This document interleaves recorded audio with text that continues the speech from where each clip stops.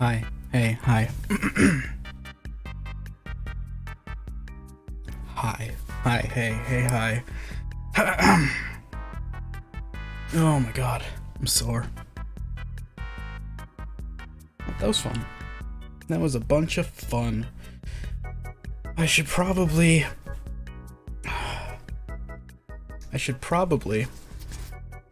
get around to doing the full FUNNERDOMEs again at some point. But this was a good way to dip back in.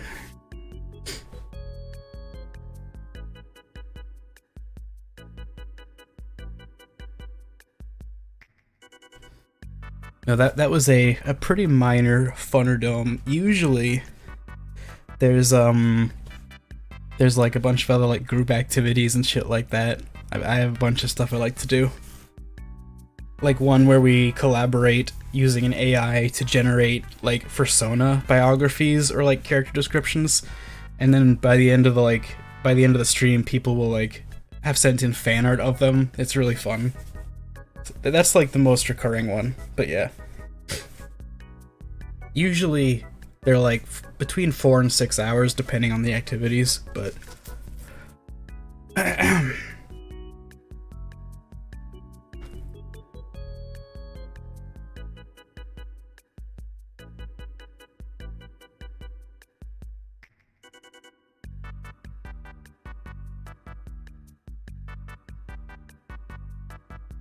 oh, that's adorable, thank you. Yeah, no fuzzy logic tonight. I actually have to rebuild the layout, because when I was setting up my PC again, like rebuilding it, I decided to just like trash all of my layouts and rebuild them from scratch, like more optimized. So there's still a bunch I don't have rebuilt, but soon.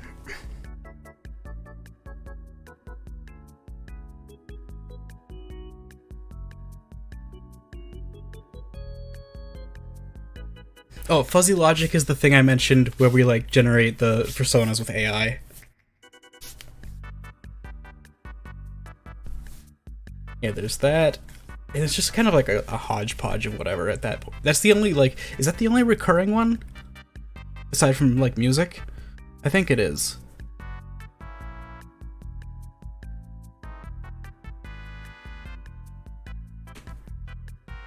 Retrospectives don't really count because they can happen anytime, anywhere.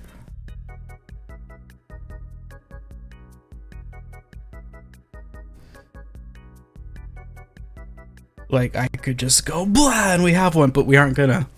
Sorry.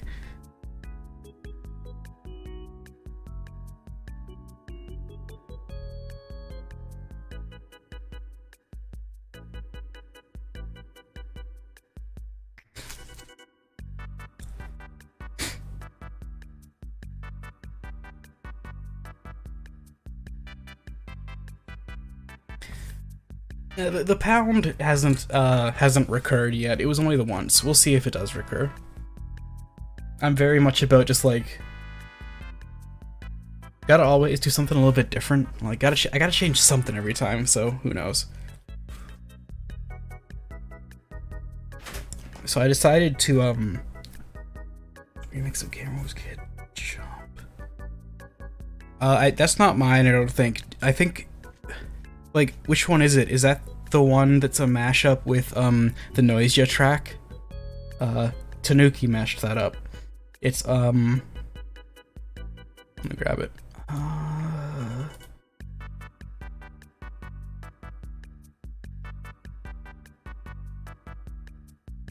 Okay. I was actually thinking about this earlier, and I want to clear this up immediately.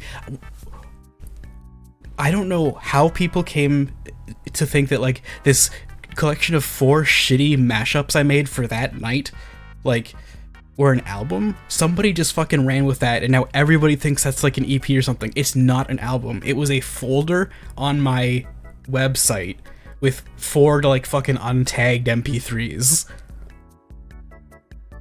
It wasn't anything. I made them just for that set. This is not a thing.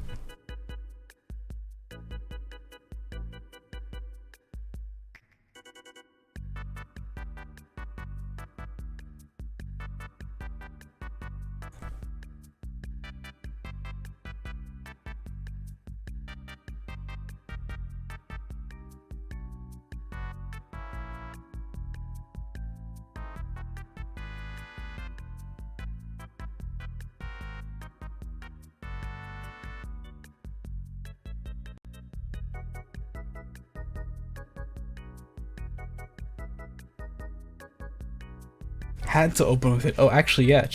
Listen to this. So that the voices they're cooked into the like cut scene with the music.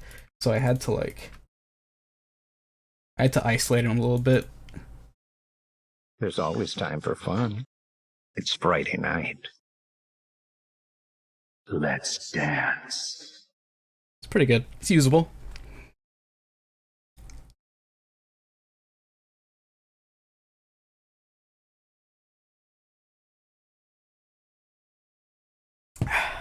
Alright, I decided to kick this thing up here.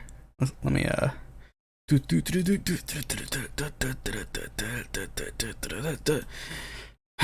let me do a display capture so y'all can peep this. Oh, let me also open up magic window so you can peep this twice. Oh no. Okay. 240. Display capture. Let's capture this one. Oh, there we go. So now we're gonna do a window capture of where is magic window? There's. Do not capture cursor.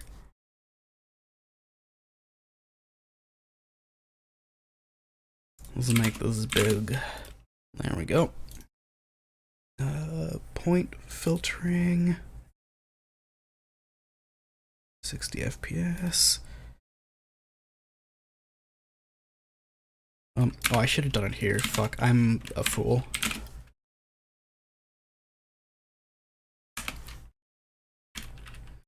Border.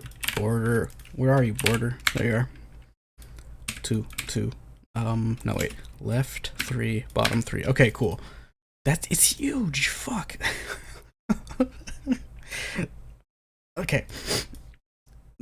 Ooh, okay, there we go. Neat. Nice. Oh, this is actually not neat. Can I? Yeah, let's move this over here.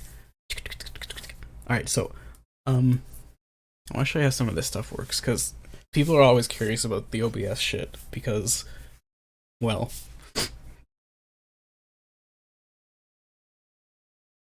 Alright, so down here I've got all the stuff for, that I use tonight.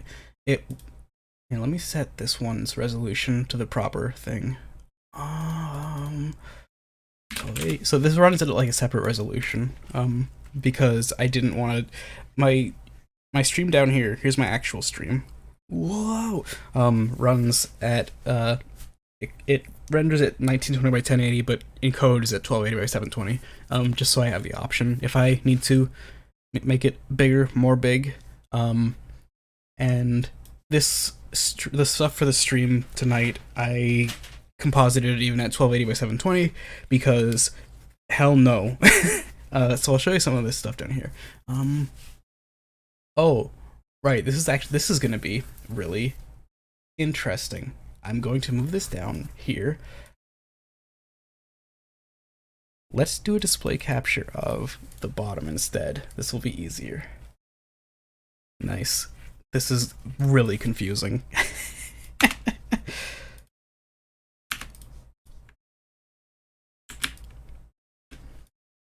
Okay, it is significantly less confusing now.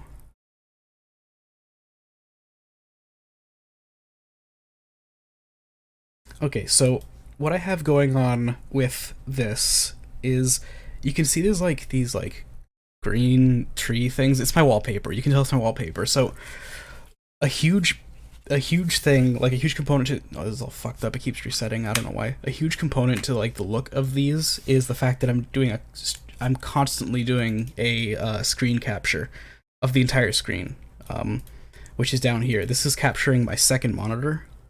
So if I turn it off, it goes away, turn it on. So what I do to get like the trailing effects is I preview it on my second monitor.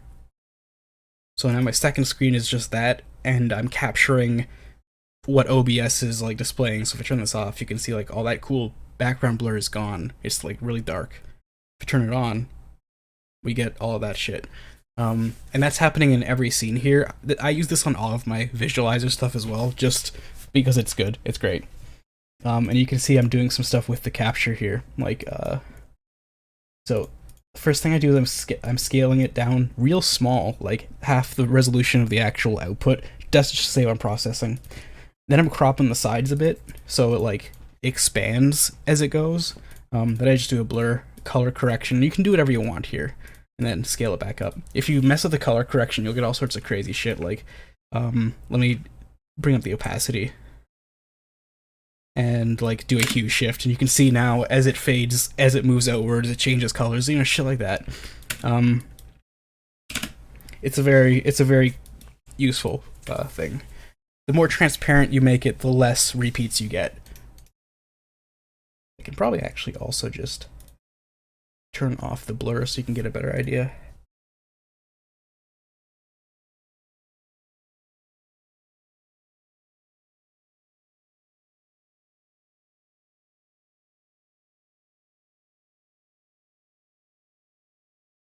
So if we like crop in the sides, so now we get like now we get it pulling outwards.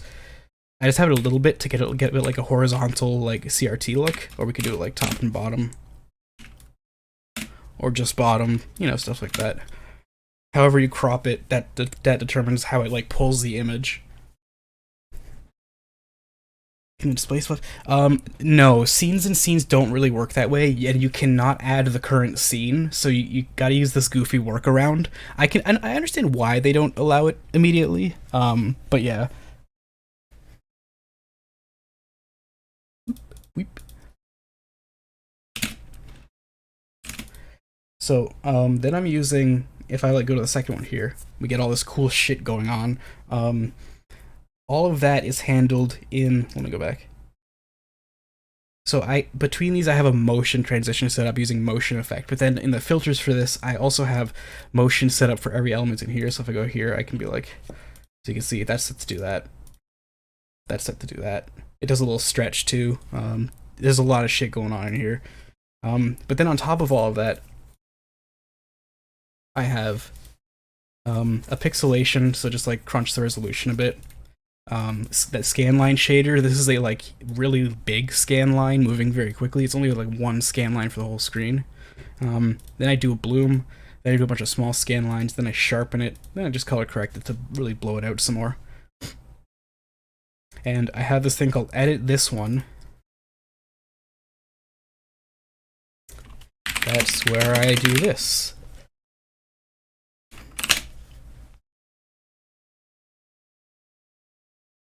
And yeah, what's going on here is I have like custom extents and it's drawing a border around it. The chat works the same way. It's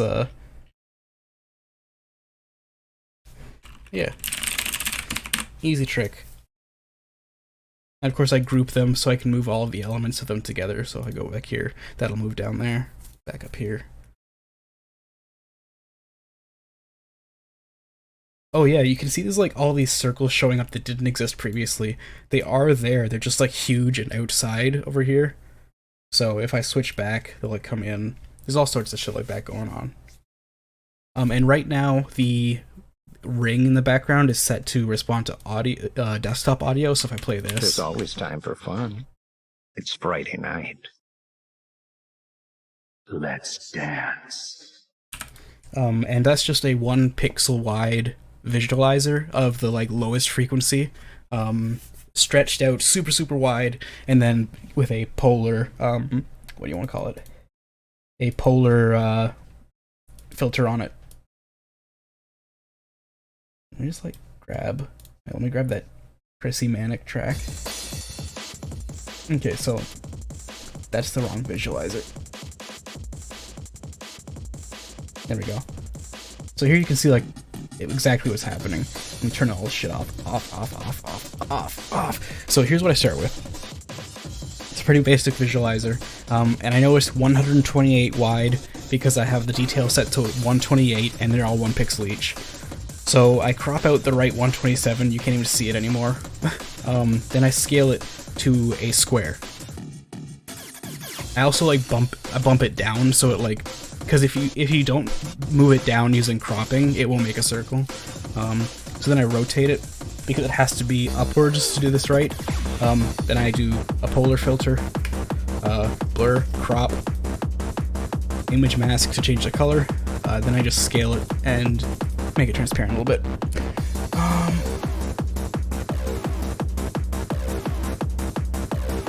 So like the rotate effect, if I change this, you can see it's completely like different. This is the only way you get a solid circle.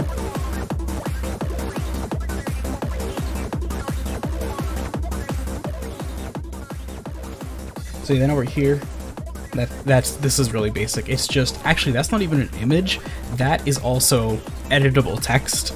So I can change any of this. That was a bad example. So that's just a text block.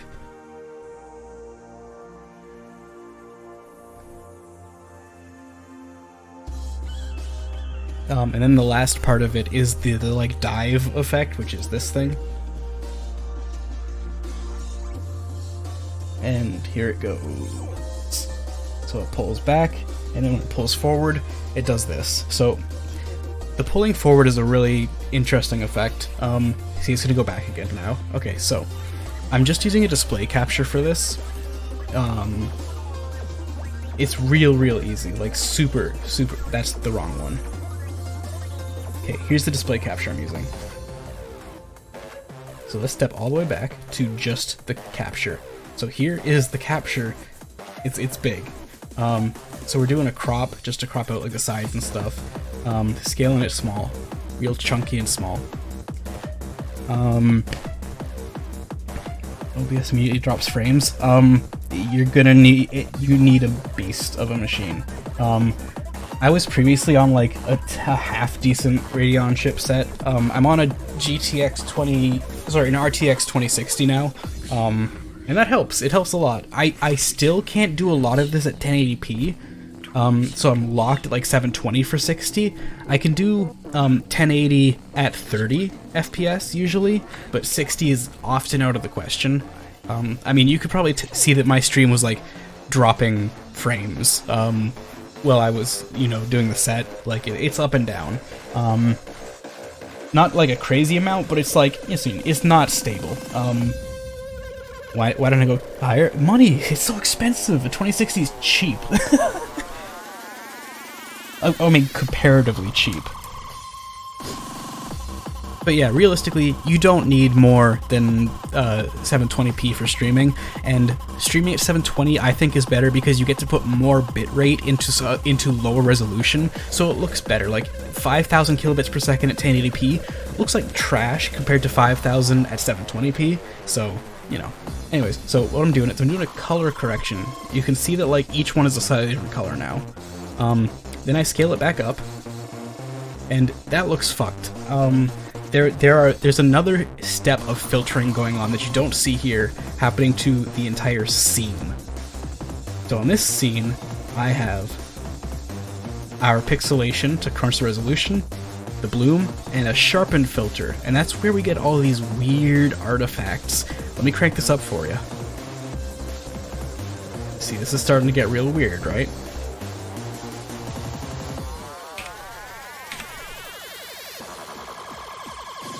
So sharpening is a big part of like this weird dive effect.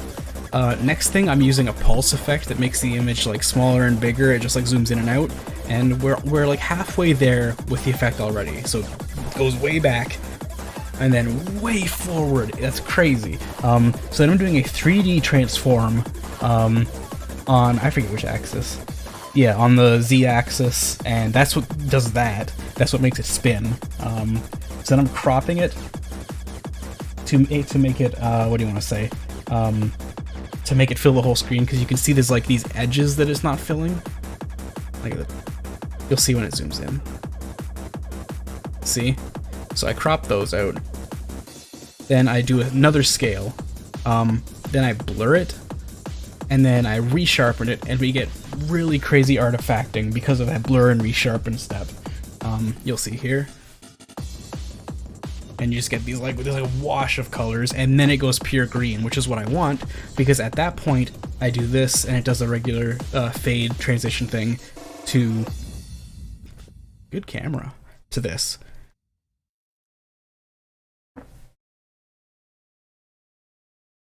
And this is just a bunch of motion effects. There's nothing too fancy going on here. I mean, I guess the backgrounds are kind of fancy. How did I make the aim window? It's just an image with the chat. That's it. And the background is an image with a slideshow for the ads. The motion effects are using a plugin called Motion Effect. You can see if you like put filters on your scene, you can set you can be like, okay, make a motion filter by going like plus motion, and then you point it at like a source in your scene, and then you like set up all the like, you know, how it works like at a scene switch, hotkeys, etc. And then you just like, yeah, you know, there's all sorts of cool stuff. The motion effect also does this cool thing. I can show you real quick. Let's make 2 scenes. This is a really good thing about motion effects. So say I have this, right? And say I want to put it in the other scene, and have it like, you know, move places between scenes. So I go copy and wrong one. And I go paste reference because I want the same object. These are the same object. So if I change one, the other changes, except for positioning and scaling. There we go, beautiful. So I'm going to use my transition override matrix, which is a great plugin, and I'm going to set it so between scene 3 and 4, so when I go from 4 to 3, I'll use the transition motion, let's say like 500 milliseconds, and over here, from 3 to 4, motion. So now, it's really cool, right? And that's without setting up the filters for the motion effect. That's just making the transition the motion effect. So like, let's use this guy. Let's use this. Let's put one here. And let's do a copy and paste reference. Remember, if you paste a duplicate, it's a new object. If you paste a reference, it's the same. So even if you change the filters on it, it will change in both. But what you can change to have it not affect both is like all of the transform functions. So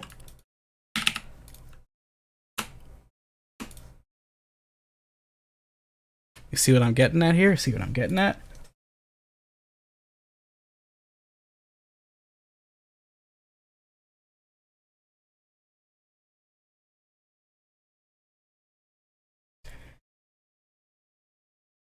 And yeah, I've done a few things where I've made a copy of made a reference copy and like changed all the filters and realized, oh fuck, that fucked up the original. So always make sure you're using duplicate and reference as you need them. Remember, reference is a pointer; it is the same object, and duplicate is a new object. Never forget that. I have fucked up so many. Yeah, OBS has no undos. There is no way to undo anything. I have fucked up like hours of work because of this. What I will say though is it is extremely crash resilient. So if you're afraid you're doing something like scary and you're working in here, like you set something and you're like, okay, that might crash it, go close, and boom, that object is saved. So now if you go and like edit it and it crashes, it'll be right as you left it. It constantly updates the JSON files, which is fantastic.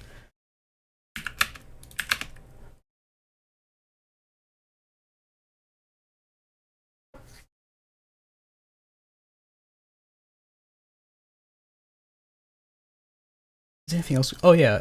So this stuff here, I really like these. These are real easy. A couple of real easy tricks. So the bottom one is it's just an image instead of text. I don't know what I was thinking. But this is just the blink shader. It's simple and it works. But the top one,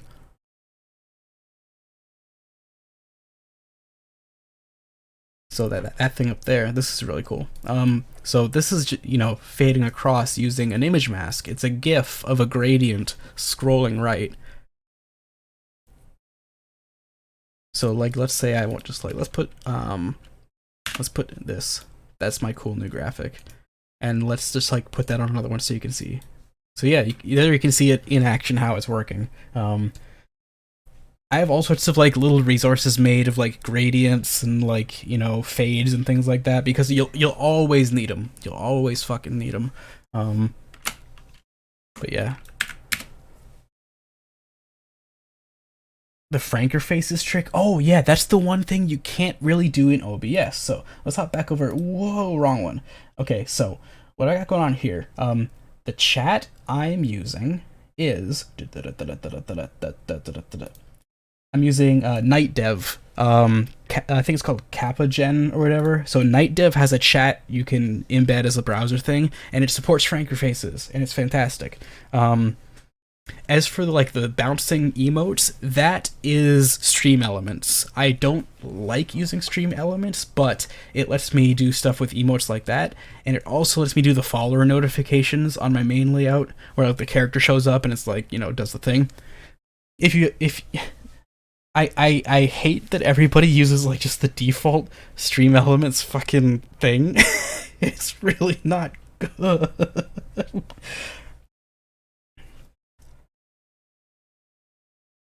But yeah, you can do a lot with it, and for follower notifications, it's solid. And for the bouncing emotes, I love that shit. Let's see, what else is going on with this shit? Oh yeah, so this up here, I think somebody asked about what was going on with... This is my cool new notepad file. What was going on with the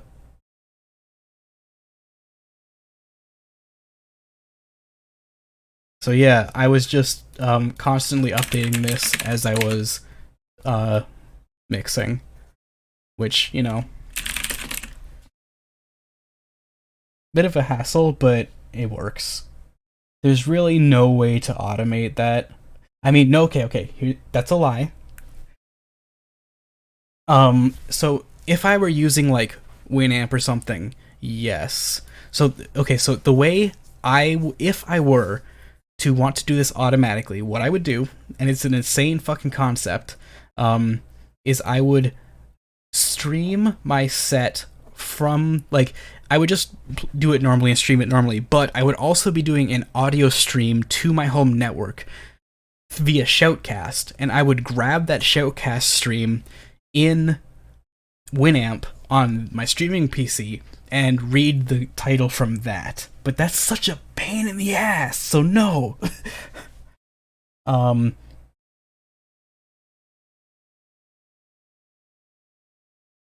yeah, hold on 1 second.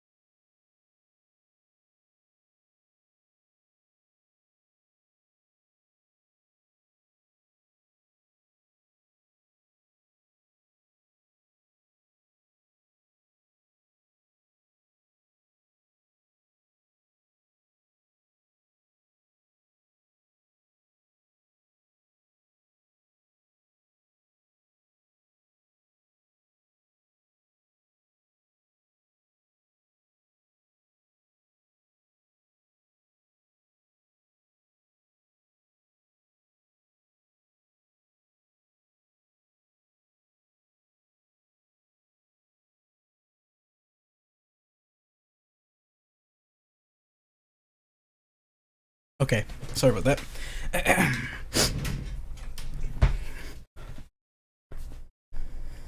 Hold on, I'm trying to scroll back in chat. Oh no! See, here's the thing. What I use for, because I'm already capturing Winamp titles using something called Snip.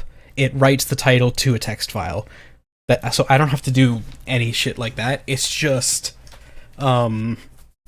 that setting up everything else to do that would be a fucking pain in the ass. So I just do it manually.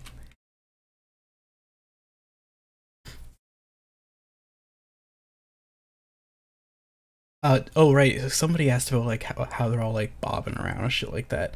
Yeah, so for that I use where's the idiot? No, there they are. Okay. Oh right, it's inside. Is I hope audio is working.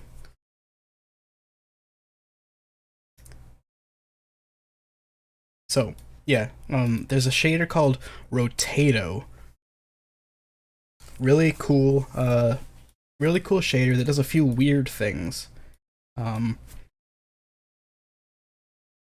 I don't know how to walk anybody through this plugin. Oh, sorry, this shader. It's a weird one. So let me set it to rotate transform right now. I'll set it to like 45. Yeah, like I don't know what the fuck it's doing. So this does all sorts of weird shit. Um, yeah, that's perfect, right? So, oh Jesus. So it has transform pixels. Let's say like, oh, there it goes. So yeah, pixels does that. Transform moves it around. So if you do both, you get this kind of weird effect. And rotate color as well. And the axes are RGB. I use rotate transform and set it like real low, and you kind of get this bobbing effect. So you can bob up and down. You can bob left and right. You know. Um, on the aim one here, I'm doing which the fuck one is it? There it is. On the aim one, I'm using a pulse to make it grow bigger and smaller. Then two rotatos, one moving up and down and the other moving left and right at different speeds, so you get the kind of like random hover effect. Because yeah, I don't like it looking like it's doing the same thing over and over again.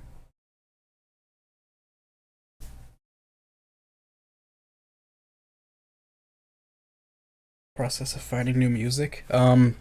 Just look for it. Like look at the music you already listened to and find out where it comes from. Go on Discogs and look at where it comes from. Look at like related artists, the label, etc., and just it just sprawls out from there like infinitely. Or just search up genre tags on Bandcamp. That works too. Oh, and the visuals, I was controlling them. So I had my keyboard over there to type the song titles. But I didn't have time to set up a Stream Deck layout for it, so I was just using the numpad to hotkey them on and off. I didn't use this one as much as I wanted.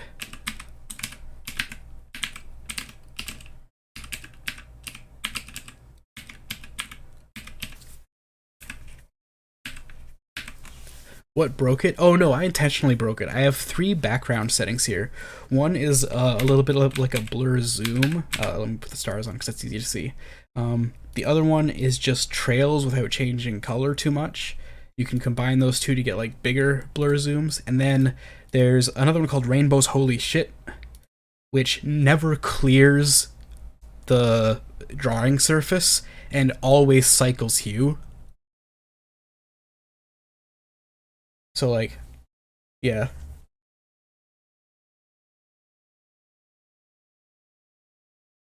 Let me grab the this guy. Really good example object. I'll get the fuck out of there. Okay, so paste reference.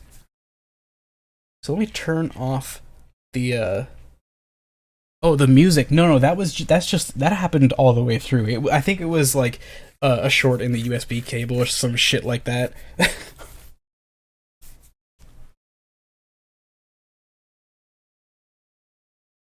Like, I thought you meant like the visuals being glitchy because they were because this does look kind of glitchy.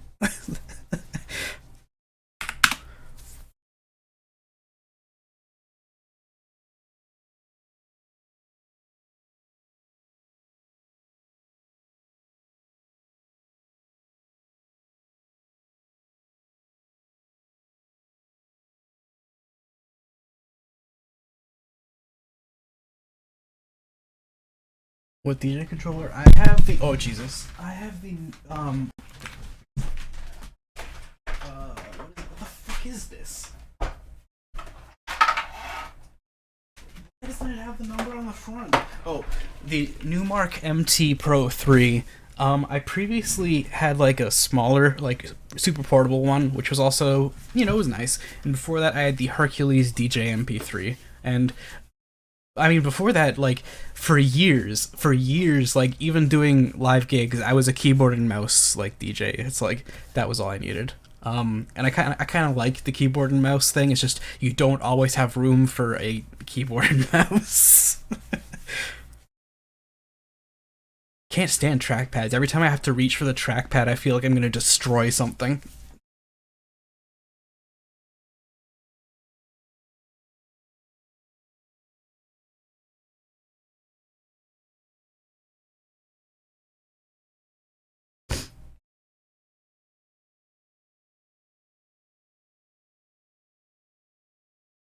Yeah, I think that's all.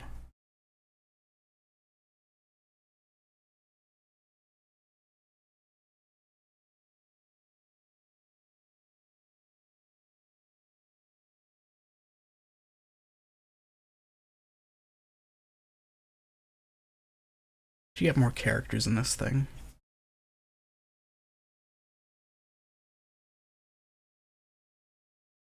Oh, that's one more effect I wanted to show you, actually. Let me make a new scene.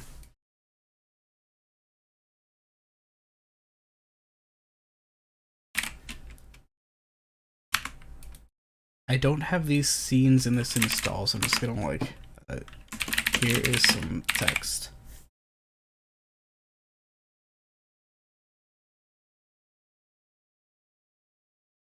So something that bummed me out was that like, there's this really, really cool effect called displacement mapping, which I adore.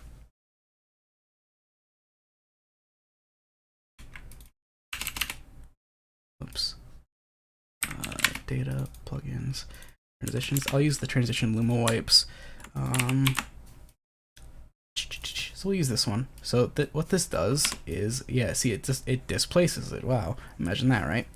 So I was thinking, like, why not use a GIF? And you can't use GIFs for this, which stinks. But so I was like, how can we make it like do weird shit then? So let's say we scroll it. So we can scroll it across, but here's the problem. Now it's moving, right? So we make another scroll after the displacement mapping in the opposite direction.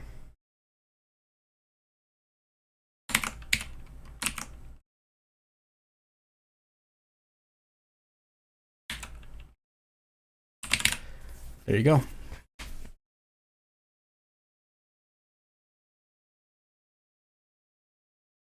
Smooth displacement mapping, easy peasy.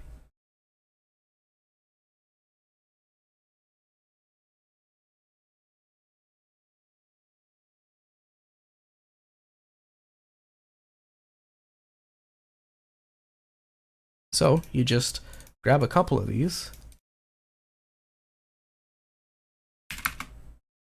Whoops. Get rid of the mapping on one, and on the other, you just make it a little bit transparent. Ta-da! Group them and you're set.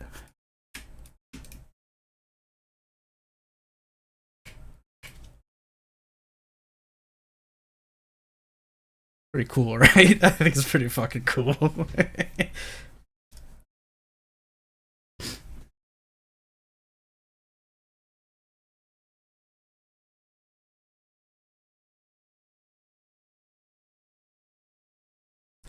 Yeah, so there's this other thing. Let me turn this off for a second.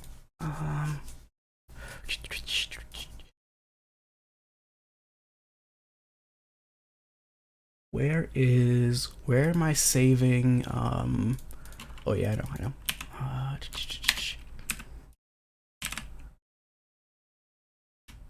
Oh, do I not have it saved there? Okay. I think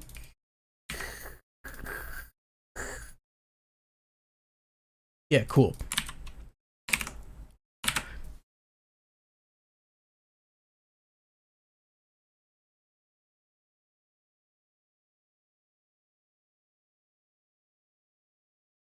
So the Killer 7 static is it's a still image. I made a GIF of it scrolling though. The Killer 7 static thing, it literally works like this. You take the static and you make it big. That's it.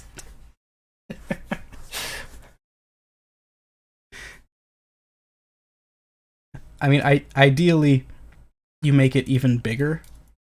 Cause like, okay, so when I first saw the effect on like a GameCube version, I was like, "Whoa, that's really cool. I wonder how they're like selecting the dots." And it's just a fucking texture they're moving around the screen.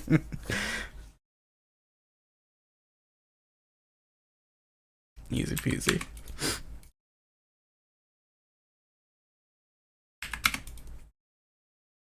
Get out here. Other OBS. Well, I'm pretty sure other OBS just crashed. Sometimes it does that on the way out. Be gone.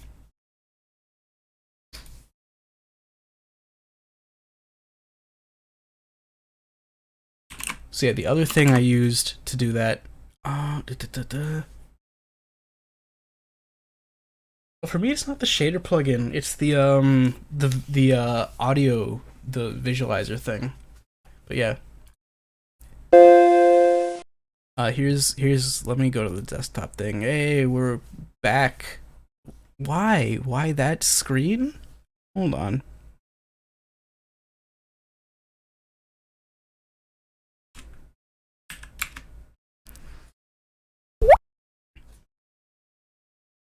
Yeah, so here's this. Just getting this out of the way so everybody knows. So this is Basilisk running Mac OS 8.1. Okay, Sheep Shaver is fine, but holy fuck is it unstable. The thing doesn't even run half the time. Anyways, this is some voices. Everybody knows these voices, like the old Mac and Talk voices. So like let's use Fred. This is some voices. So yeah, these voices, they're really popular. You can hear them everywhere. So the thing is,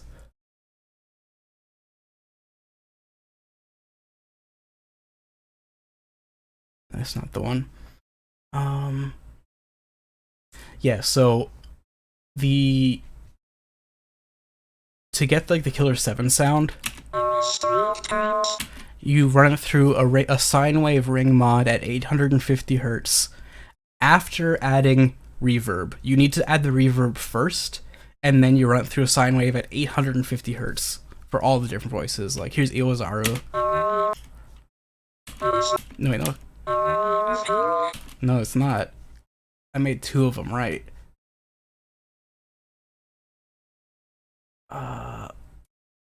What? Where is it?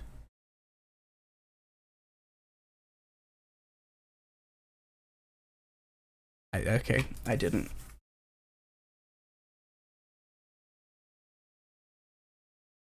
I don't know where the fuck it is, but yeah. Fred is Iwazaru.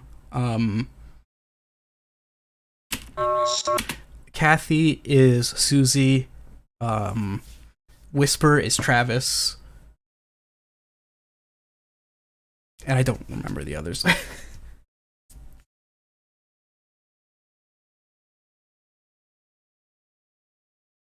You put reverb on it first, and then you do an 850 hertz sine wave, and that's it. That's literally it.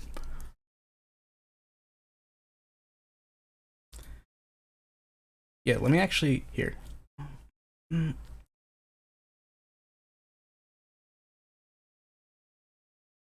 This is some voices. Okay, I just made a recording quick. This is some. So for I just use classic reverb to do the reverb. This is some voices. Too big. It should be kind of like. Oh. Okay. That has never happened before.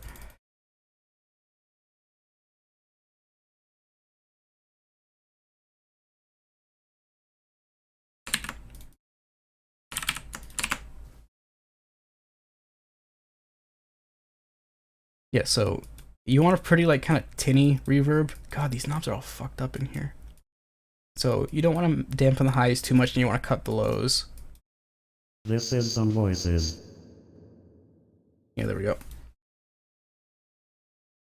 And then mechanize at 850 hertz. Mechanize is their word for ring mod, but yeah. There you go.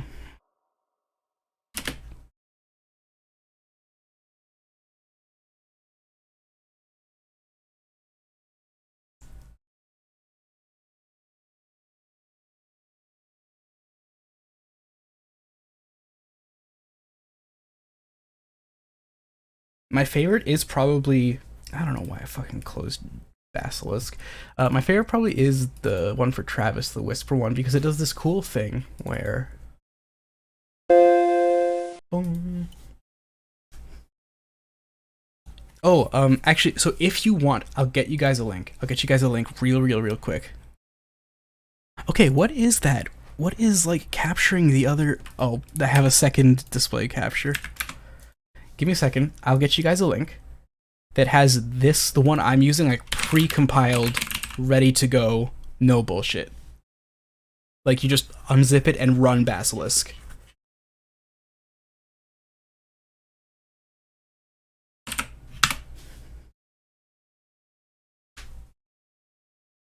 There you go.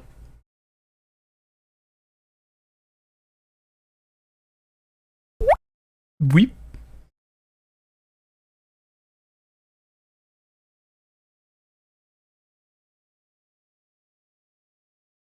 Voices. Whisper. Oh, right. Yes.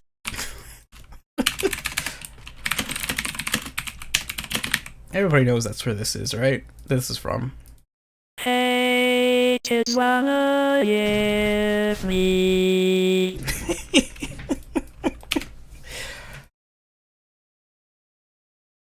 Who I want to know, like, which one person decided that these were just like, yeah, we need to put that in.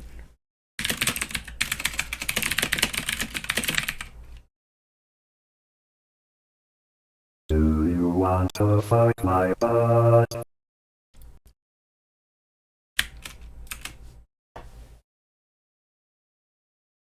Yeah, I have no idea who decided on putting those in there. Incredible. I think Zarvox is like my favorite just on its own. Like, you know, it's this one.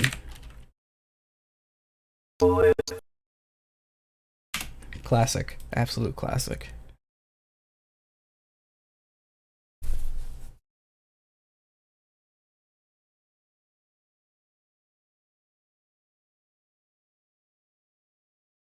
Speak and Spell kind of voice. Well, Speak and Spell is interesting because it's not voice synthesis. It's like it's compressed recordings in, like, I forget exactly the kind of compression they used.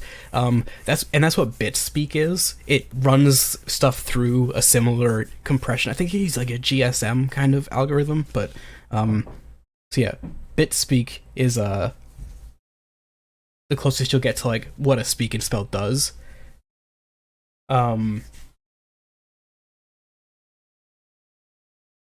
Outside of this, I don't like most speech. Well, I mean, this and I love Sam. Like, everybody knows Sam, the old C64, not Microsoft Sam, the Commodore 64 Sam.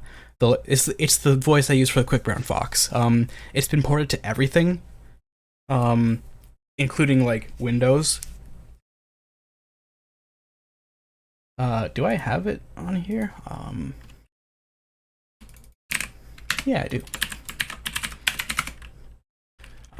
We drive Sam. So here's Sam. I think it's just like, is it just Sam and then, yeah. Hello. So yeah, there it is.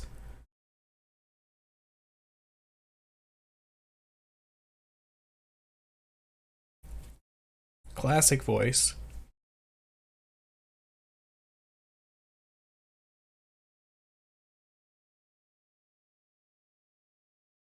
Oh yeah, Deck Talk is good too, actually. Yeah, I like Deck Talk.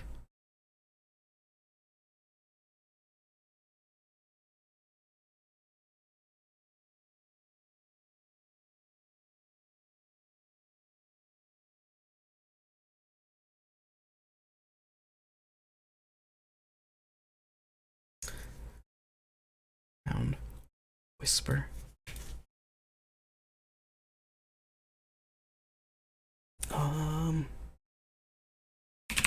What did you just say to me, you little bitch? What did you just say to me, you little bitch?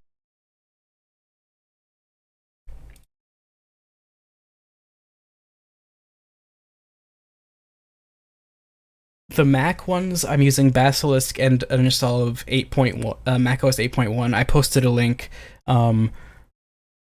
The Quick Brown Fox voice is Sam, which is an old C64 voice synthesis, but it's been ported to like everything. And I mean, that's all I'm using here, I guess. But yeah, Deck Talk is another really popular one.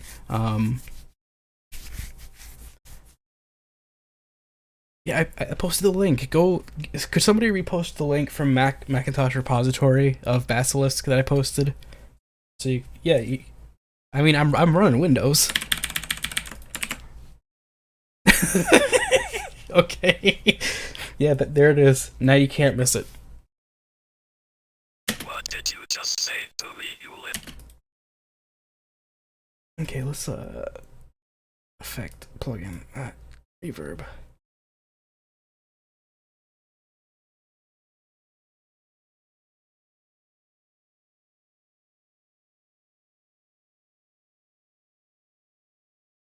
Mechanize 850. I like the Travis voice because it does because there's like all this high pitched shit going on over here, and when you do like an 850 hertz ring mod on it, it aliases like hell and wraps around to being like a low sound, like. What did you just... So that's pretty like high pitched. But this gets like really cool. There's like some really low tones in there now.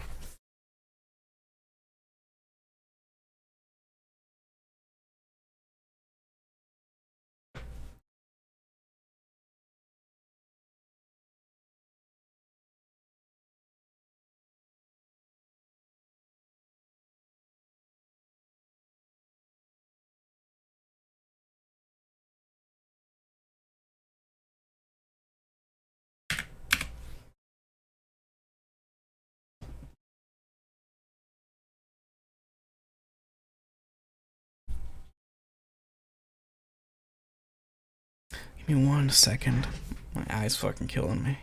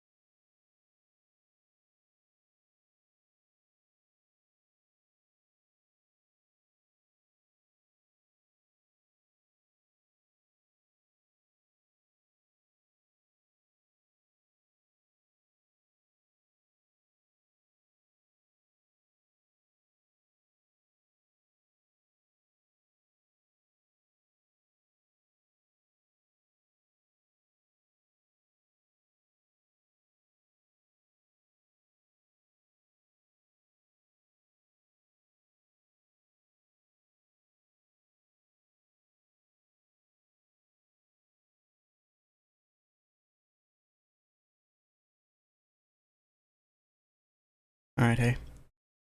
Missing file for Basilisk. What file is it asking for?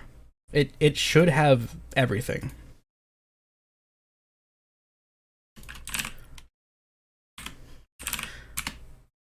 Oh, fuck. Yeah, hold on.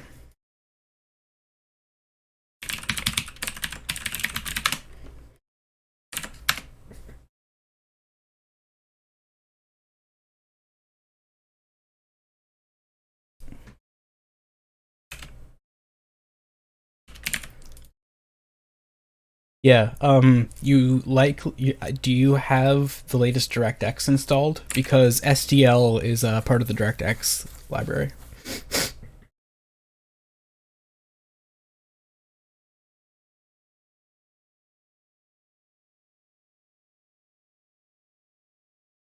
Because you shouldn't need it in the folder.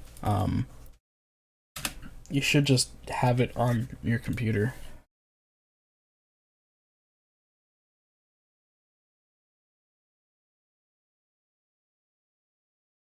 Alternatively, check in C drive / Windows / System32 for a copy, and then copy and paste that into the Basilisk folder. See if that helps.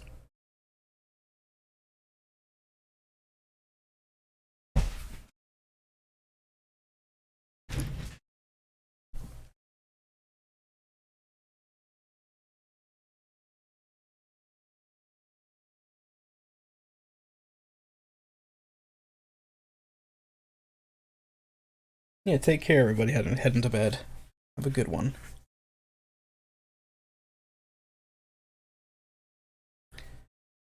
Make the harmonies. Oh, I literally have a video about that.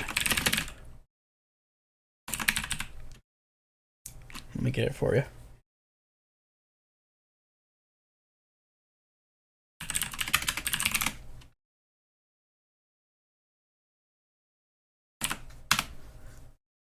There you go. That should help.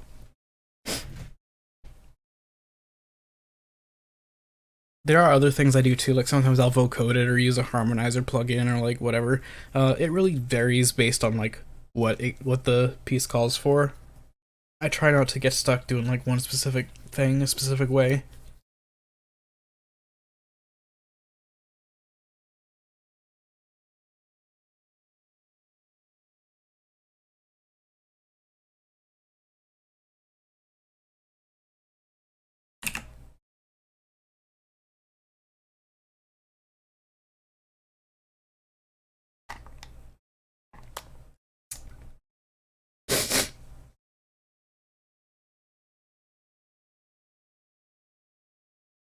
Yeah, Acid is pretty much Vegas only with like weirdly missing features too. Like you can't like control click to stretch like pieces of audio. You gotta like manually do that every time, like by setting the BPM in like the beat mapper or whatever. So it's missing a lot of like very basic features. Like it's old. Acid is not Acid. Well, I mean, like the new version probably uses it. The new version probably has it, but I'm still on Acid 7, which was last updated in like 2000 and something.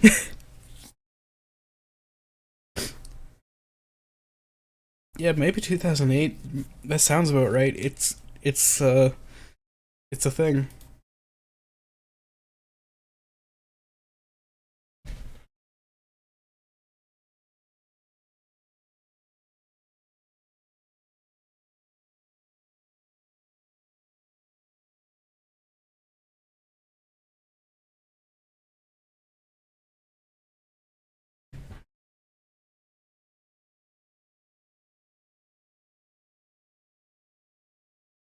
Oh my god, my fucking eyes. Sorry, I'll be right back again.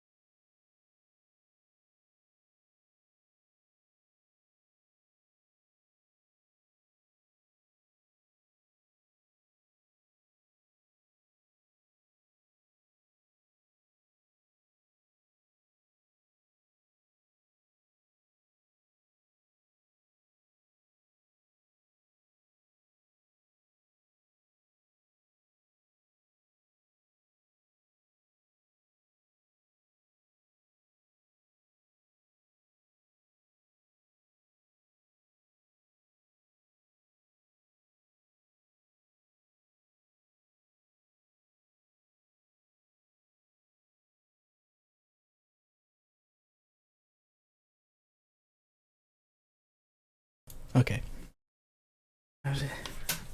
I mean, okay, if you're just getting that file,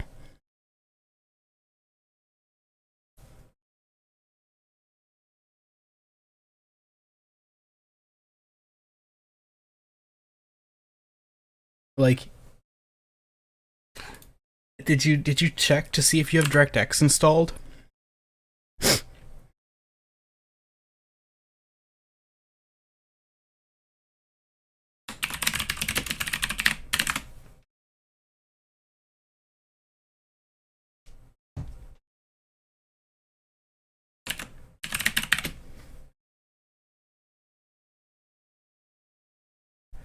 Do you have the Visual C++ runtime packages?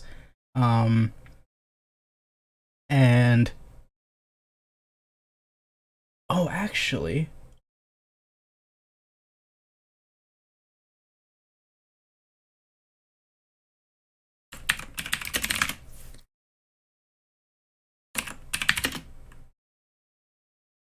but do you have? Here, let's try this.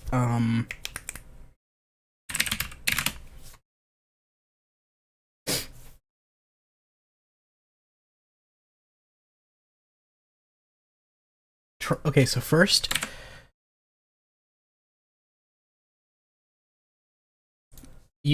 try this copy of it just in case. I don't know if it's gonna be any different. And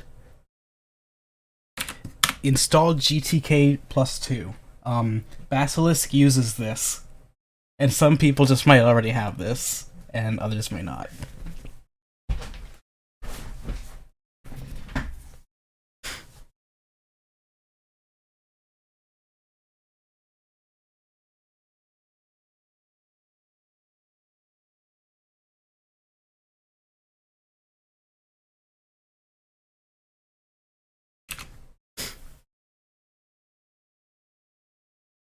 Oh, don't, yeah, that won't help because that points out to like sheep shaver stuff, and we aren't using sheep shaver, so we don't want to fuss with that. I know they're like very closely related, but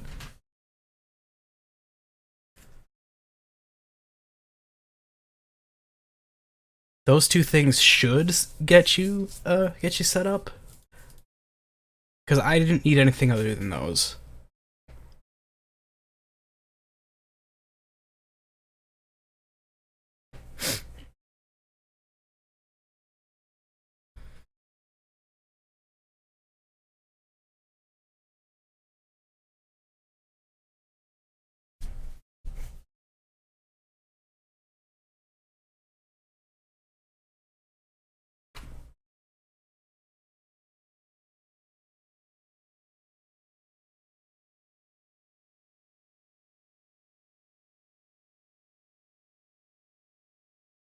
Cannot. Okay. Cannot open ROM file. Wait. What? Wait. What are you running? Which file are you running? Because that should be set up automatically.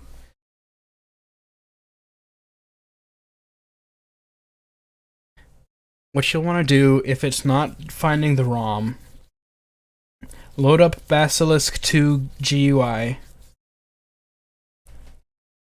which should also be in that folder of the download that you got.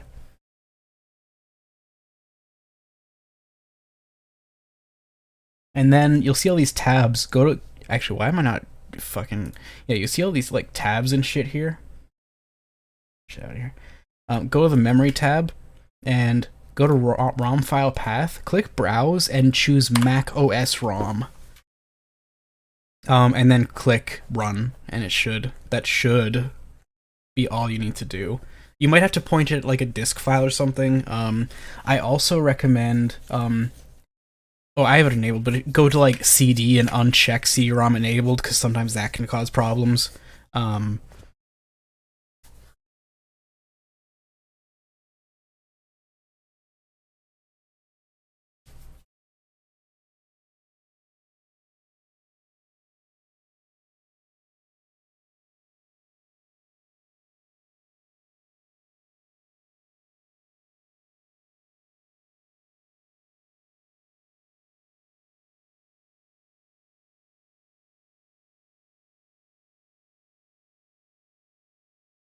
I believe we can do this. I believe.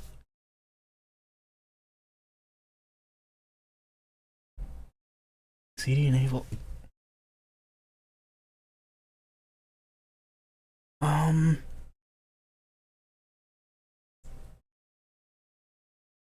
Why would it be give me a second. I had that on Sheep Shaver. I don't know how I fucking fixed it.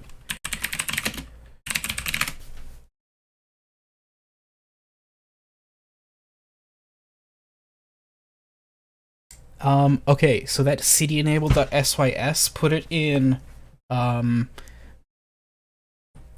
error is like faulty, by the way. It's not like an actual, like it's wrong.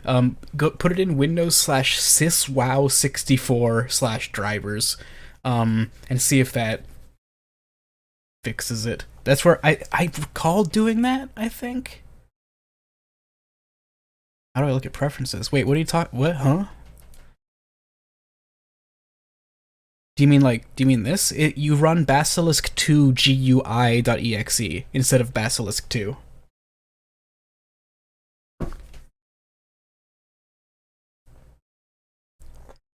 Wait, okay, no, you didn't. Then you downloaded. You got a different file, right?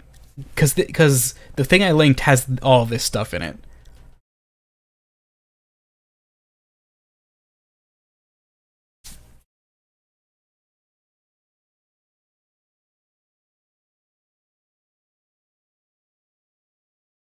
Here, let me fucking.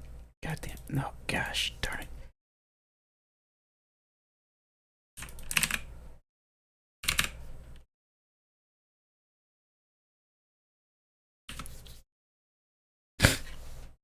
Yeah, it's this one. It's.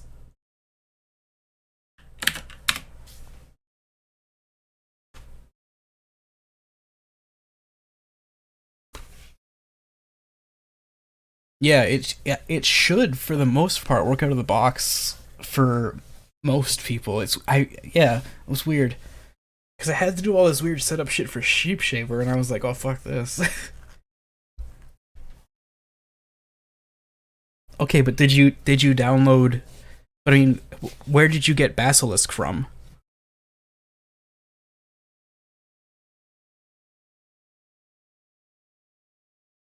The link, like this one, the one I just, because it has all this stuff in it.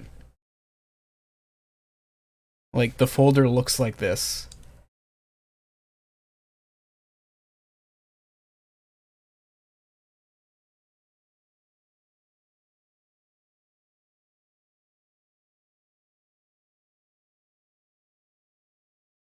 Okay, I'm not crazy. It does have everything.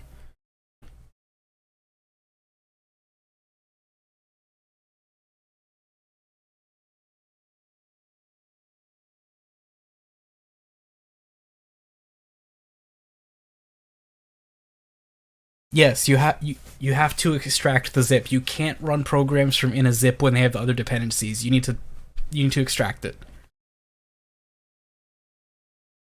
That will solve every one of your problems as far as I know.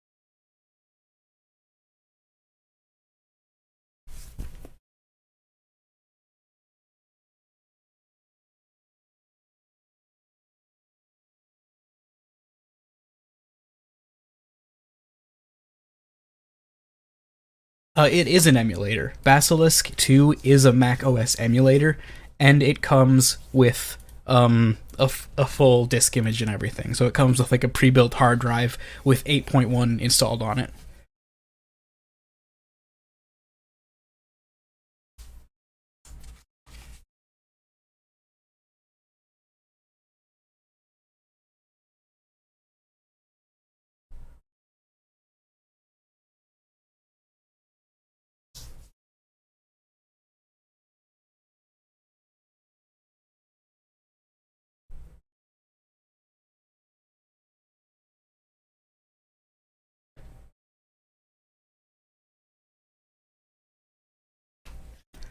Rest well. Have I considered? Oh, no, I haven't, because that's illegal. See, there's piracy, and then there's distributing a million fonts that I don't have the license. I mean, like, I have licenses for myself, but,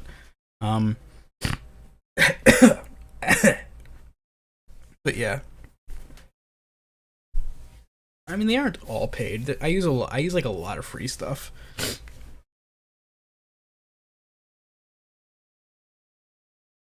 But even then, I don't really know how licensing, like distributing free fonts, works like that. Um,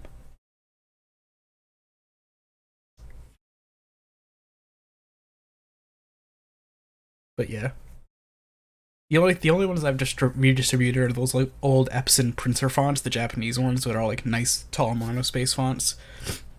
But yeah,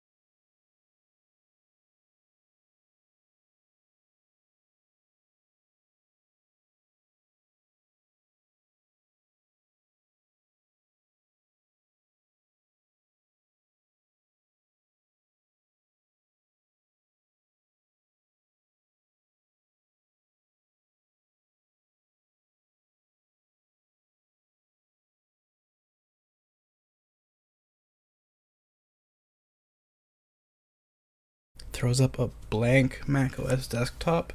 Um,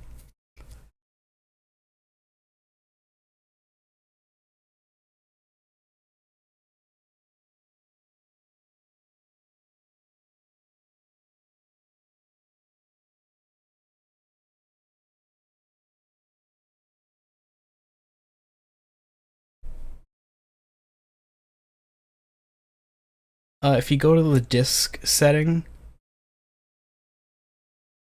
in the GUI, make sure it's pointing at this file, 200 megabyte Mac OS 8.1 68K only.dsk, and set it to mount as read/write.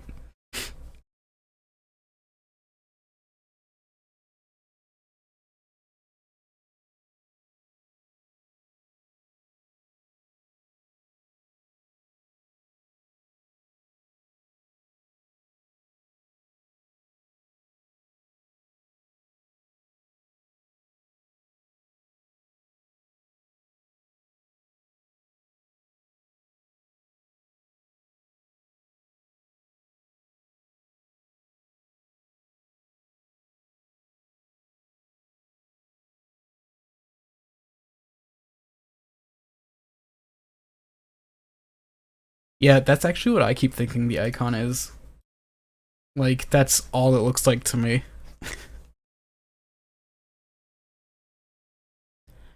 You get the stuff. I mean, no, yeah, that's no, you're right. That's it.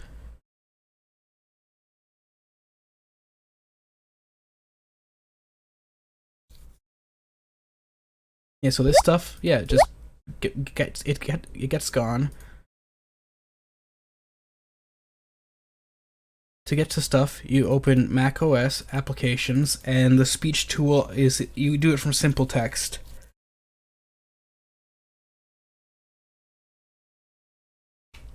And if you aren't getting sound, just go over to the control panel under the Apple logo control panels and under monitors and sound, and make sure under sound you it says like built in here. If it doesn't, that means something's set up wrong. If you set the quality to 44.1, you might want to in the GUI increase your buffer size because it does take a lot of processing to do the sound emulation. I have my buffers all set to 4096 samples.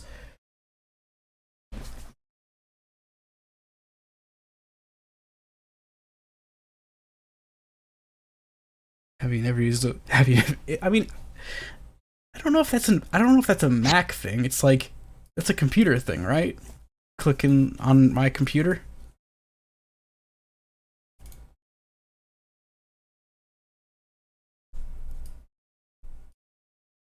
Games.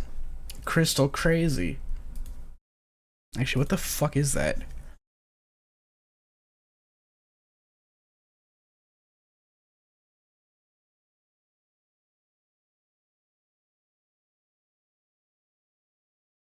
What? What the fuck? What?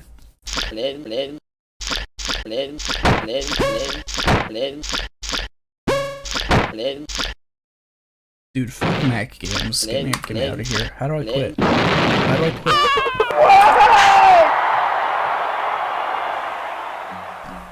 What?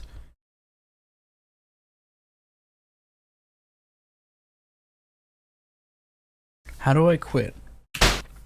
How do I quit Mac games?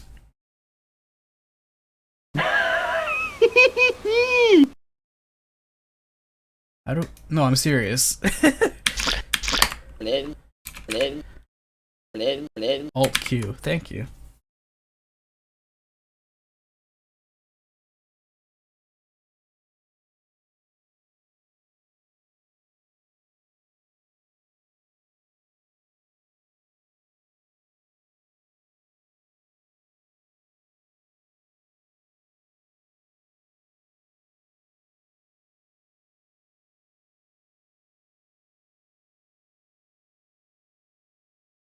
Yeah, Mac games are like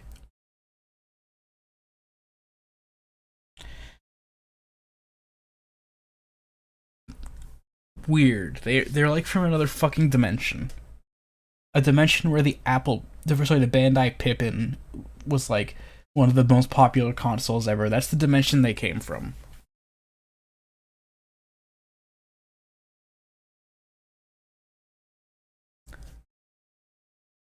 How do you navigate? I already said. What are you looking for? I mean, you navigate like a computer. You ever use a computer? Come on.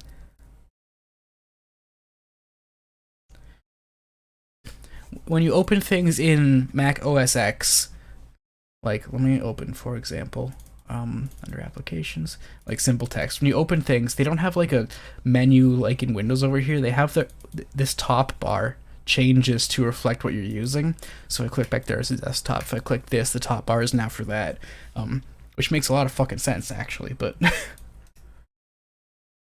but yeah, otherwise it's like kind of just like any other computer. Like if you're familiar with like earlier Windows stuff like 3.1, it's really similar to 3.1 honestly. Just kind of like opposite world.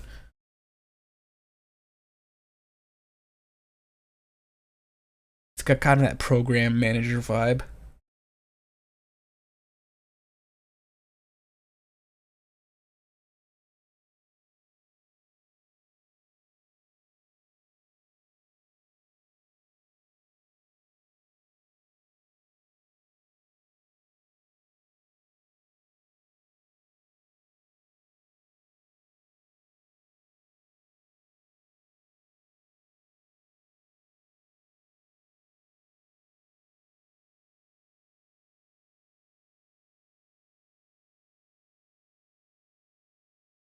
2003. Oh, you wee bab.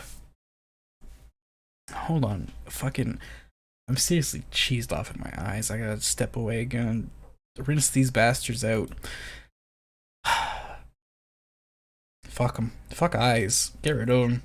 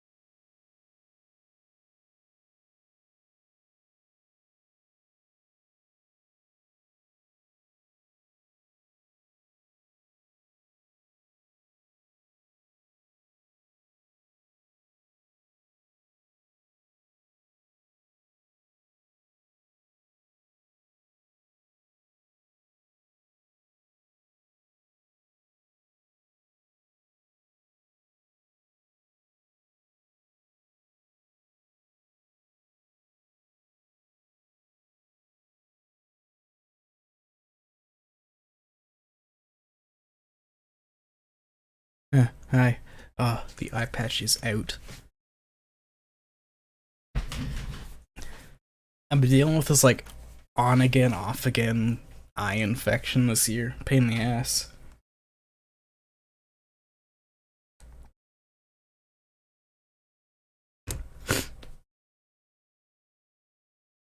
It's not a huge deal. It doesn't like hurt or anything. It's just fucking annoying. I gotta go back and get some more drops.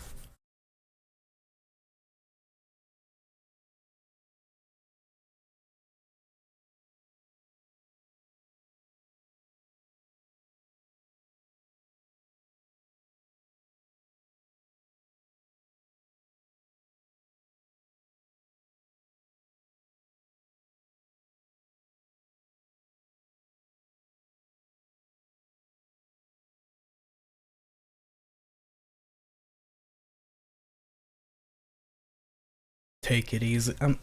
All I do is no. I mean, that's not true.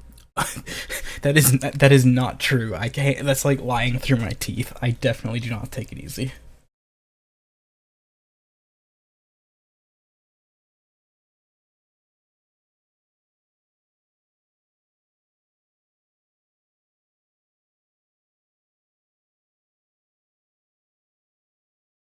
I need some jams. I need some fucking jams right now.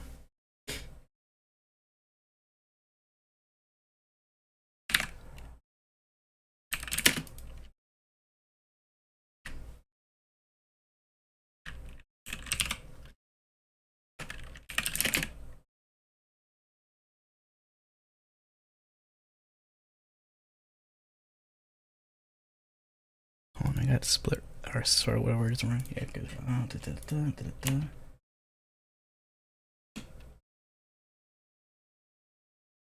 Okay, jams.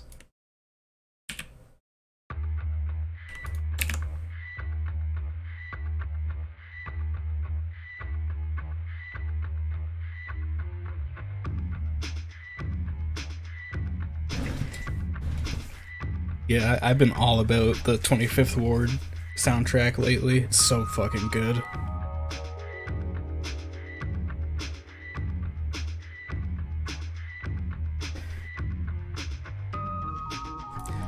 Maybe it's like one of those heathen things to say, but like I like everything about 25th Ward more than Silver Case. Like obviously not the original 25th Ward because you know, but oh, the remake is just so good.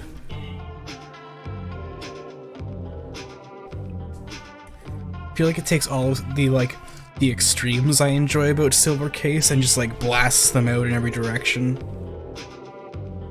Like every aspect of it is just cranked up to 11.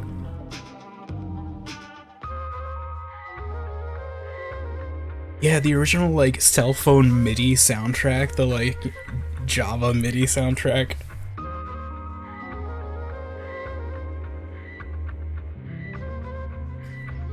One of my favorite things about the Yamaoka's arranges in particular on this soundtrack is how frequently he uses like just none of the parts of the song are in tune with each other. Like there are points on the soundtrack where there are two bass lines playing in like different keys. Like it sounds very much like. So I guess like knowing how Yamaoka works, he's more of a sound director than a composer. Because like for Silent Hill 1 through 3, there are so many tracks in those games that are just stock loops and stock sounds, like completely unchanged, or like two loops just put together. And I think as a sound director, he really succeeds. His like compositions are whatever, but like in 25th Ward in particular, he uses this kind of just like very scattered approach. He uses a lot of like trip hop, like old trip hop sample libraries and like jazz and funk sample libraries, and just like sprays them with great disregard for how they're interacting, and I think it's really interesting.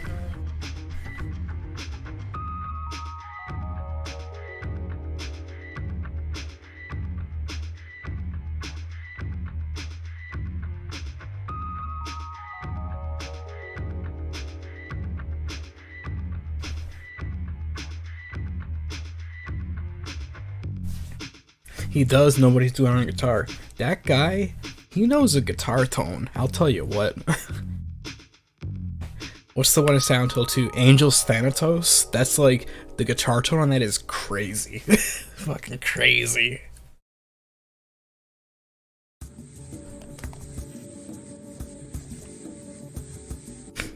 Or his Shin Contra stuff is also super intense.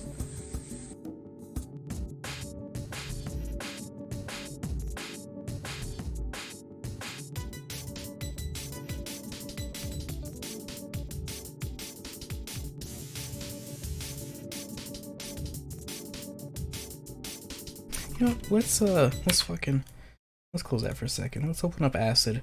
Let's go digging around some stock loops and come up with some shit.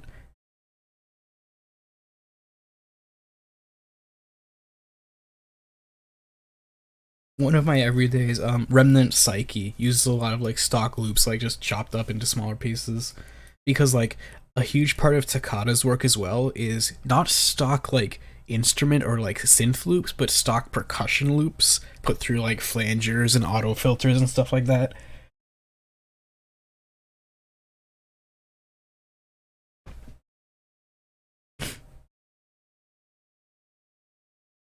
Let's see here. Ow, fuck. Oh my god, my depth perception is all fucked up. Okay. Shin Contra is your Contra. I really like hardcore and Neo Contra I love. That game gets a bad rap.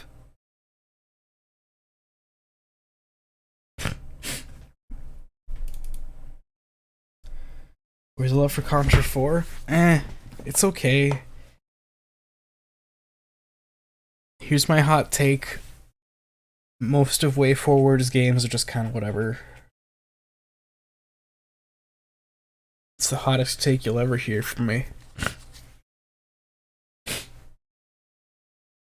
Actually, that's a remarkably lukewarm take. What's a hotter take? Treasure sucks. No, yeah, I don't know. When WayForward nails it, they really nail it.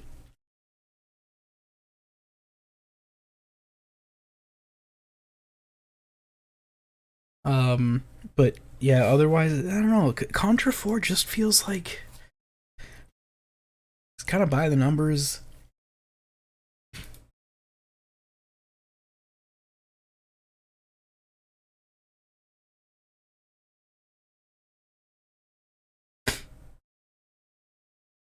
Any games I have extremely fiery takes on. Alright, okay. I fucking hate Osu. I appreciate what Osu has done, especially for me, but I fucking hate Osu.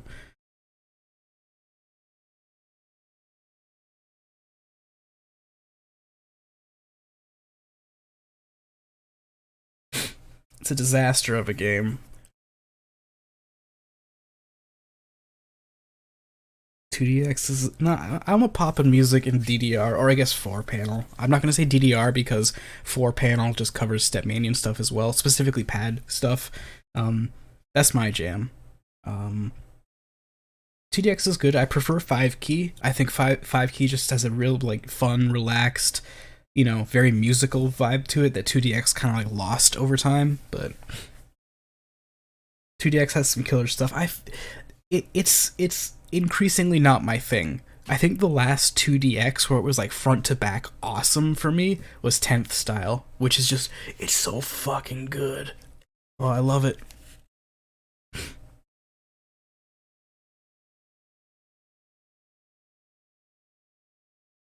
Osu or Sound Voltex, which is worse? Okay, so here's how I'm gonna come at this. You've posed a very interesting question to me. Because Osu doesn't have like songs. I mean, it does, but you know what I mean, right? You understand what I mean? It's like it's an open format. Sound Voltex is a closed format with songs, so it's really hard for me to like look at Osu and say this has good charts because that's up to what you play, right? I think, okay, here's how I'm gonna do this. I think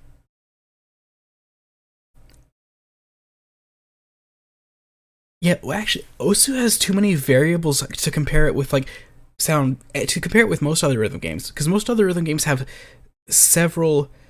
Well, K-Shoot Mania isn't Sound Voltex. That's the thing. They're different. They're different games.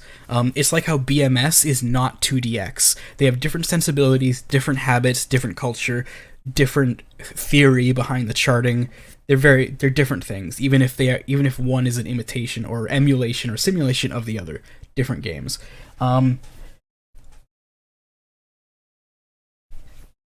Yeah, like, so if I were to comparing Osu with anything, because Osu has like several variables along the way. One is the charting. It's like it's whatever the fuck you have or whatever you want or whatever like you make or anything like that. But the other thing is OSU, like for input devices, yeah, most people use like tablets, but the amount of variability in the settings for that is wild. See, for me, if I were an OSU player, because like most people have it set so you have like very, very, very narrow movement, like so you just like kind of like move your wrist, it's very fast. I would love to just like have a huge tablet and do the whole thing because I'm a very like motion based person. Obviously, I wouldn't be able to play the really really hard stuff, but that doesn't interest me. I'm all about like moving from place to place. That's exciting. So yeah, Osu's just like all over the map.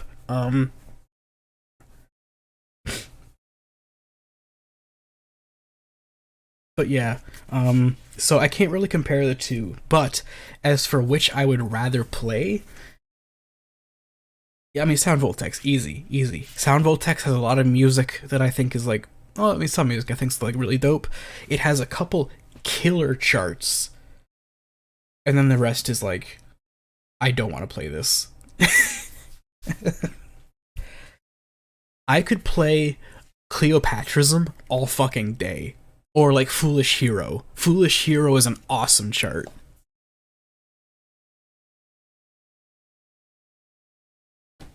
But yeah.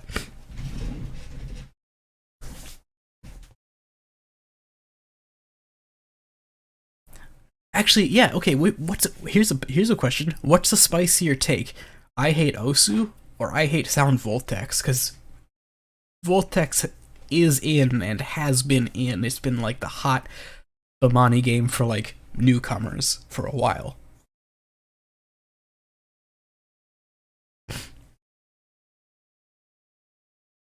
See, yeah, okay, so but Osu is huge, and like a lot of people hate Osu. I don't think disliking Osu is actually that uncommon, especially among rhythm game players. But disliking Sound Voltex in a core rhythm game like community is slightly different. But if I just sound like one of those old heads when I say that. Oh fuck, Sound Voltex, fucking rotten ass stupid game. It just sounds like some 2DX old head, which I mean, yeah, I am, but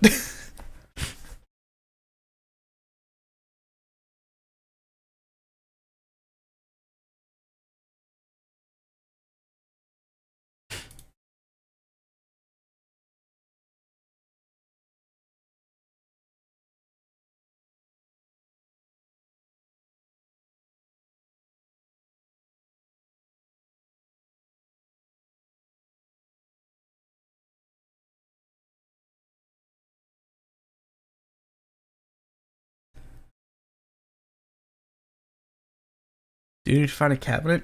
No, you can. There are like simulators for it, and there's a PC version officially from Konami. And you can buy a controller from DJ Dow. I am like, yeah, it's Gamo2.com. You can get all his cool stuff. These guys make fucking phenomenal stuff. Still want this. So you can grab yourself a Voltex controller. I have their pop music and 2DX controllers, and I like them a bunch. And so I had this one. I had the SVRE9. I bought this like as soon as like Sound Voltex arcade data became a thing, because I was like, fuck yeah, this looks so cool. I sold it.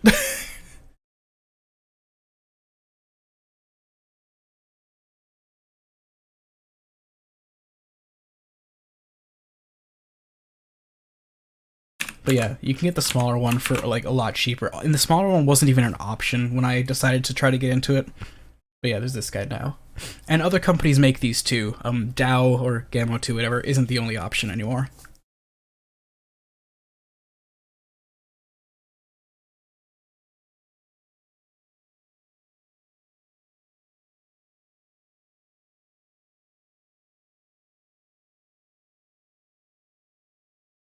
Get a poppin' controller. Get a poppin' controller. Anyways, I'm gonna do the joke again.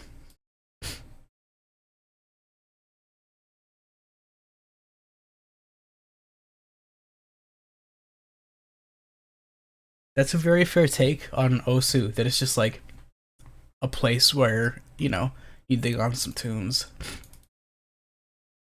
I can get into that.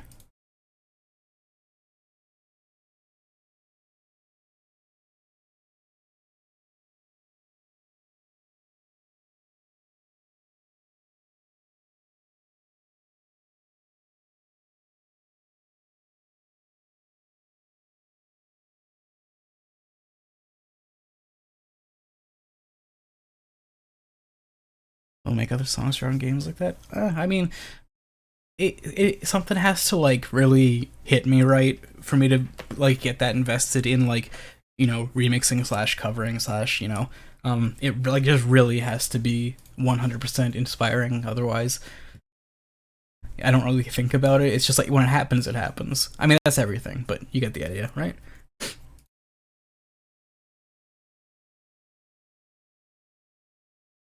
Um,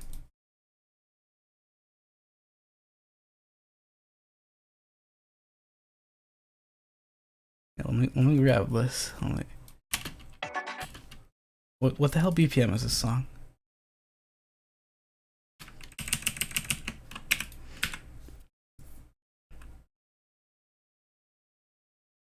Like 125? I was right. Okay. Sorry, I just wanted to make a sound text remix.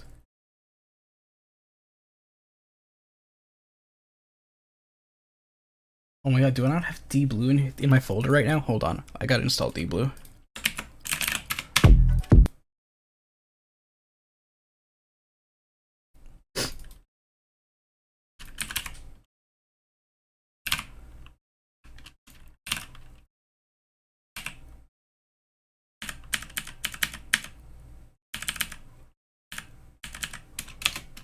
Oh my god, this sucks.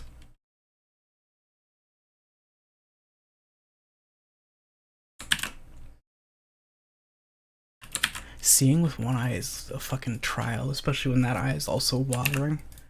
God damn.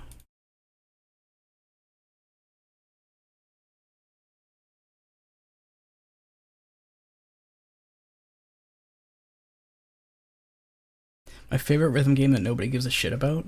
I mean, okay, what I need to know is, at what point is like, nobody gives a shit about this? Like how many people have to be playing it to... Because, I mean, I would just say DJ Max. Awesome, awesome game.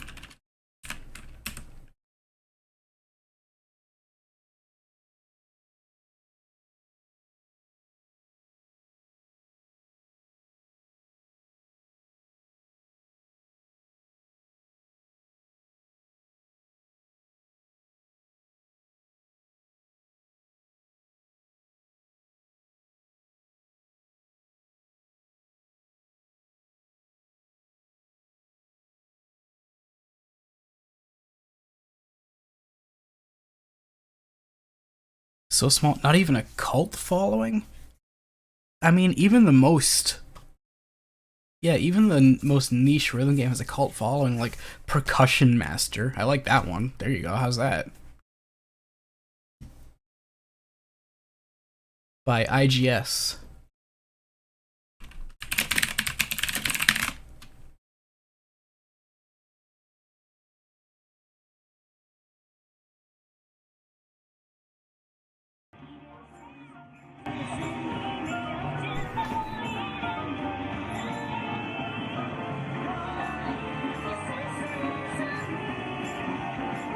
I like this game.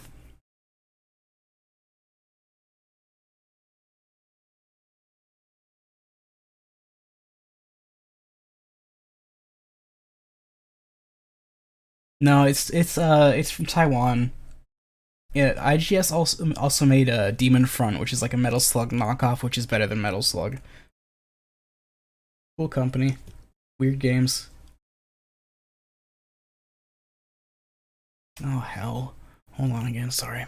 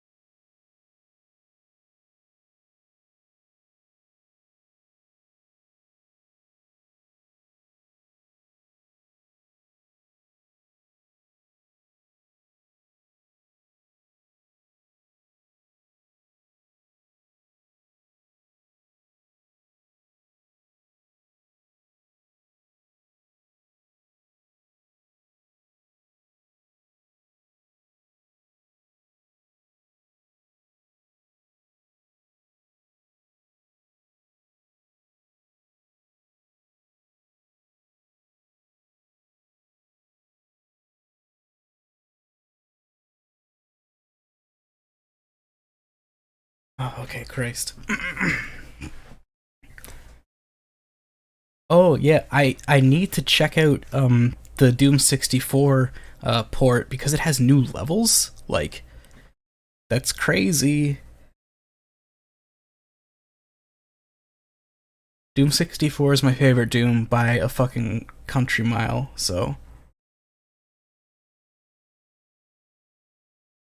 as far as I know, actually, let me do a quick double check. Doom 64 Steam. $5, that's it.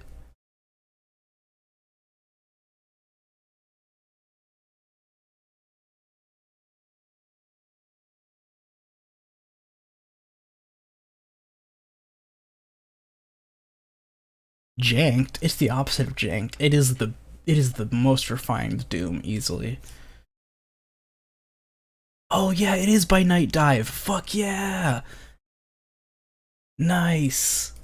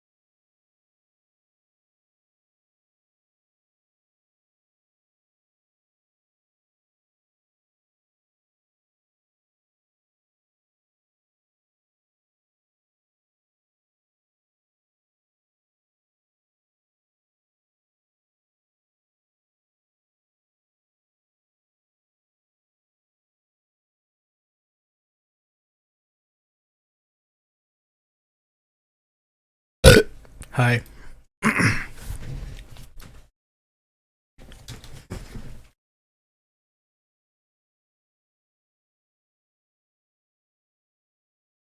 I ain't dead yet.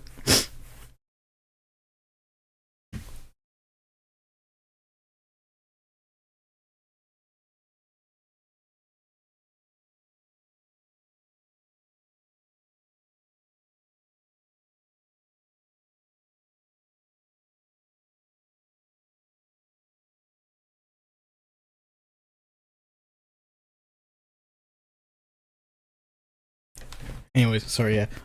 I went to take a look at what do you want to say? The new release of Doom 64, and yeah, as expected, it's pretty much a commercial version of Doom 64 EX. As far as I know, like the guy works for Night Dive now, which means it's a good port. It's a very good port.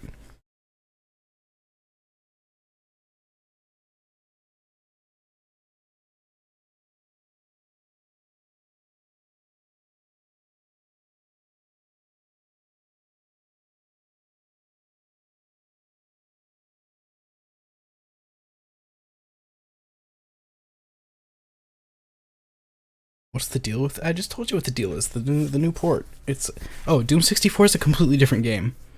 It's a completely original from the ground up game, not in the Doom engine, with completely different sound, graphics, new maps. It's by Midway instead of id, and it's the best Doom.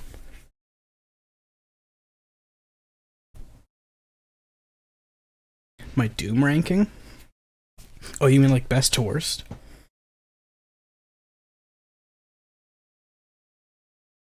Okay, well, before we do that, I still have this open for some reason, because I was making a Sound Voltex remix, I guess.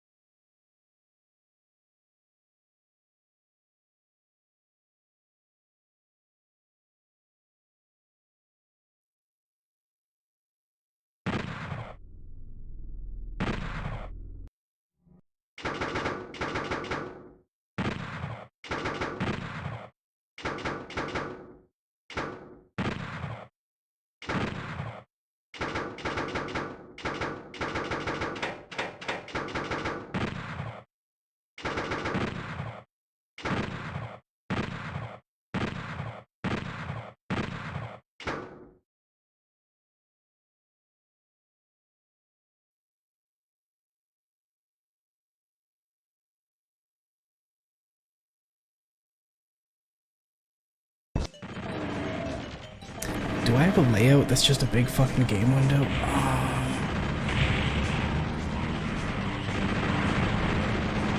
I should probably make one quick.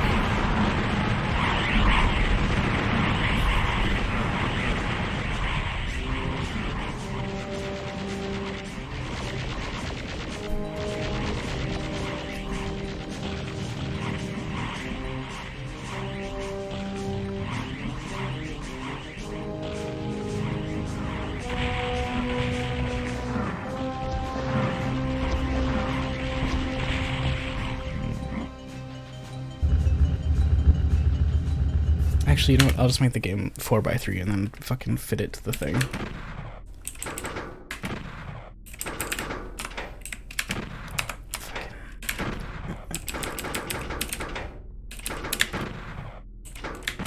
No, what did it say? Sorry, I'm after restarting. Okay, it's a little difficult for me to like read stuff right now because you know my eyes are bad and gay.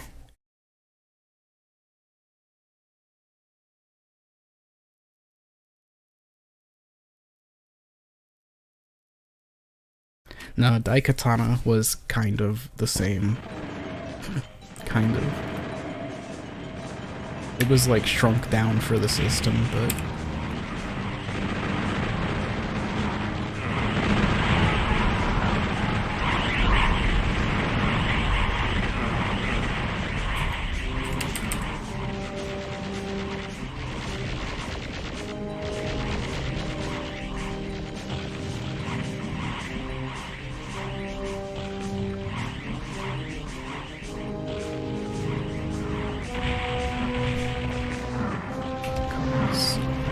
God, this is difficult.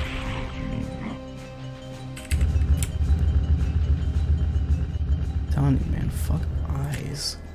Not worth the hassle. Oh. Should probably turn off the cursor.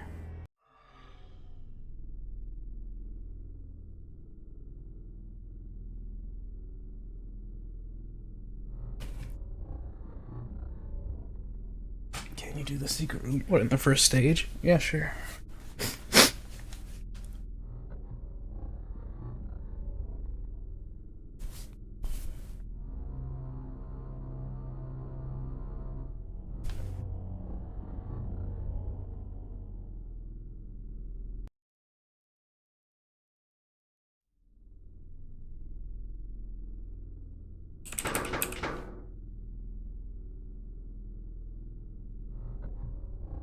You can eat John Romero's.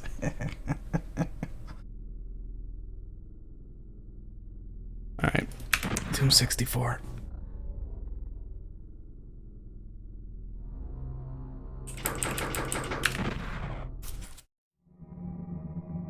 Wait, what is my mouse doing? What the fuck is it doing? Hold on.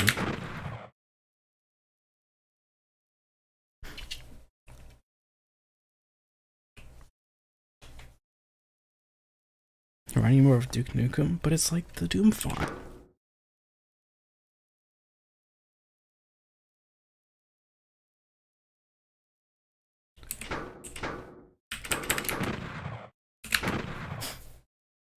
Okay, what is this? What's going on with the mouse?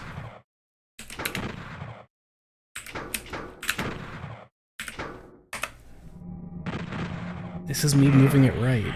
What's going on?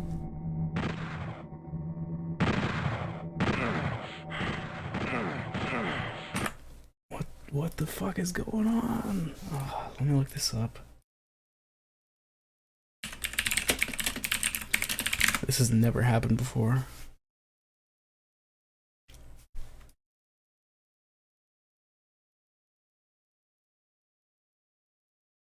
Oh, okay, it's an issue with oh,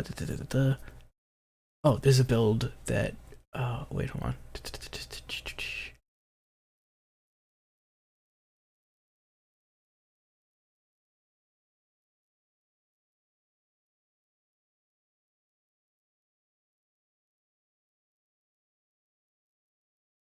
Okay, yeah, there's a different build for Windows 10. Wait.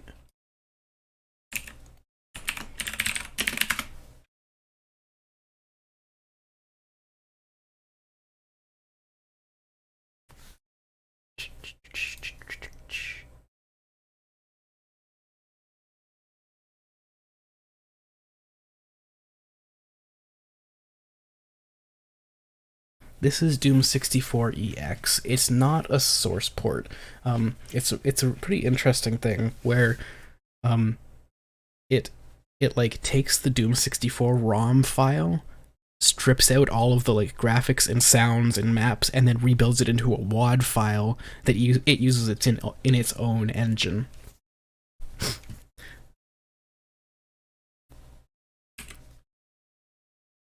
And this is the guy that made this. It's called Doom 64 EX, and it's also the basis for the current re-release of it on Steam, as it should be.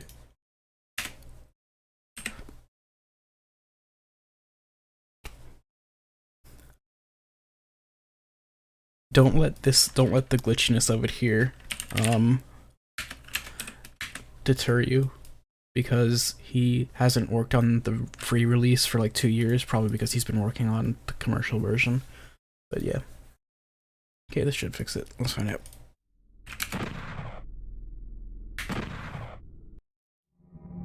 There we go.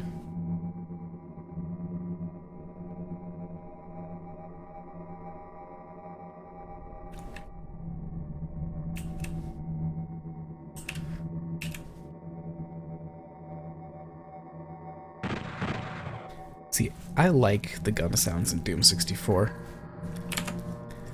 Oh, here, let me just make a new thing.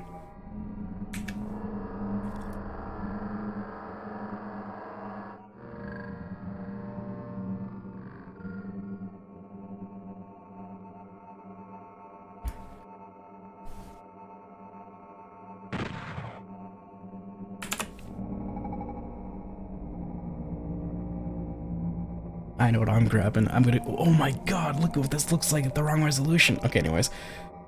I'm gonna grab that chat.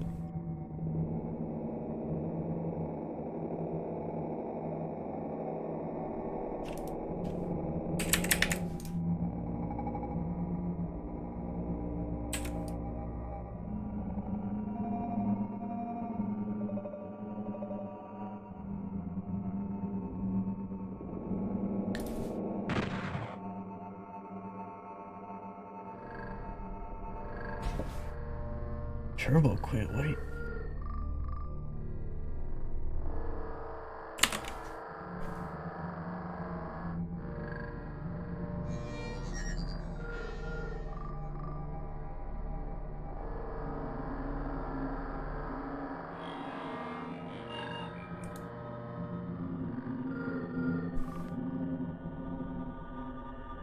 Shithead.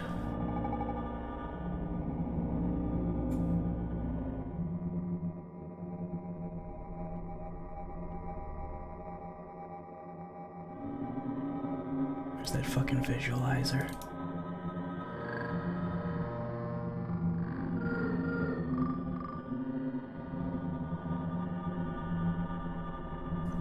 Oh god, I fucked up my sources menu. Oh no. Oh no.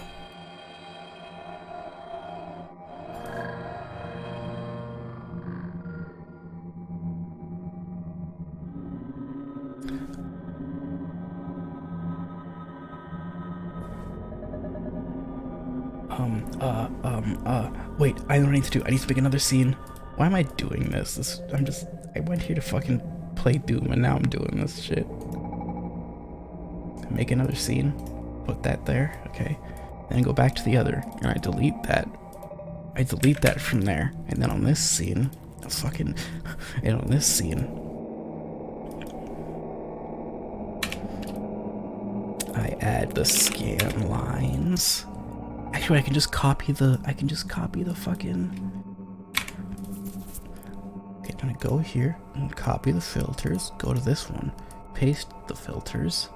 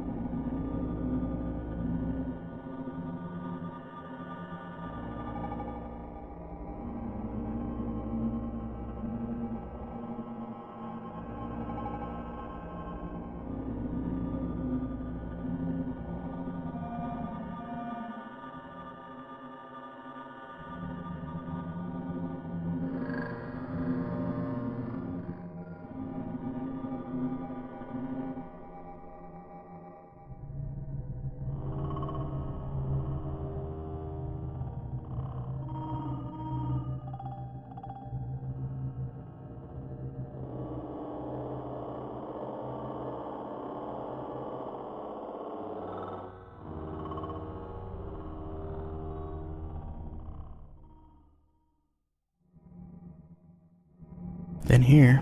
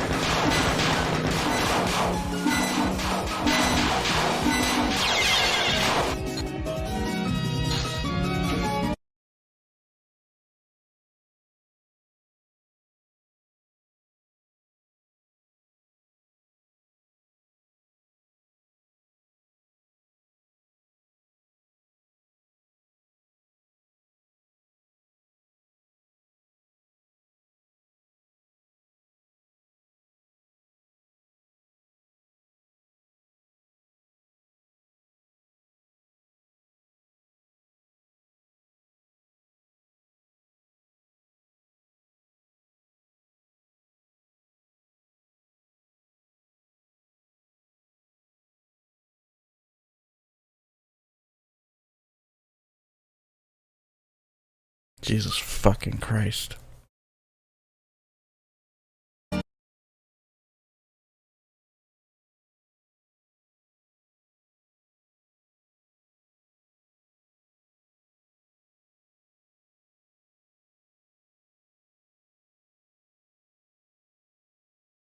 Diablo ain't really my speed. I appreciate it, but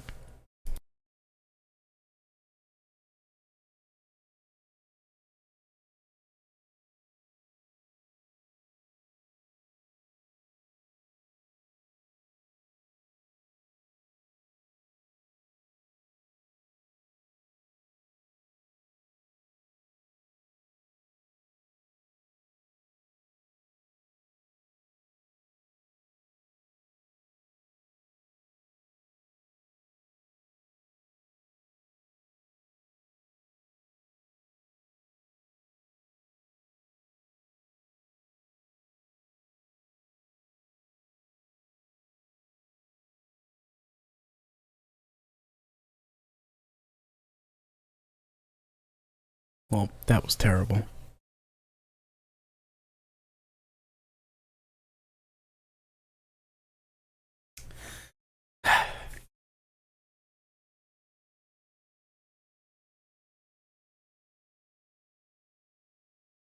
Terribly good. Yeah, I mean, sure, yeah.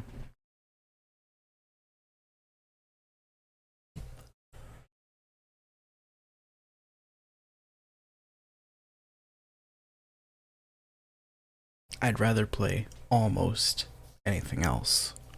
Almost.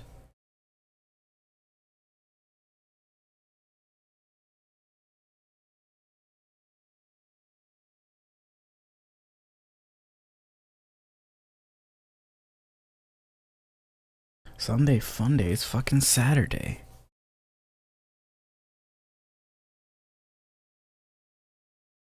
Would I rather play Minecraft Doom or Two Doom? I mean, like, of the two that I just played, I mean, easily Toho. That one was like, the Minecraft one wasn't even, it wasn't playable.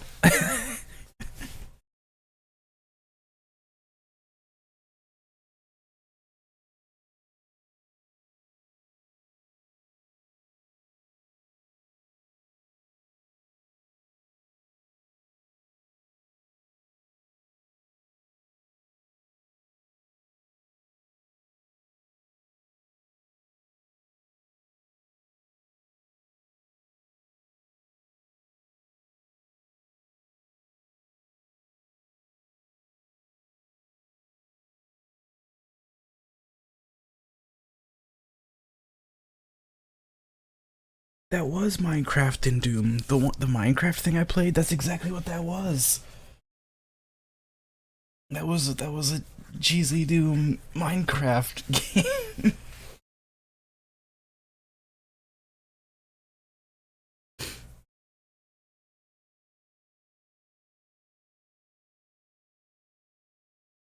Yeah, the Minecraft Doom gave me COVID-19.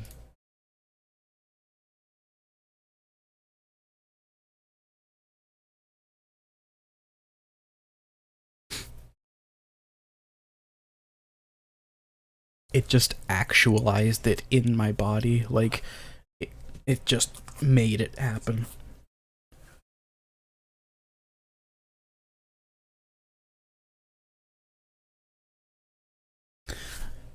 Oh, you want to see something truly nuts? Let me see if I have this.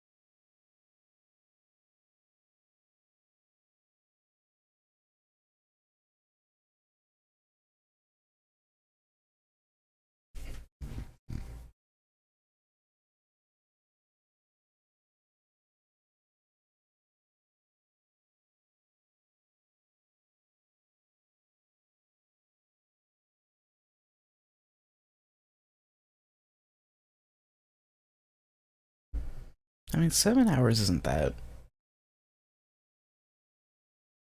you know, isn't that long, all things considered.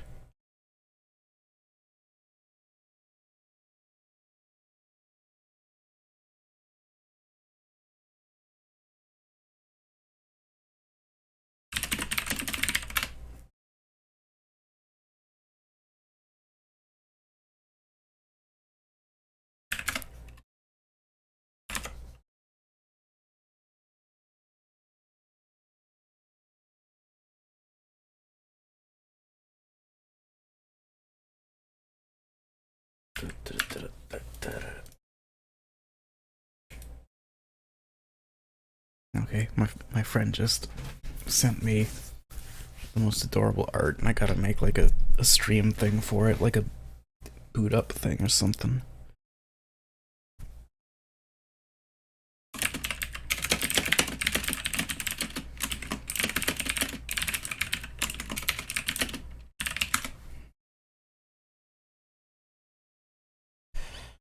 Okay, how do I want to do this?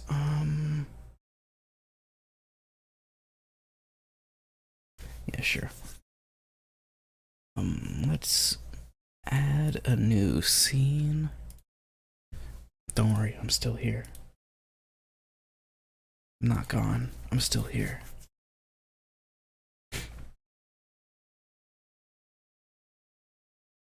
Okay, gonna put some tunes back on while I do this.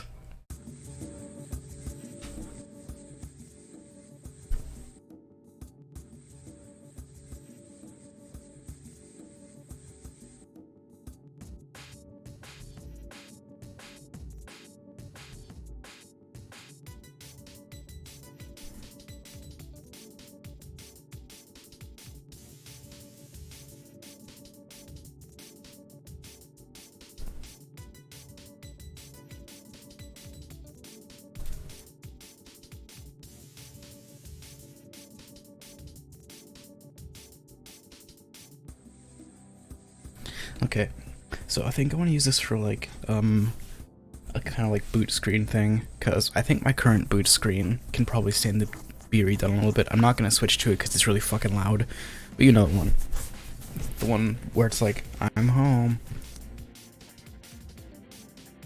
This is just too cute.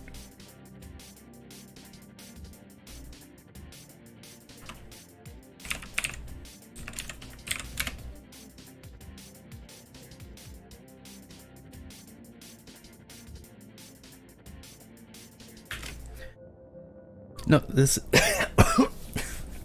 ugh, this is by Lexorians.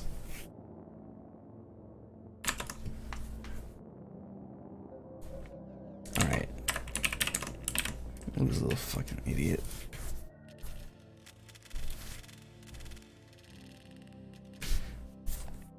Okay, so I think maybe I'll kind of like branch off the style I had going for this thing. You know, do something kind of like this, kind of, you know, explore that a little more. I definitely think I want to grab those, like, the scrolling icon thing and do that again.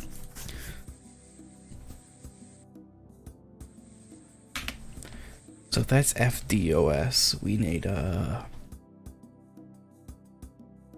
yeah, FZOS.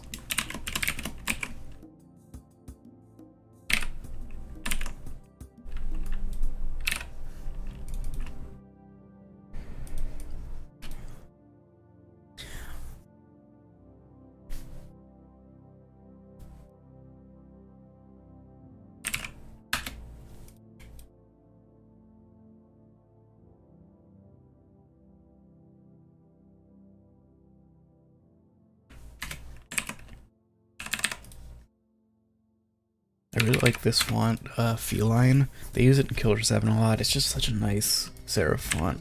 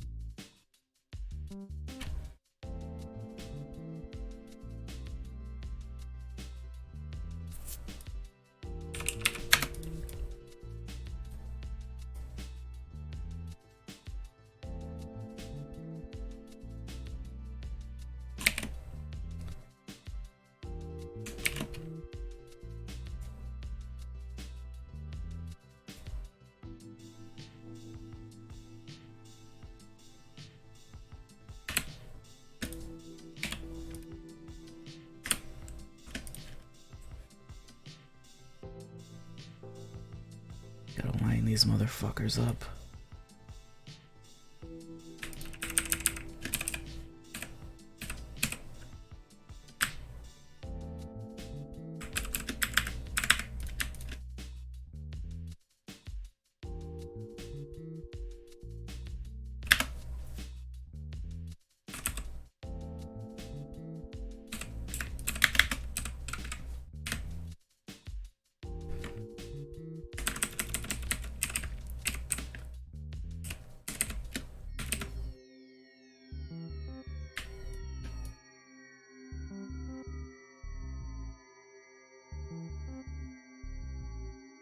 Word. Take care, everybody. Head in the bed. Take care.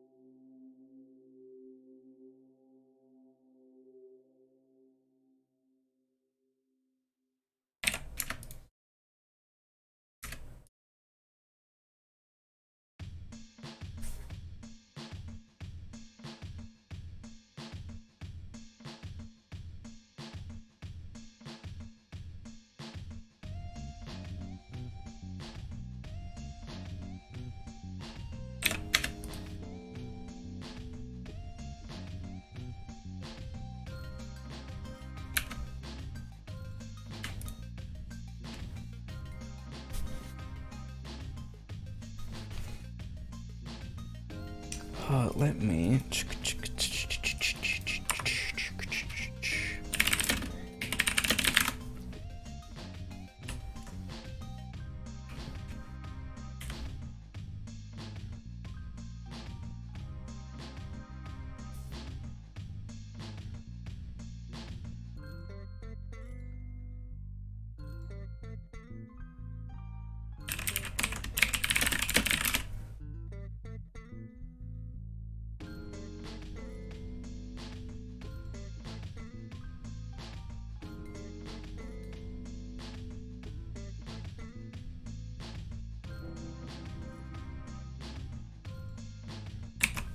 You know, actually, if you Google feline bold, you'll find it. I've never seen like a paid site with it or anything, so I literally don't know who it belongs to.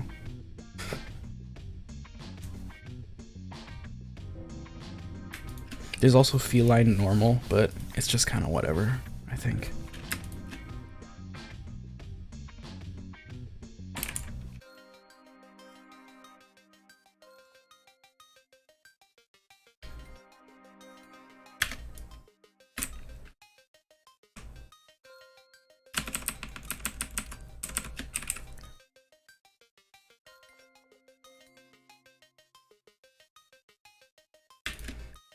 I think I'll use something different for these.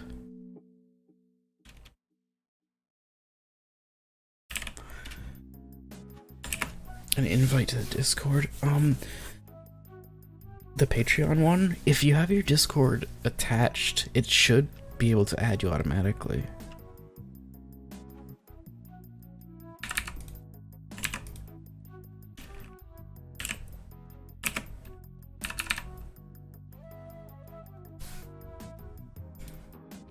Oh, perfect.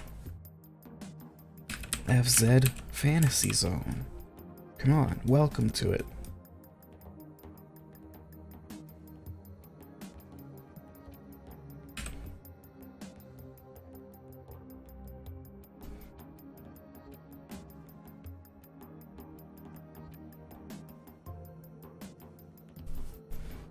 Oof. Keep that one set aside, I kinda like it.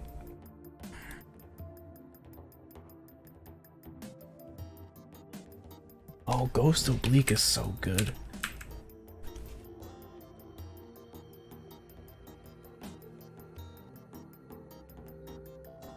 My whole meme. Fucking... Only meme I see is you.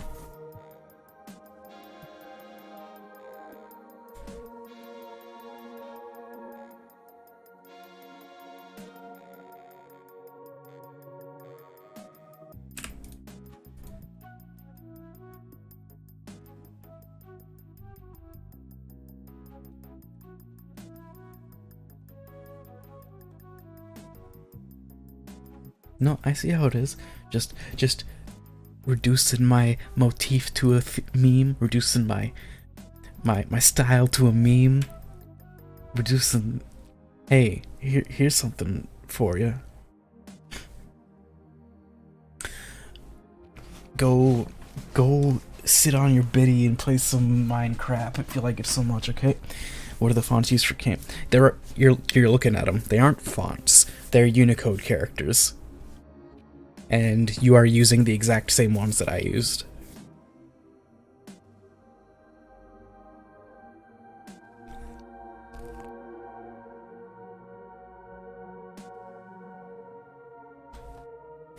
If you just paste that into something and make it really fucking big, that's it.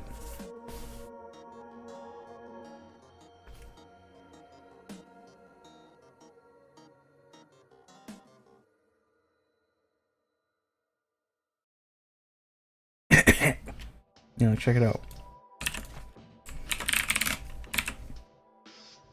Oh, well, that one doesn't want to show up, but where? But yeah, that's it. There you go. You have the fonts.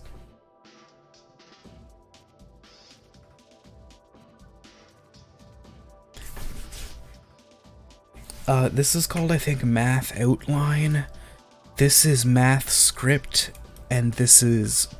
I forget what this block is called. But they're all parts of Unicode. Here, I'll show you a cool site.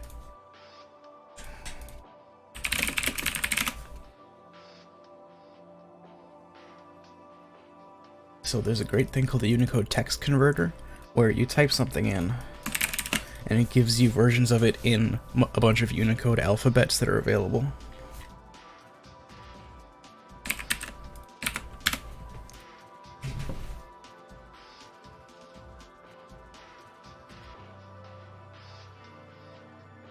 Way easier than just like digging through it, because like you could do that. You could just choose all the characters by hand, but nope.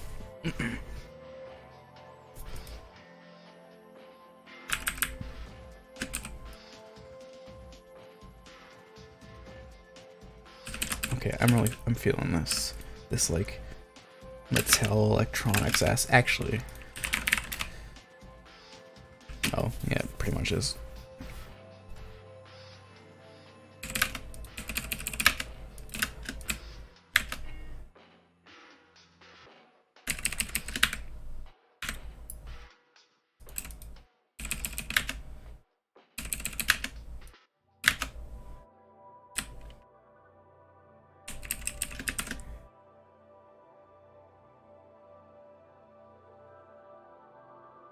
Okay, so I dig that, but I also might want to try one where they're like...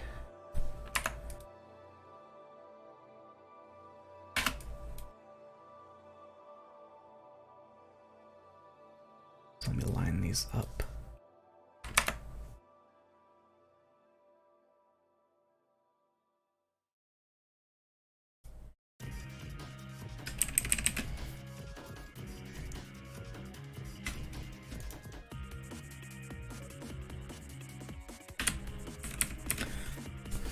Oh yeah, I'm really bad at advertising that. I mean, I'm bad at advertising in general, but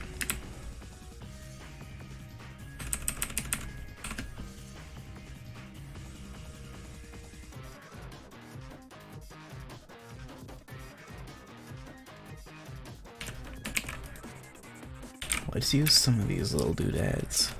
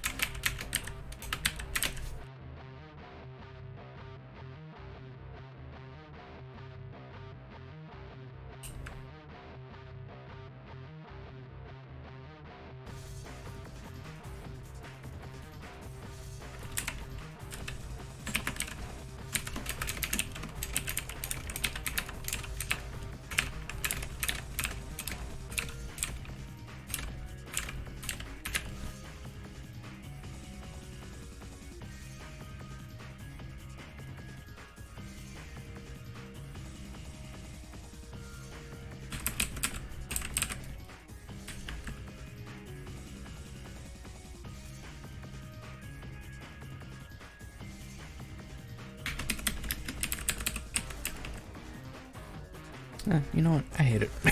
Okay. Yeah, I like that more. I think I'm settled on this font. Okay, so if that other layout was like green, this one should probably hit up like the pinks and yellows. So OS can be the yellows.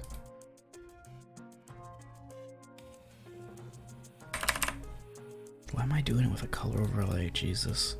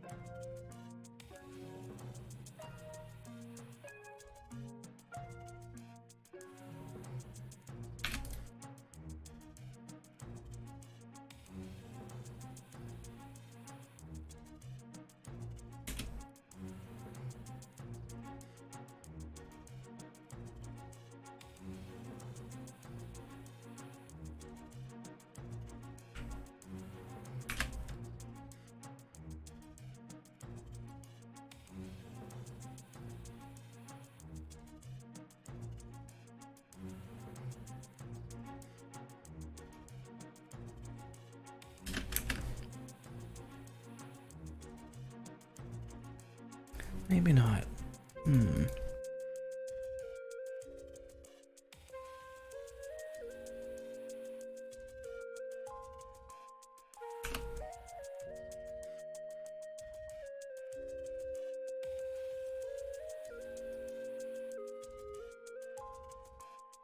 Oh, actually, I feel like I know what I want to do with this.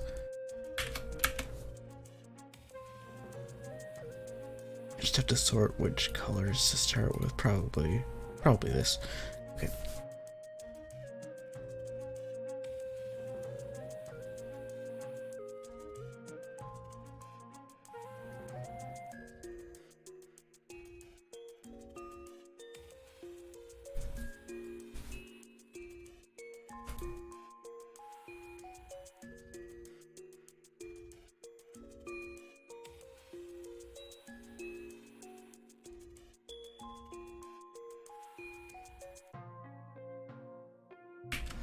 Does Discord link get sent to you? I don't know, actually. I've never joined a Patreon Discord myself, so I don't know exactly what happens.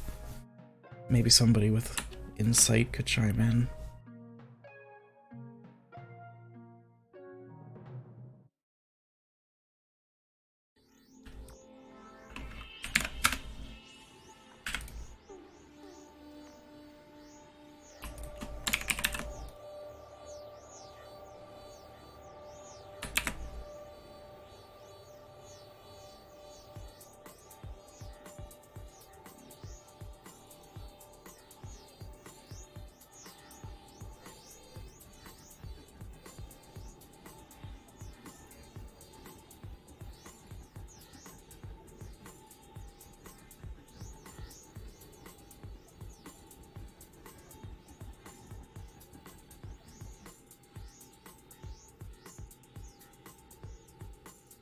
Okay, so I need like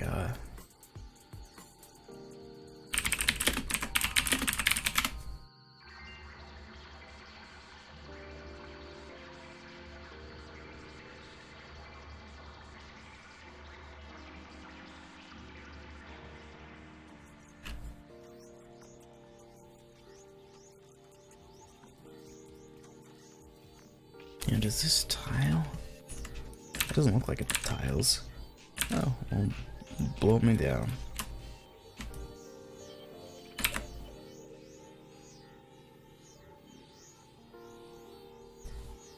Oops.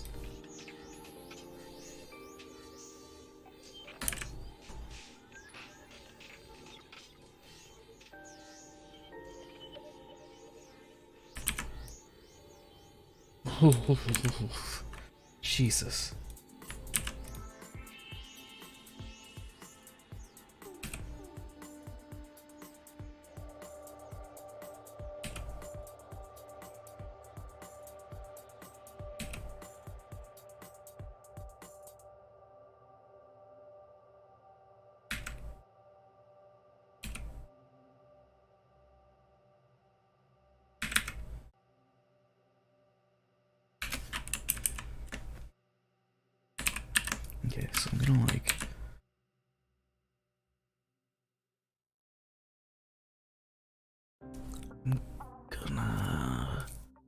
First, I gotta make a folder. My OBS stuff.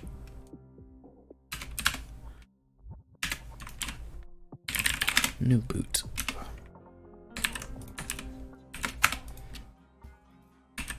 Cloud. And there he is, Cloud from Final Fantasy VII. The one and only. Okay, this can be smaller. Actually, it should probably be nice and big.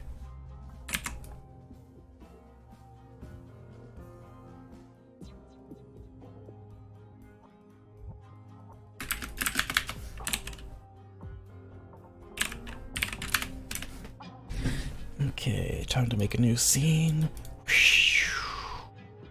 I call this new boot.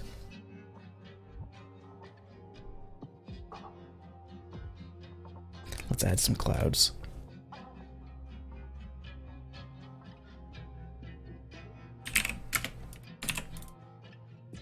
There they are, the one and only.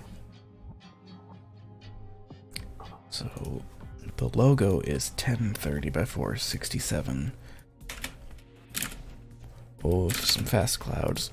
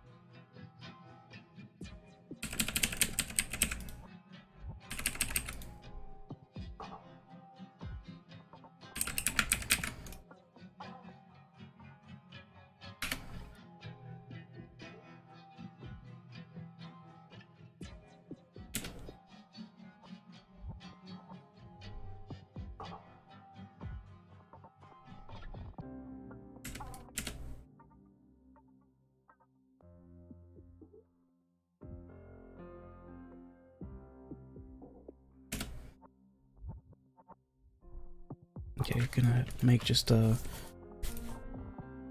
Actually, yeah, what color? I guess just a dark blue. I'm gonna make it just a regular, flat, very dark blue version.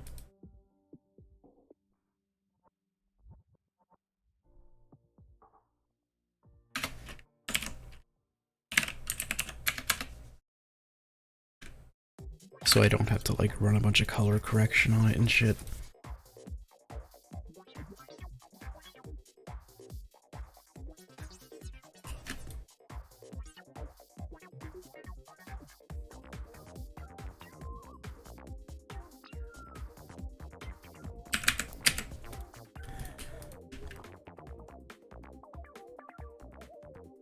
Okay, so this is kind of, I guess, the gist of our theming, so we can work from there. Let's add more clouds, which, I don't know, seems boring, but hopefully it won't be.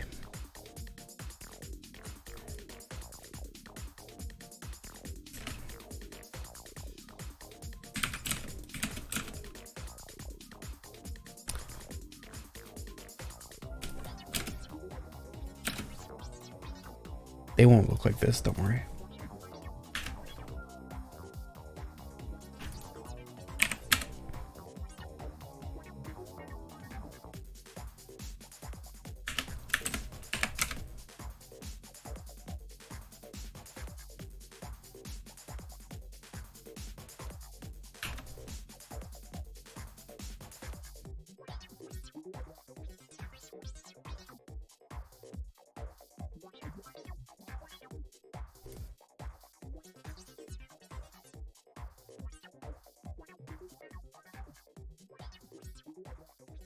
Actually, let's make it 1080 by, sorry, 1080 by 1920 instead, so we can...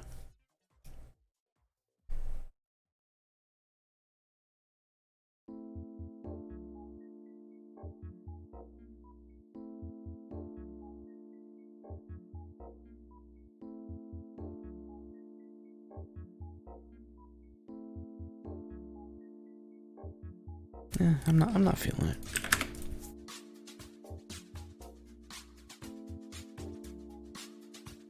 Okay, well, let's pop back over into Photoshop. Actually, let me get a screenshot of that to work with.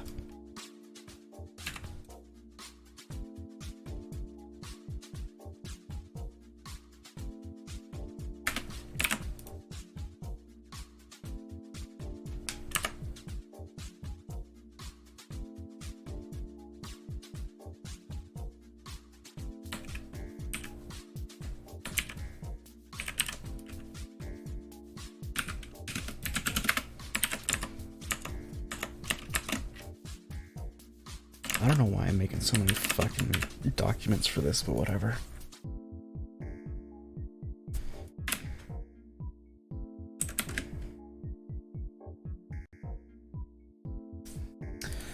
Oh, I could do the little, like, the little visual novel thing with this too.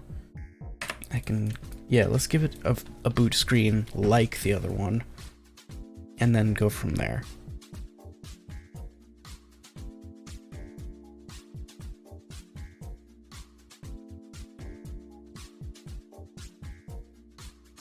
Which means this needs, now I don't want to have to do the full screen capture with this because I want this to be for more relaxed streams as well.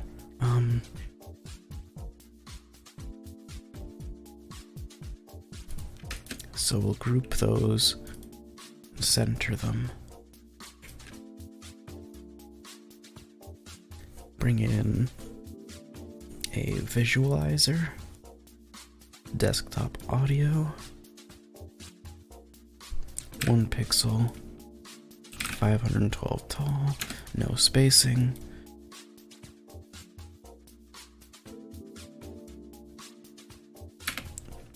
Crop right 31, so we should just have, yeah, just the 1 pixel.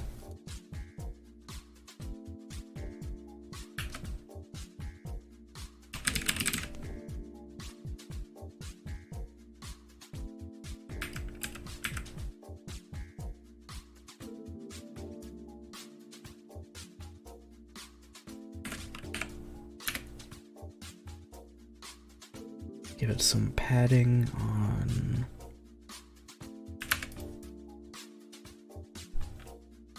I guess the bottom, and take some off the top.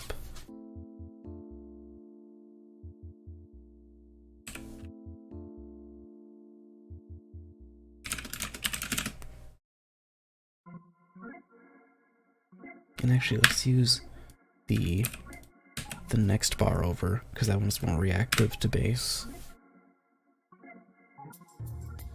Oh yeah, there it goes. Okay, we'll put a polar shader on that.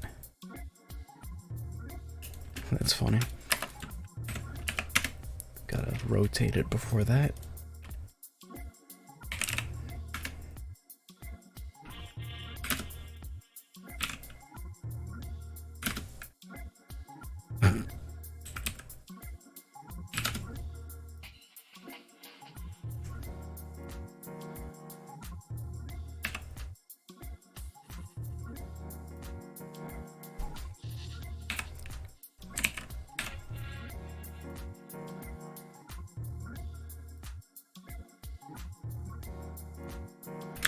Put a blur on it, and we'll use rotational blur.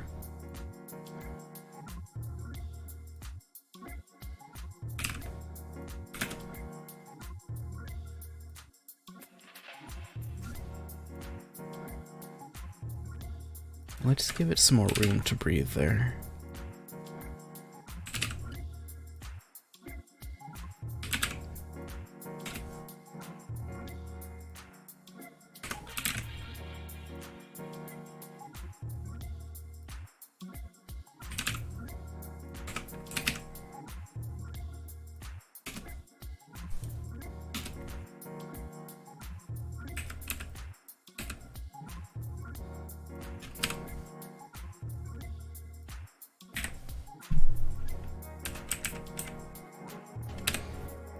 Yeah, I like just the two BAMs like that. drop on a coloring mask.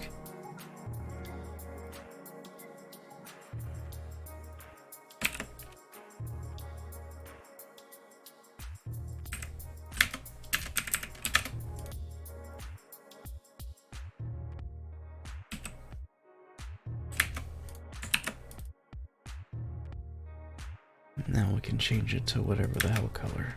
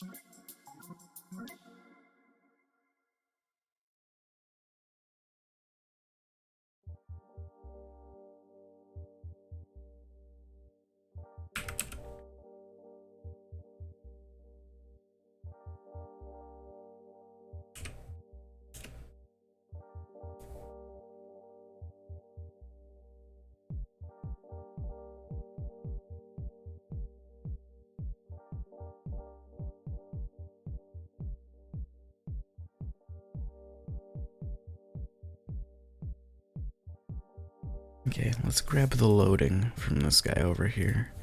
Oh, actually, wait, it has the full thing in it. Okay, I'll just make a new one. Text.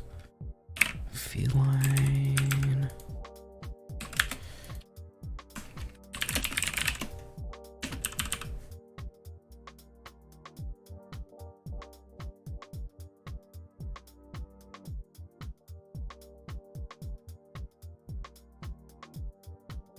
No, that's wrong. Yeah, still a little bit small.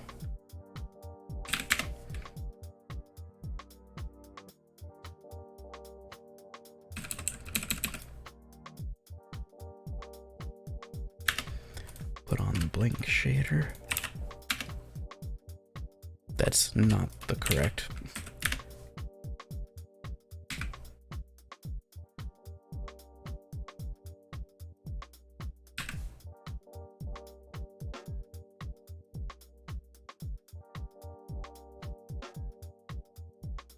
Gosh damn it.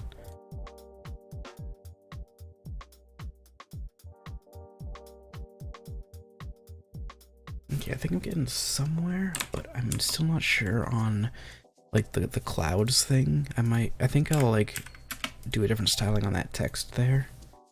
And by different styling, I mean probably just like bring it in without the clouds. The clouds I'm sure can be worked into something else.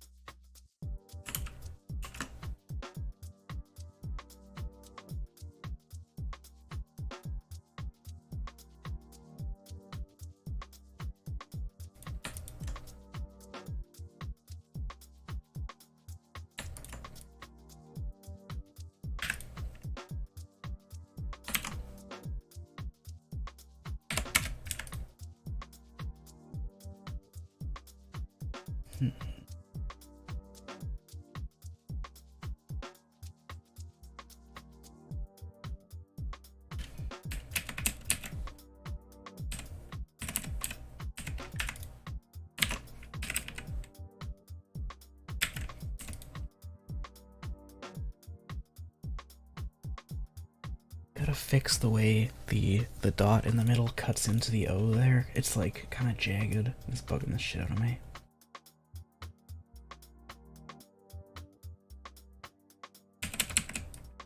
So I'm just doing that quick.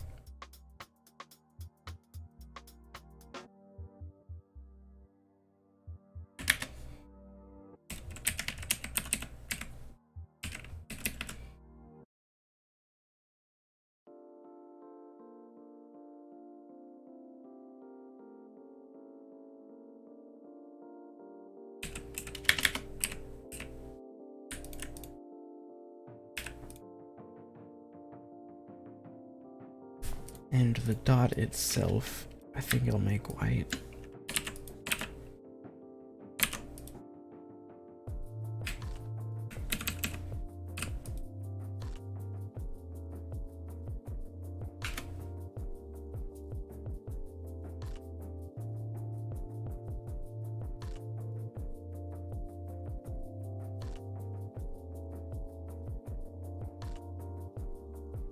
Oh, I have an idea, I think. You guys will see it in a second.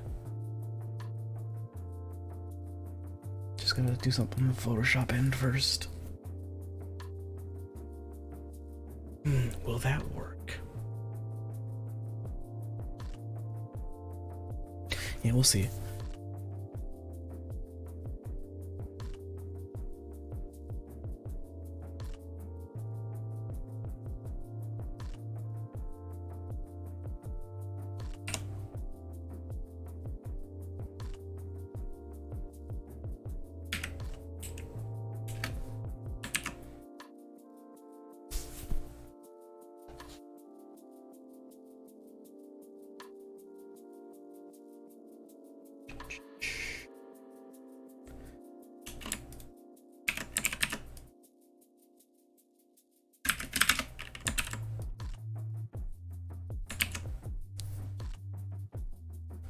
So, goodbye, gradients. You were too busy.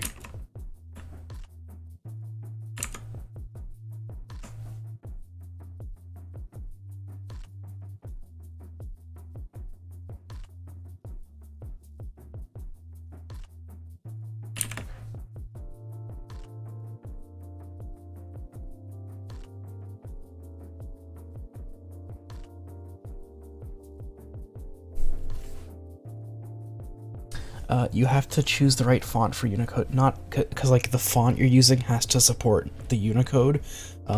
I forget which font it uses. Everything uses to display those. I don't know it off the dome right now. You do have the font installed. I just totally forget the name.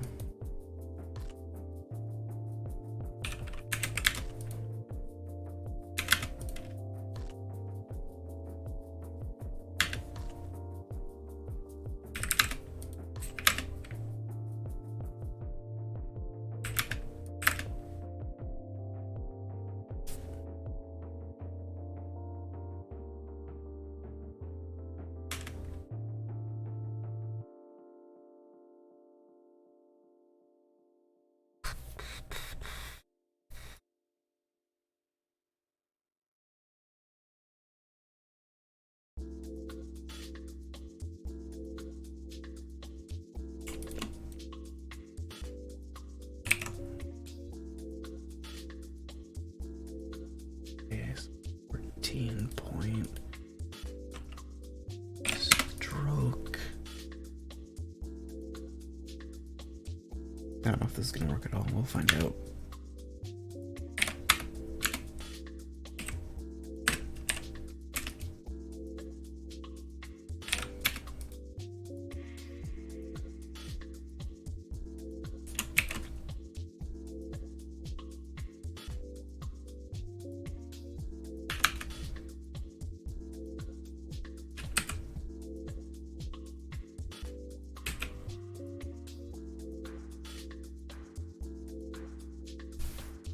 Which tools did I use in Photoshop?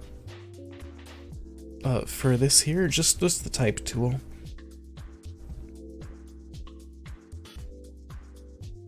Oh, that and like when after I'm sure of the formatting of the type, I convert it to a shape so I can use the pen tool to do the strokes and things like that. So that way you get like the hard edge outlines instead of like the weird rounded ones you get with just applying a stroke normally.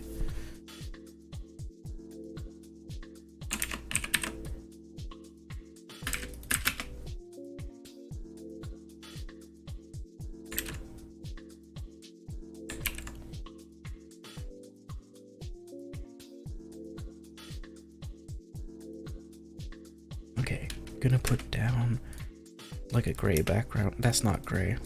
A gray background so I can see what I'm doing. Okay, so we've got this, and I've made a new drop shadow. It's gonna be like this, but I'm not gonna just leave it like that. That's easy. It's too easy.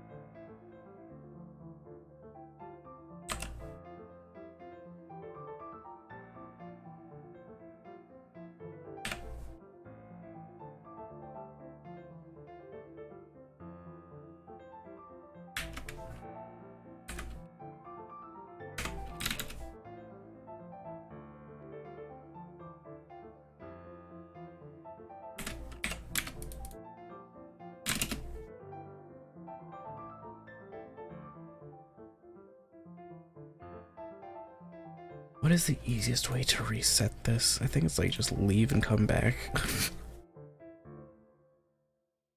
No, why aren't you reset?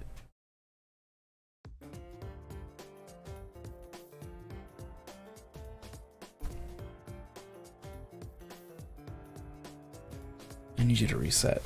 You know what? Whatever, I can just fucking wait.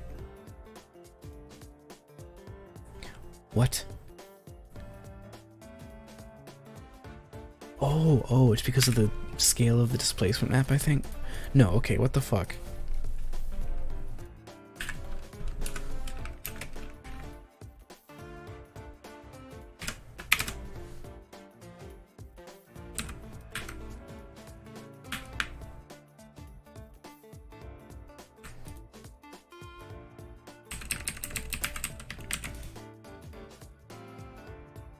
What other maps I got? Ooh. Ugh.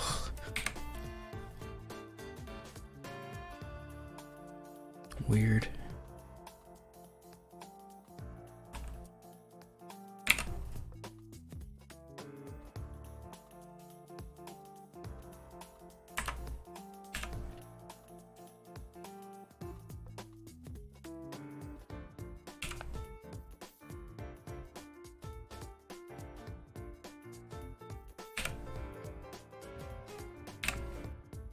I like that one.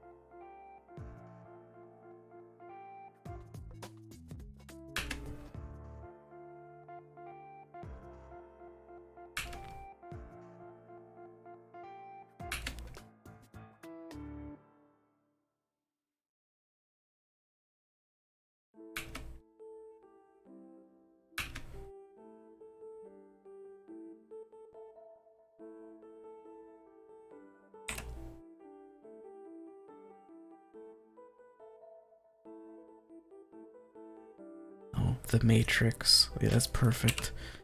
That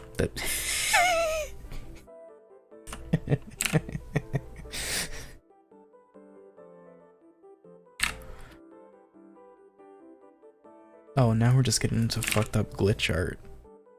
I mean, like, pretty cool in its own right. Maybe I'll run with something like this. Not with like this texture, but with like the really fucked up glitched offsets. Especially on like on some kind of gray. This whole like this is turning into something. Okay, so I think I like this one. It's nice and blobby.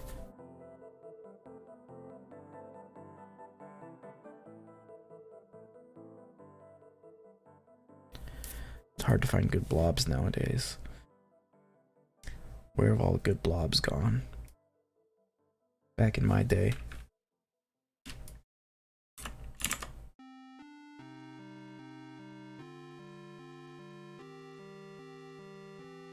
You know, actually, I'm gonna just generate some clouds and you know the Photoshop like shitty clouds filter? I'm gonna use that.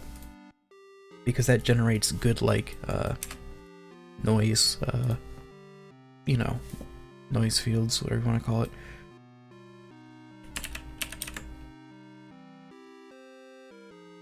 Do some clouds, do some different clouds, you know.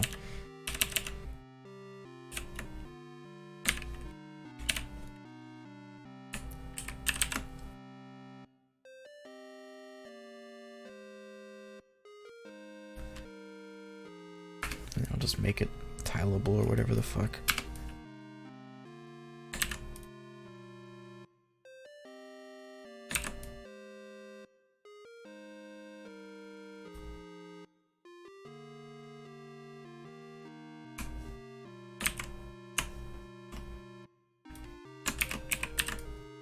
Just made some sick basic bitch Photoshop difference clouds. Looks great. Looks like a fucking fan game. Actually, yeah, it looks exactly like one of my old fan games. Okay, let's drop that on there. Sources in the boot. There we go. That's the kind of shit I'm talking about. Oh, Jesus.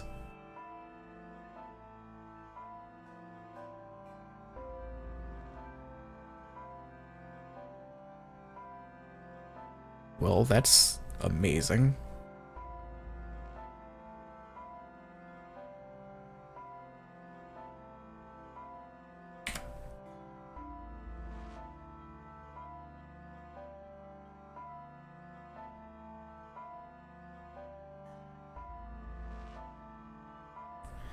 Well, I wanna find. Man, I gotta start learning the Lewis scripting in OBS so I can like automate command changes like this, so I don't have to like do the slider. Because that's crazy.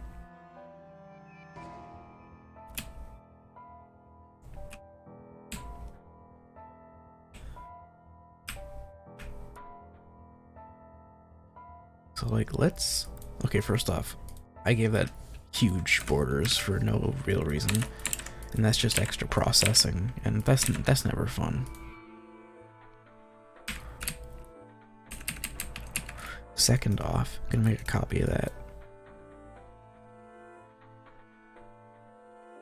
I'm gonna really fuck up that copy. It needs the extra space, for sure. Not that much. Not that much.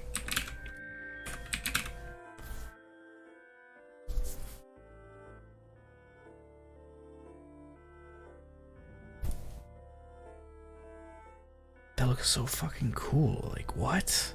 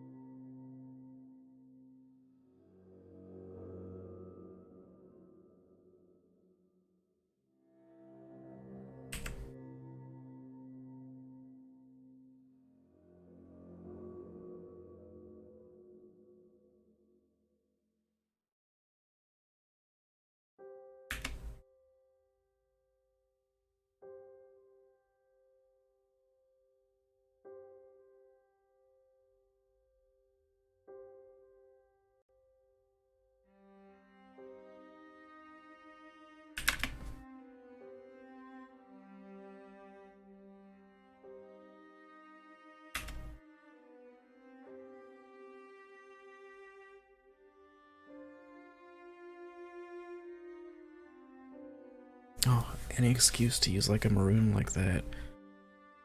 Any excuse.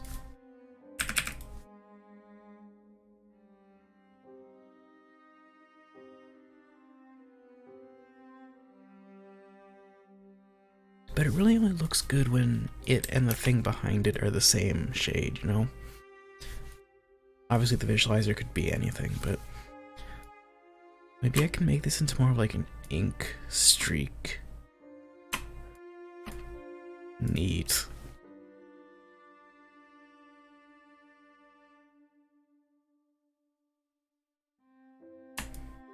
Oops.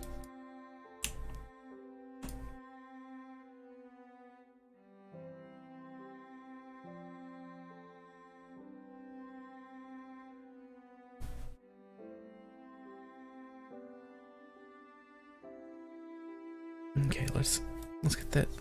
Do I want it centered or off to the? Yeah, I want it centered to start. And then in the next scene we can shuffle it around.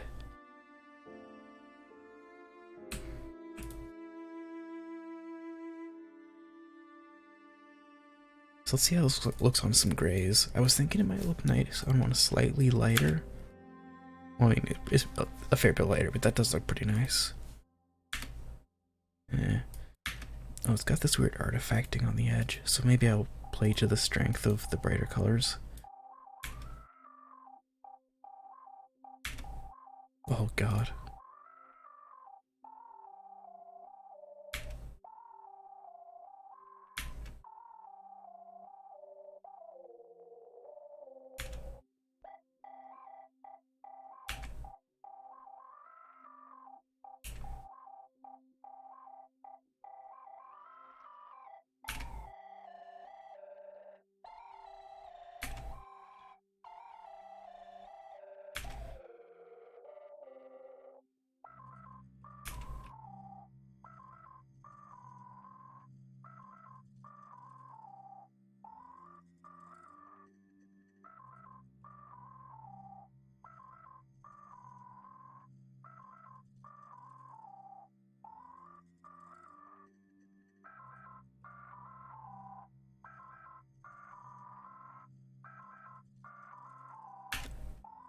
Oh, that mostly fixed the artifacting. There's still a little bit on.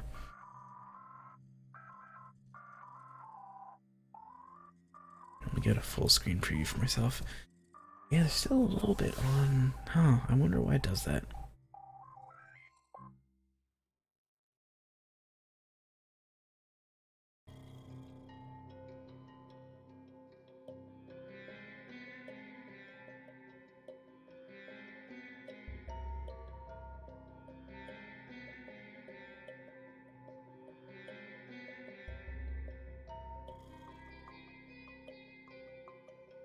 I could probably fix it by coloring the shadow in OBS, so I'm just gonna do that. It's an easy fix anyways, and gives me more flexibility. Ooh, that's spicy.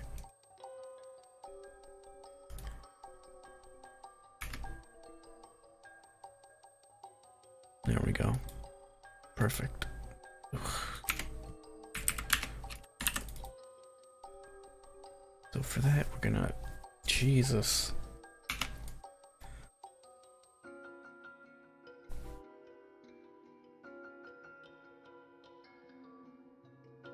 Oh, what the hell? It still has it? Come on.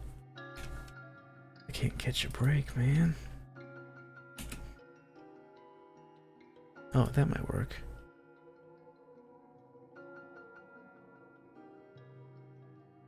Oh yeah, that works great.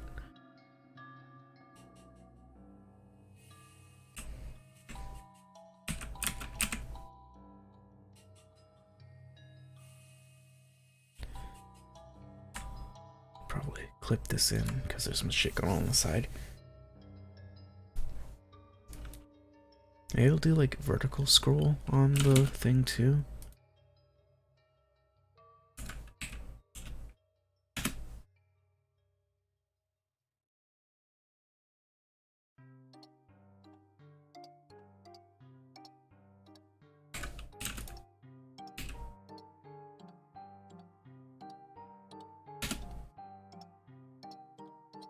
Very active.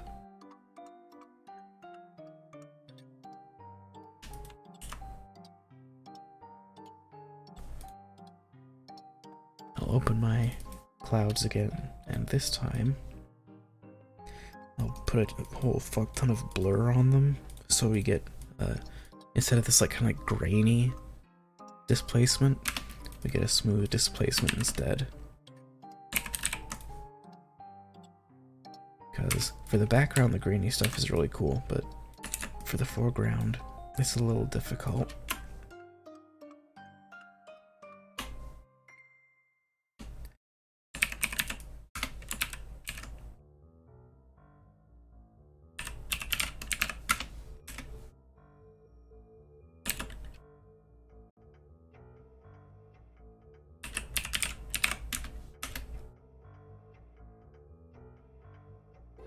Alright, let's try that. Oh, yes.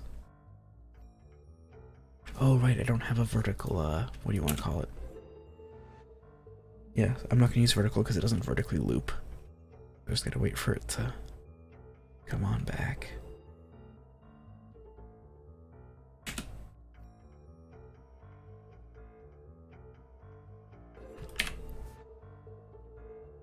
Oh, such intensity.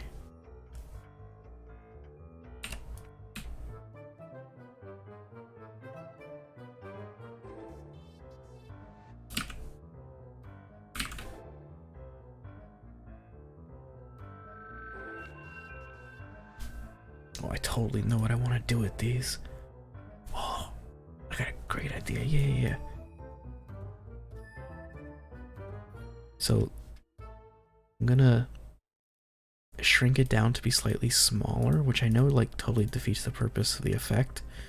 So like, you see how it's like, mostly, like a lot of it's inside the letters now, right? So it's like, you see what I mean? No, like it doesn't come outside as much. The reason I think I want to do that is because I want to group those together, and then I need to find out what color that is exactly. Hold on, let me eyedrop it. 3A01A9. Okay, so I'm gonna use some sign distance field effects, also known as the GPU crusher.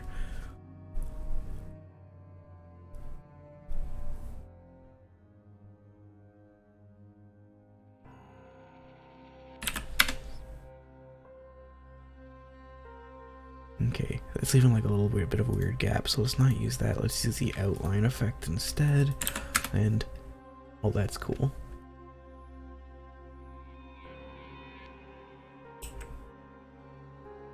Not quite. Let me try. No, outer shadow won't get the job done. Outer glow usually isn't quite so. Oh wait, there's like an alpha threshold thing I can fuck with. Yeah, that's what I want.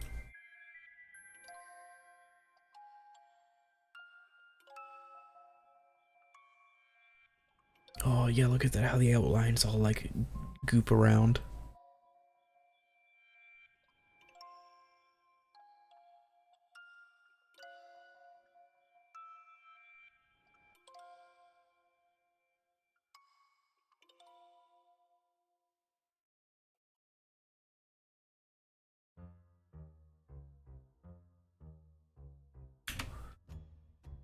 Whoa, look at him go. I love that.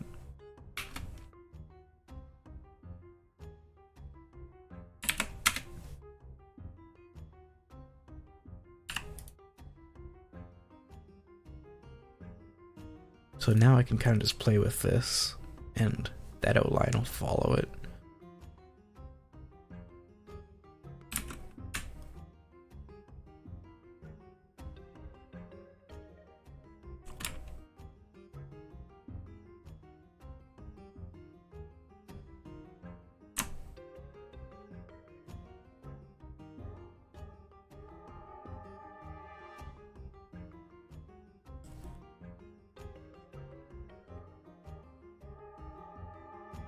Let me turn off the displacement mapping for just a second.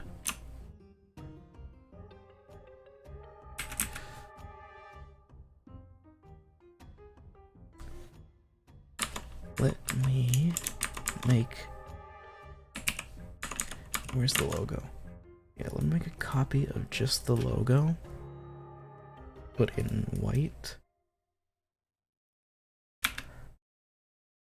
Because I want to play with that idea of the mutating outlines now.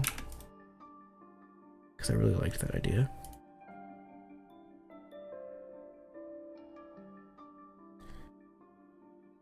So yeah, we'll line this guy up just behind there, like, you know, like it's this part of the same thing, and then we'll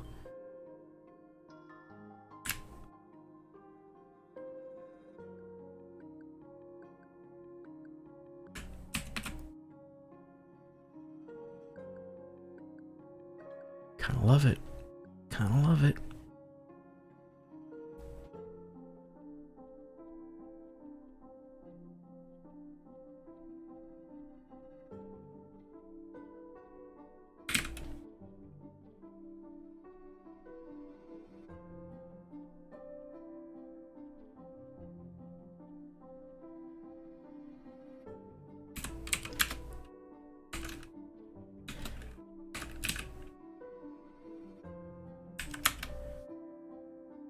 So now in the whole group, we'll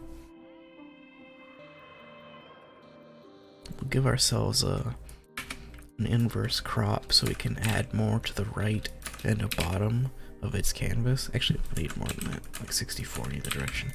And we'll do another sign distance field effect and really obliterate that CPU, GPU, PPU. So I'll do an outer shadow. 0, 0, what the fuck color was it again? There we go.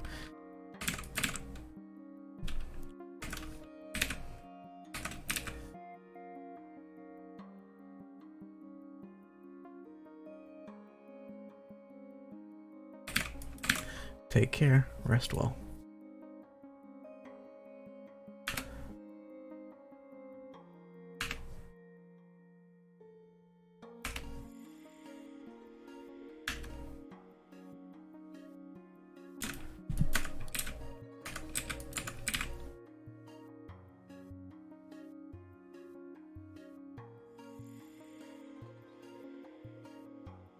So now I think anything I add to that group will also get that treatment. So like,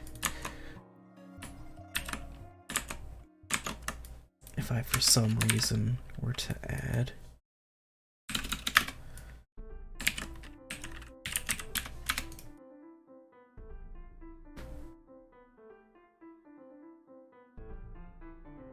so if I were to add that to the group, oh right, there's a crop, but yeah, you can see it's like got the outlines.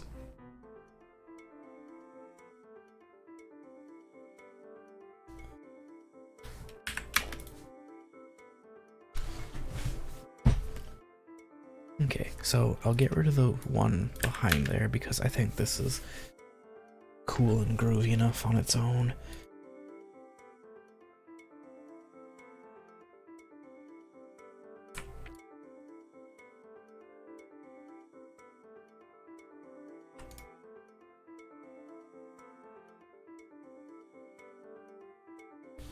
Oh yeah, I should just be able to change the background color to like anything now.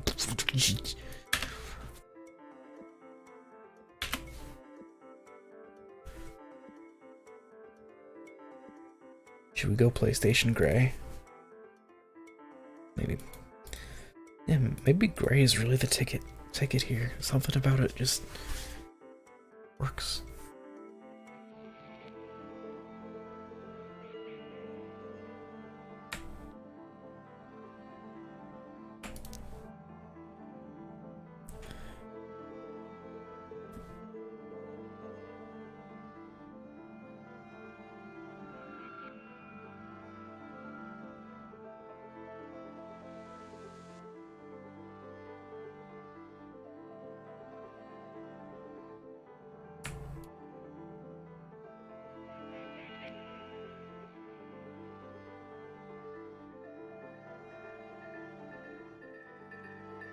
Yeah, white is pretty brutal. Like, I think it looks good, but it's pretty brutal.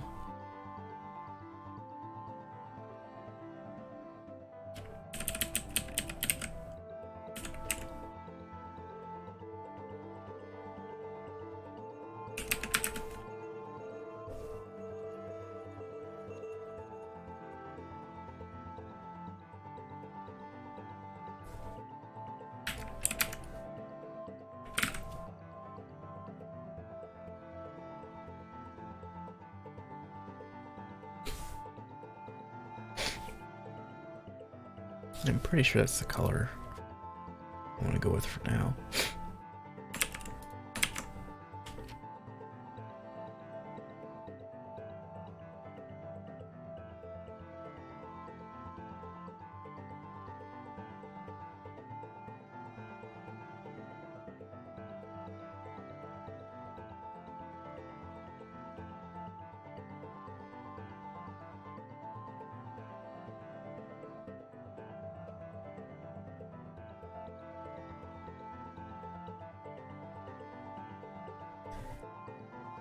Yeah, as a general rule, I only use white for like accent colors. But if I'm doing any fills with, if I want to fill with white, I'll fill with like D, or sorry, D, or like E, or something like that. But instead of filling with black, I'll usually do 2.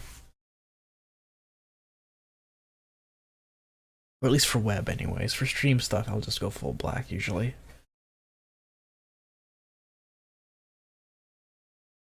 Oh no, the music ended. Okay, well, I know what I want to fucking listen to.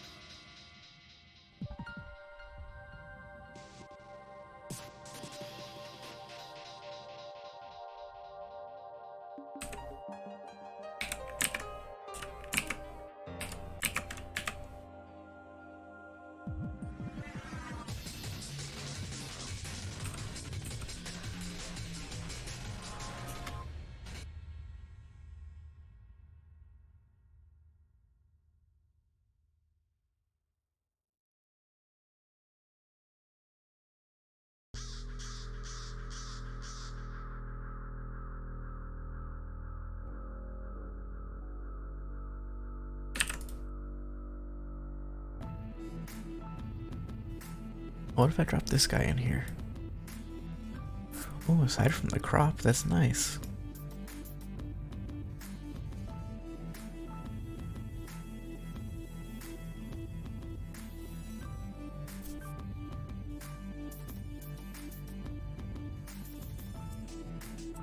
Why is it cropped like that? Well, whatever. Okay, now what's it doing?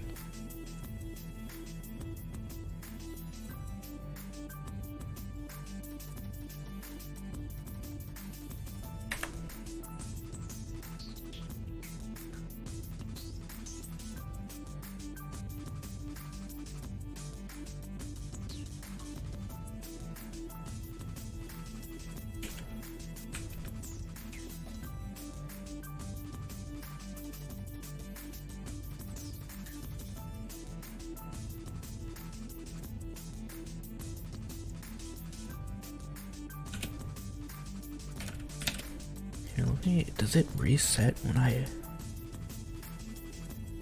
Oh, no, that's not it. Weird. Oh well.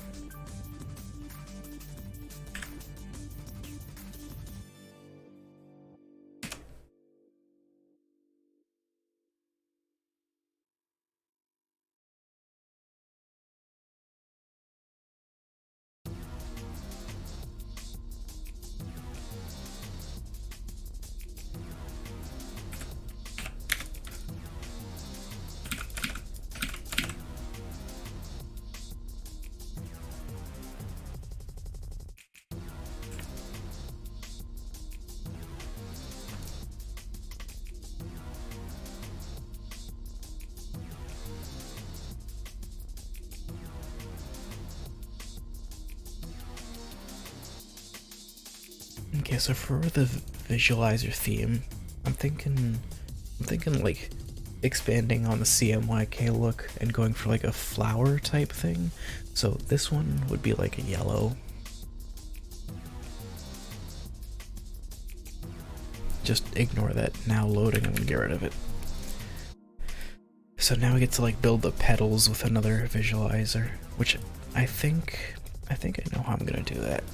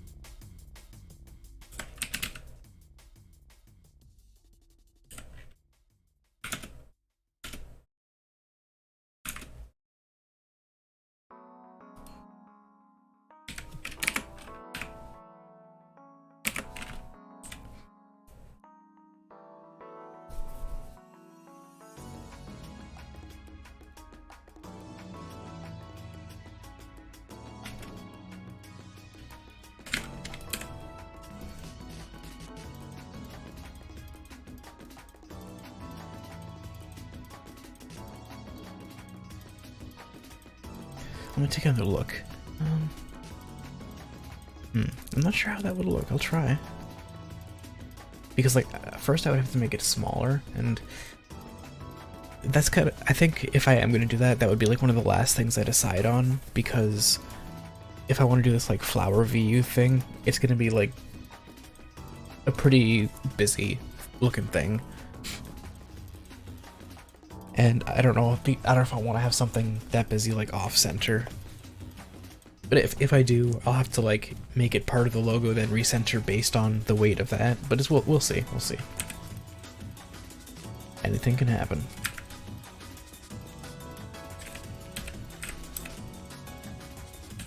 Okay, so this visualizer here, let's put spaces between the bars.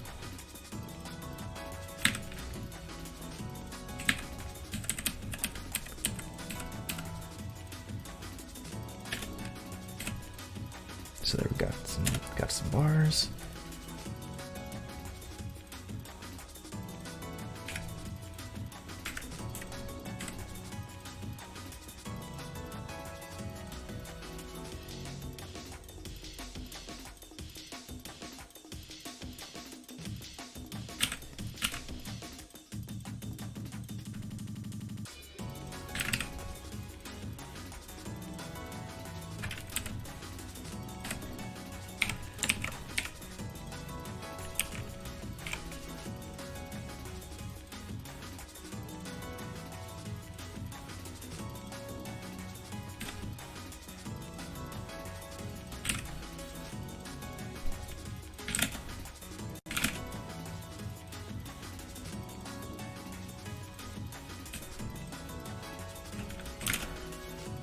Rest well. Take care.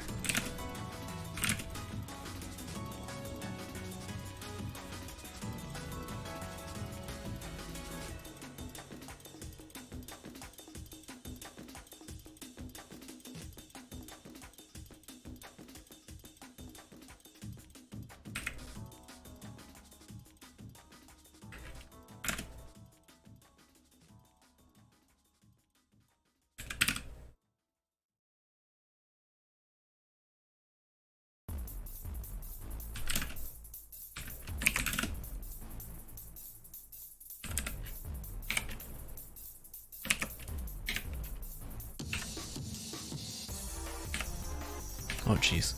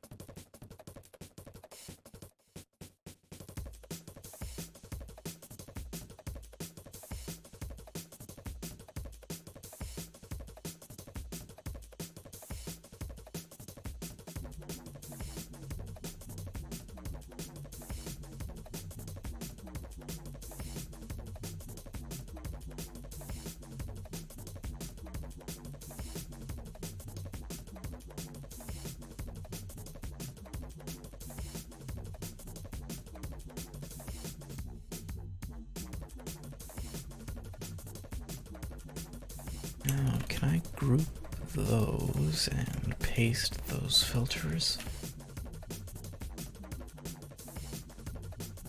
Neat.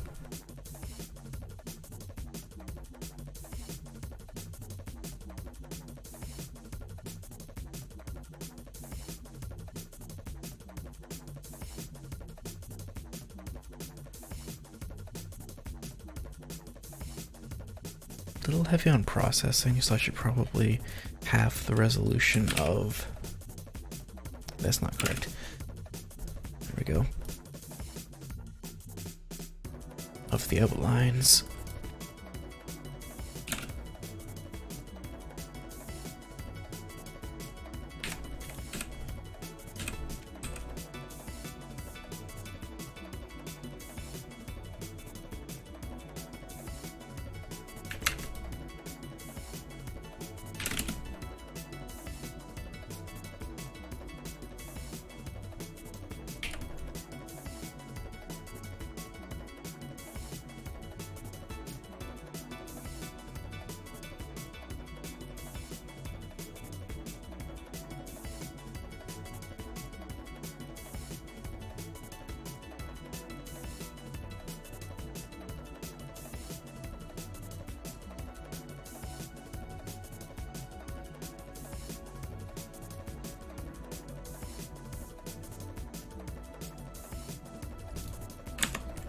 Okay, since I'm using that color a lot,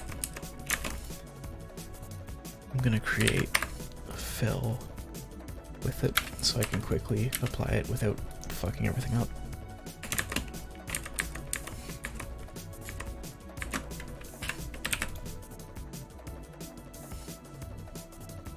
I'm sick of not quite getting the color.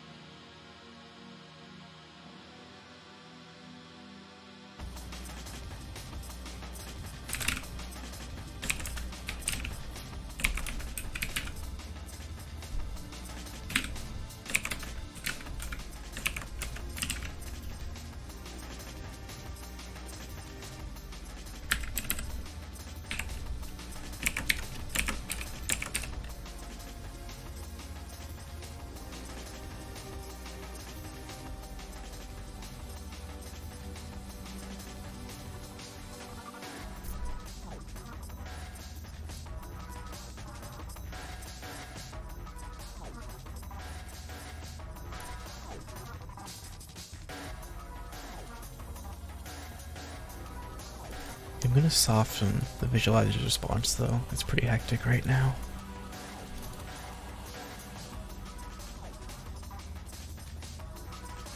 Yeah, there we go.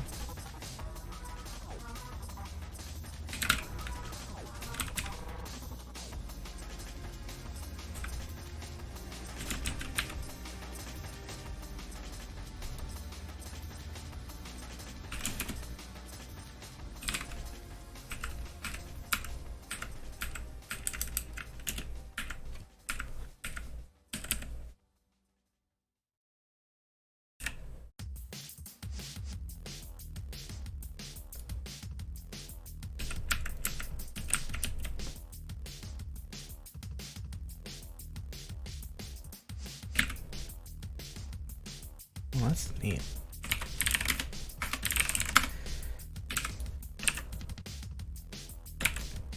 No, I wanted to do a new like stream kind of like boot screen thing,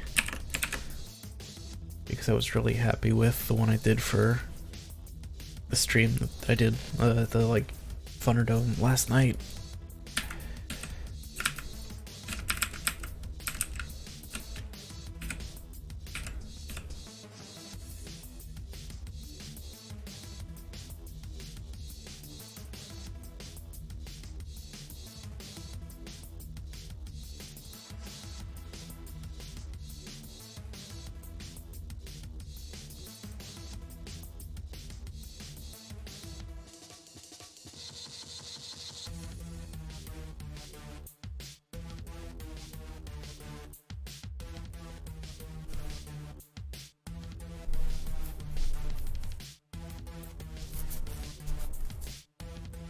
Okay, let me...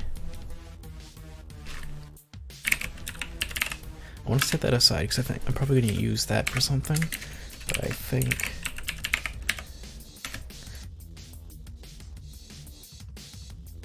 I need to do a couple like motion things to feel out, a thing here.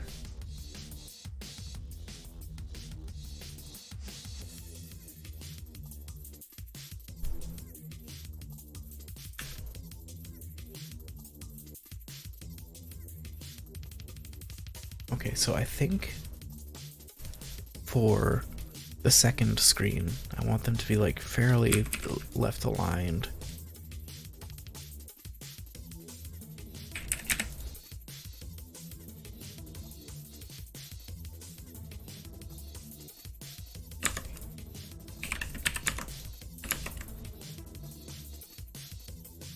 Oh my god, let me close all these fucking Photoshop documents I have open.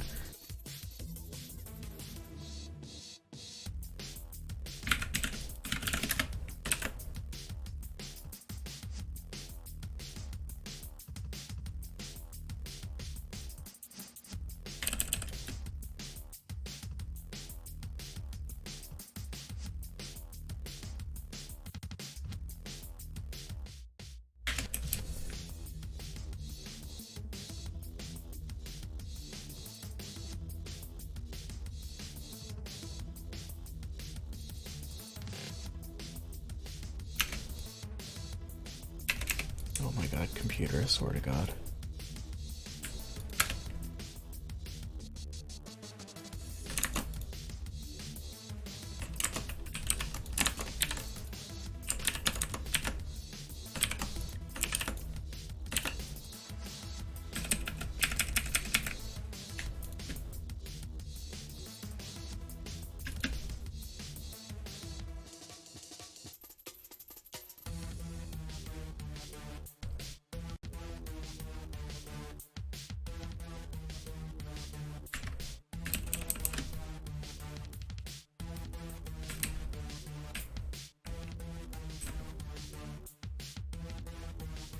Okay, I'm feeling something out. Yeah, let's bring in the doofus. Hey, idiot.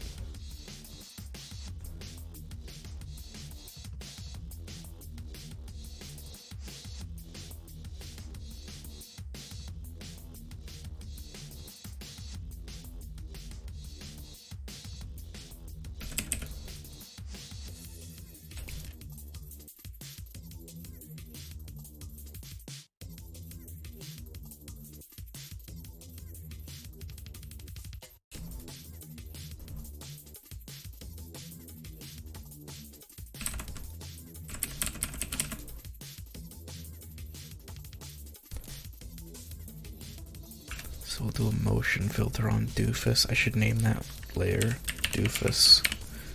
Okay.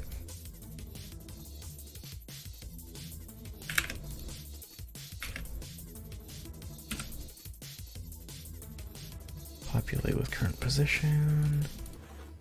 Quadratic. Oh yeah, that's perfect. That's gorgeous.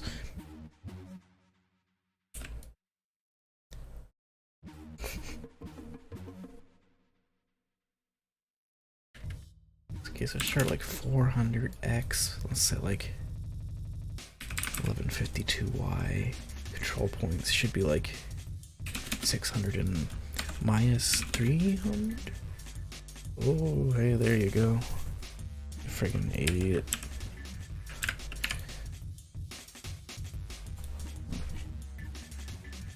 Maybe a cubic. A Bezier curve would. Oh, jeez. Slow down.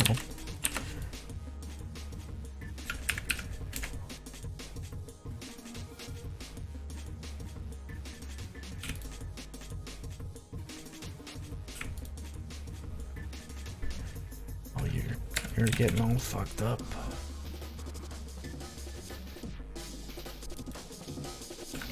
Minus 300, minus 100.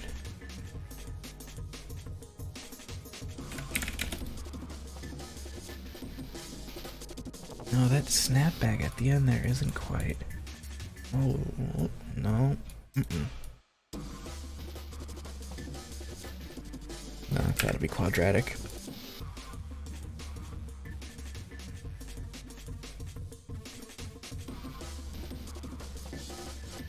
Maybe we should interpolate the size as well. But to do that, we have to also... Actually, no, we don't. We're good. Position and size. How big is Doofus? Doofus is 1290 by 1408. Great. Okay. And they'll start 1290 by like, let's do like 1700. So they do a little bit of, I guess, they do an unstretch. Here we go. Not that much.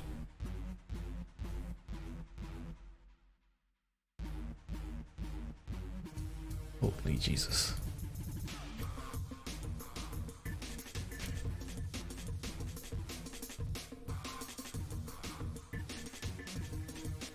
Yeah, I think the stretch is gonna be what sells the bounce back at the end.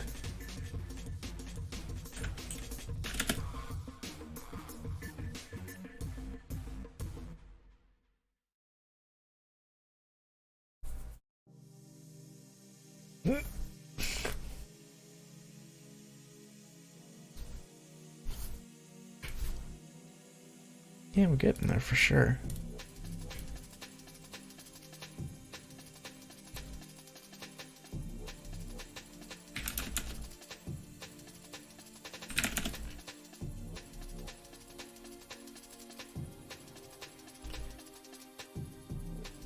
And we'll give them like a little bit of that bob I like to put on everything. You know, just gives them a lot of life. Oh, that means I'll have to change the like sizing, but that's okay. Okay. Oh no. Not like this.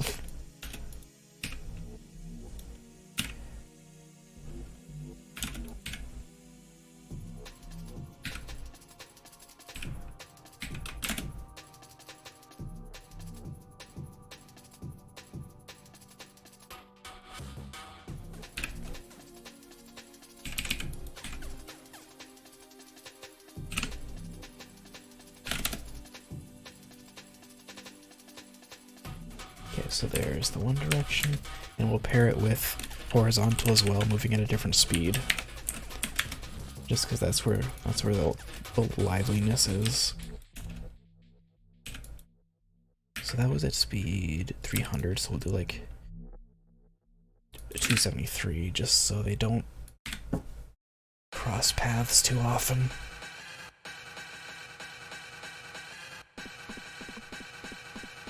Actually, should be like 333. And they should have more horizontal, yeah, sorry, more vertical than horizontal.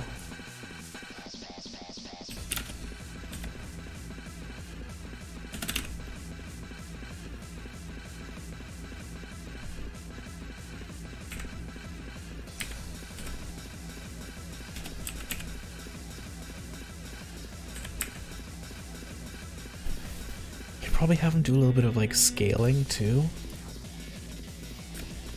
using the same thing probably, only not like that. Oh yeah.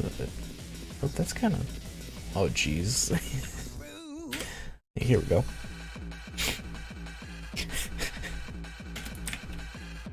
Oh jeez. You're awfully close.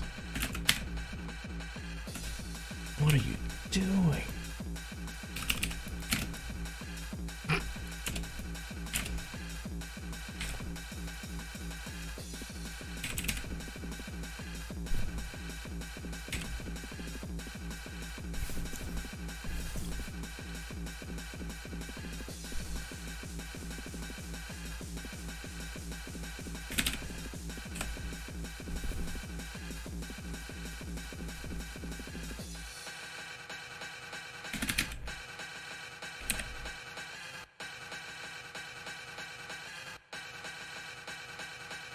Okay, so now I need to know what size they are. That's not even fucking whole numbers anymore. Okay, 1470 by 1588. Can't forget that. Okay, now I can forget it.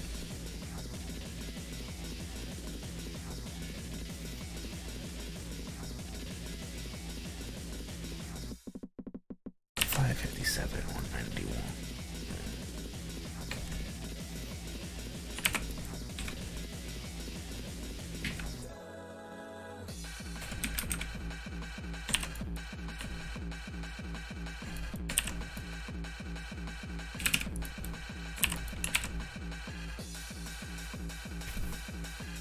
Weep, weep, weep, weep, weep.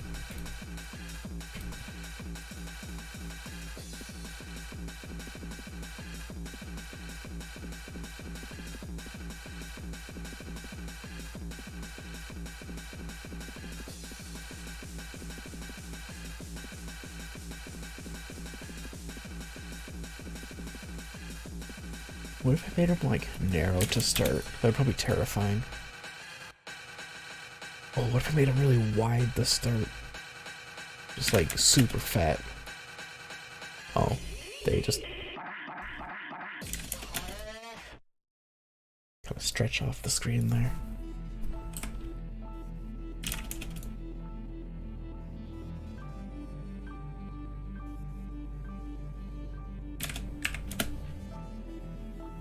Yeah, I like that. That's cute.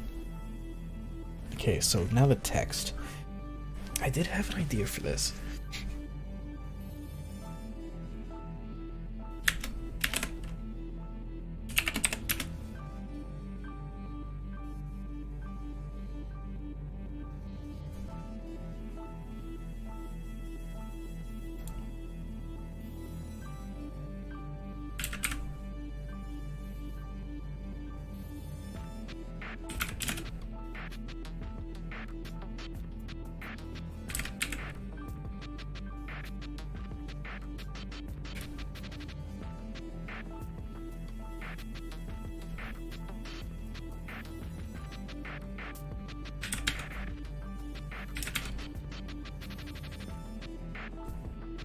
Yeah, we can put that, we might be able to put that behind Doofus.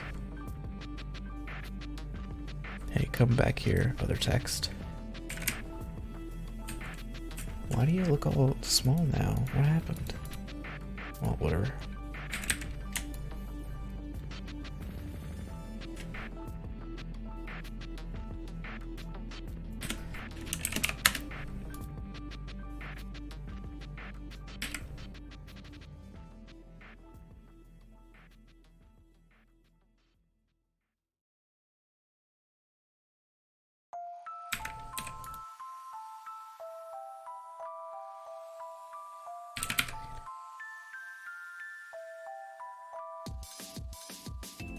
I need to know exactly how wide this is. 960, okay. Minus 960, 369.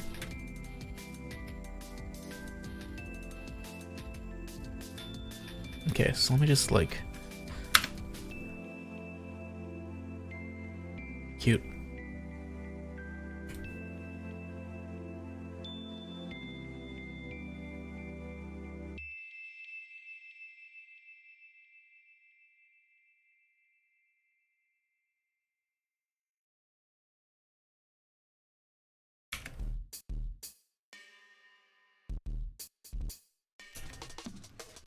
Oh, and the background's fairly malleable color-wise too. I kind of like that really deep bluey purple. It's a very good color.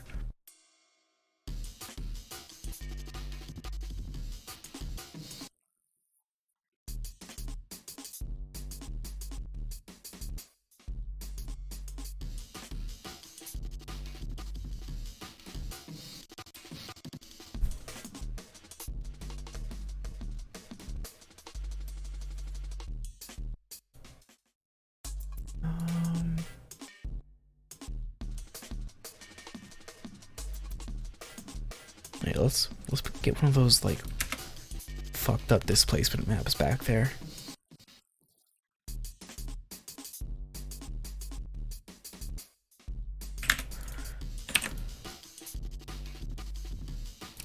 Do the one where I use this.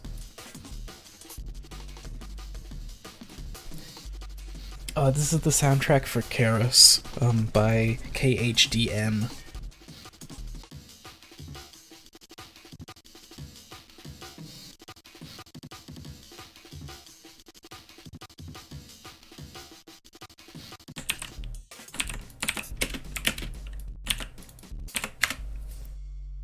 There you go.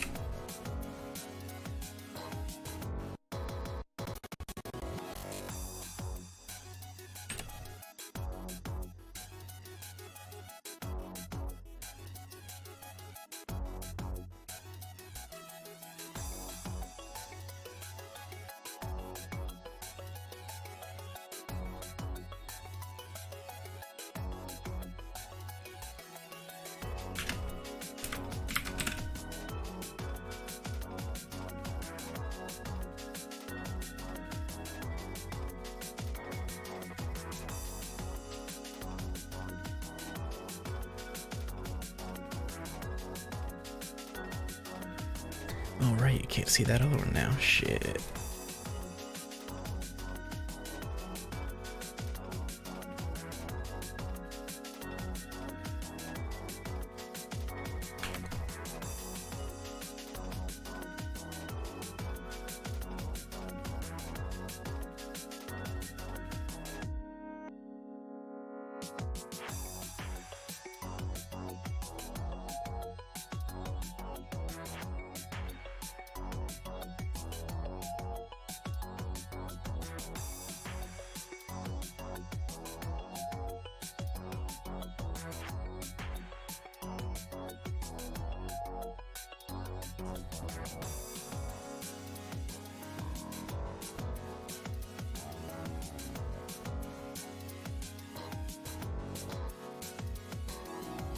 Nice. Congrats.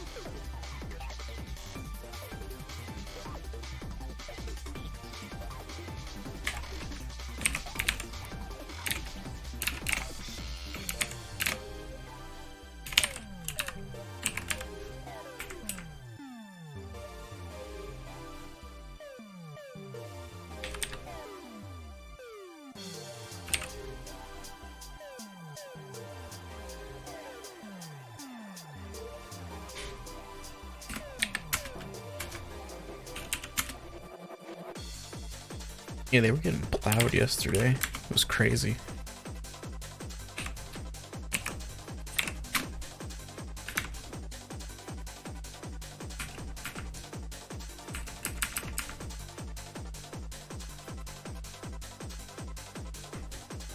Oh.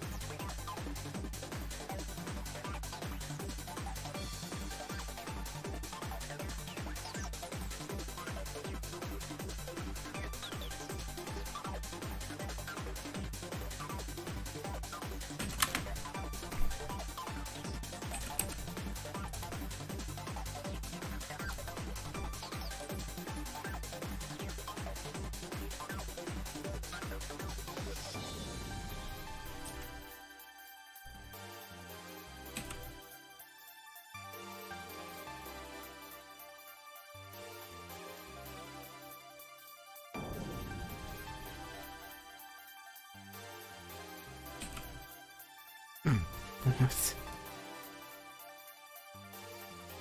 This is a goofball.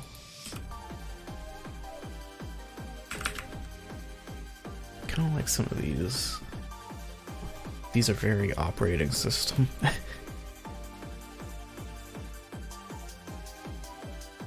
Not so much those.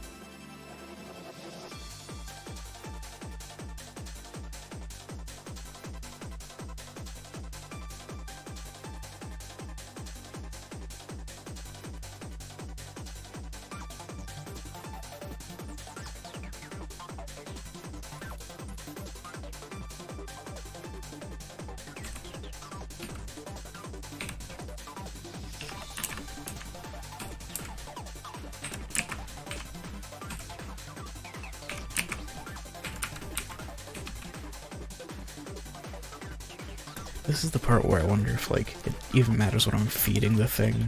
Like, can I just...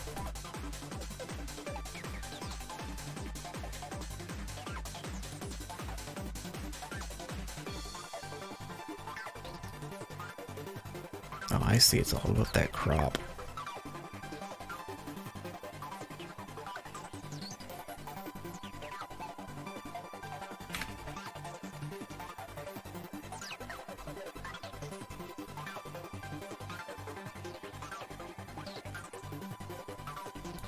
Oh, that's the ticket.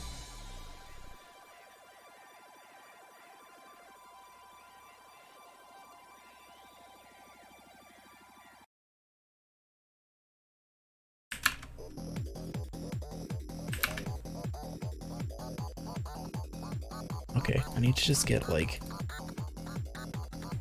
That's what I'm feeding it?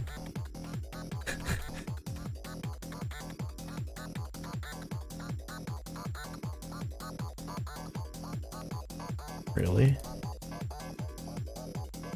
I mean, hey, makes life easy for me, because I can just screenshot that one dumb thing.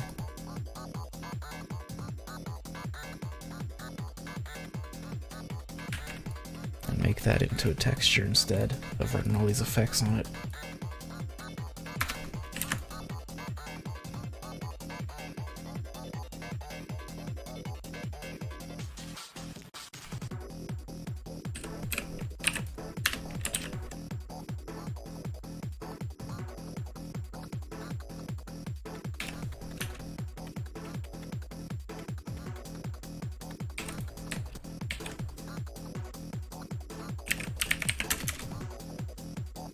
Let's get those quote-unquote expensive effects out of here. Get that replaced with this, I guess.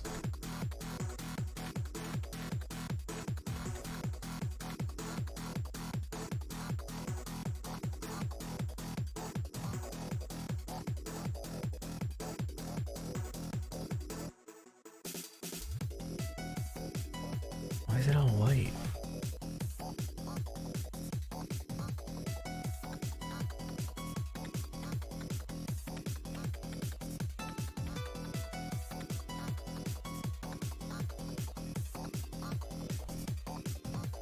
I don't get it.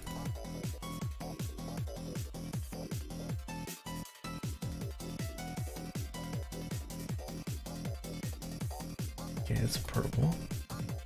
It's purple.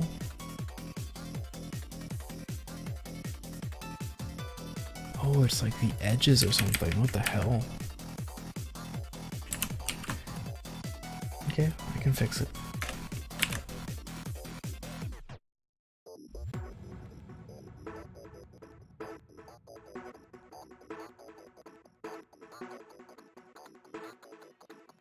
Why is it white again? What the fuck?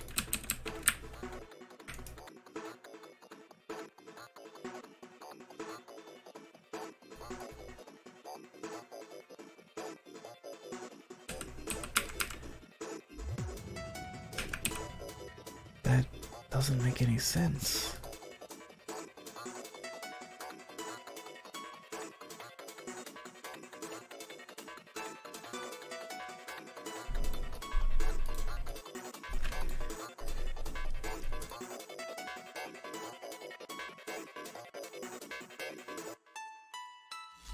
What?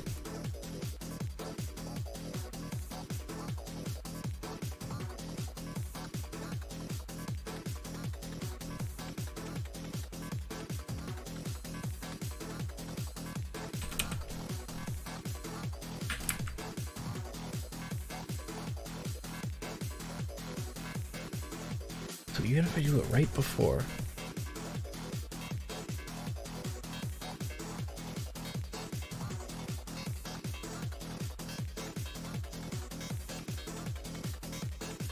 I'm bewildered.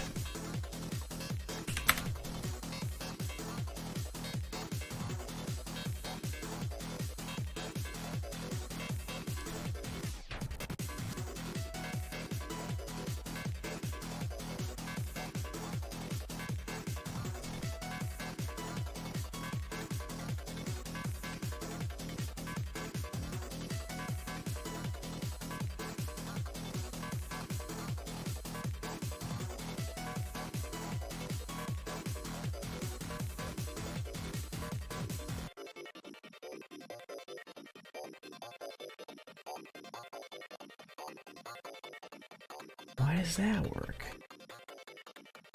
It doesn't help me at all.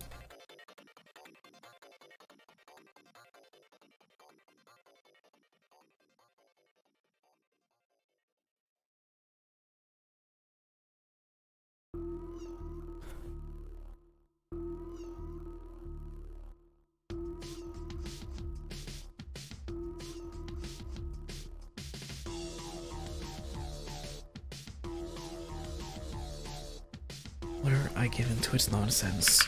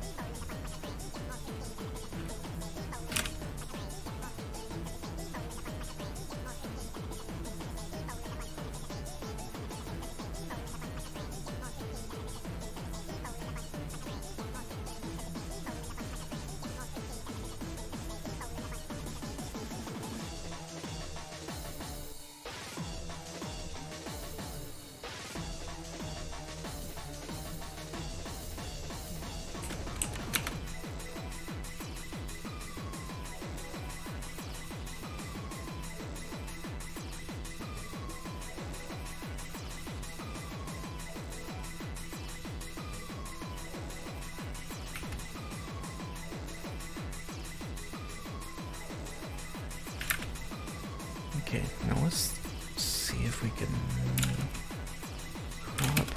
crop, nope.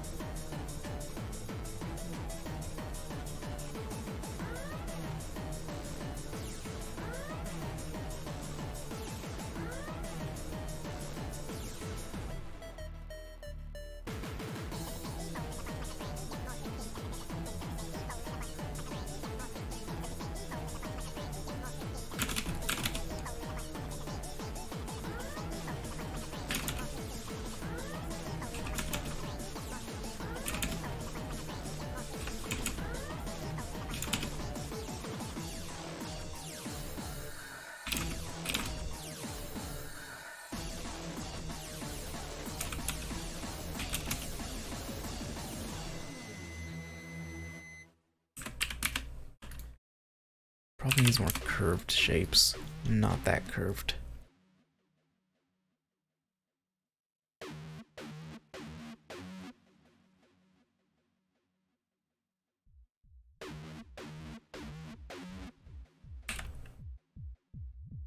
Yeah, those are pretty curved.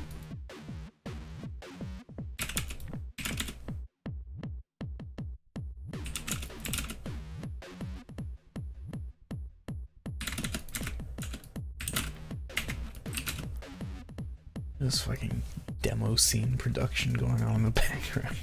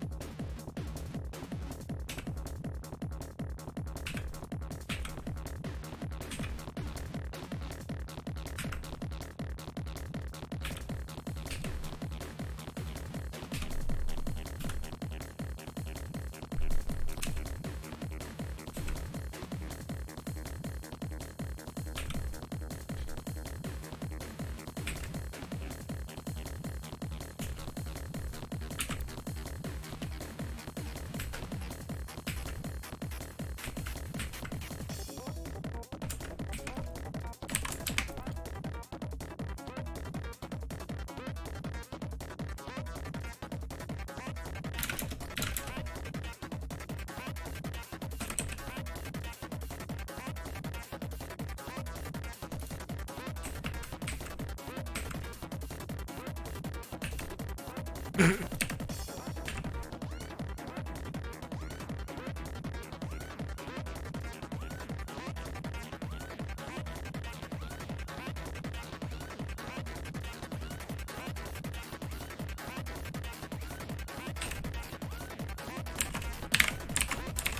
there we go.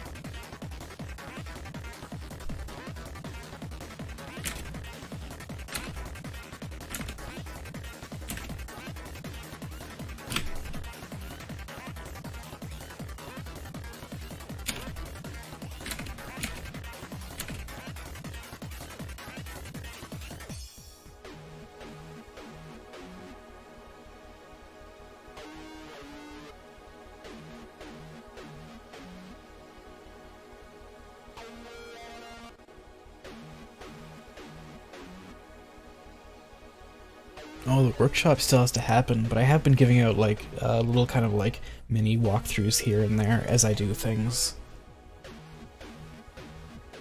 Like after I was done the main body of the stream earlier at like midnight-ish, I walked through how I did the stuff that I was doing because it was a lot. Oh, that's pretty. But so is that. Holy shit.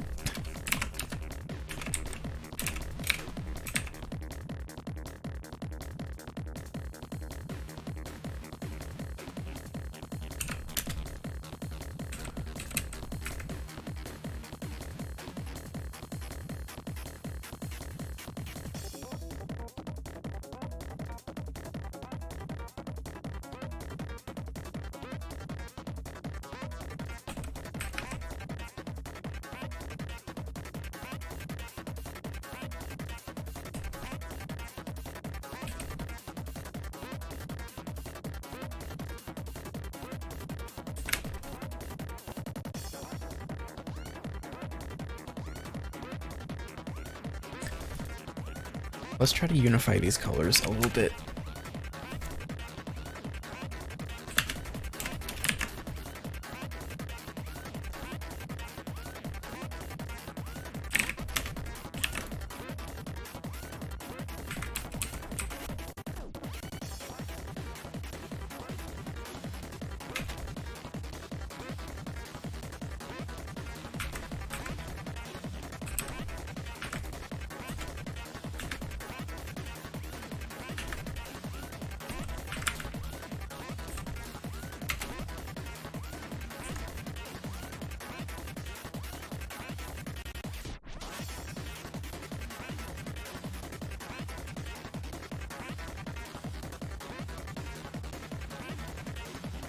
That's too unified.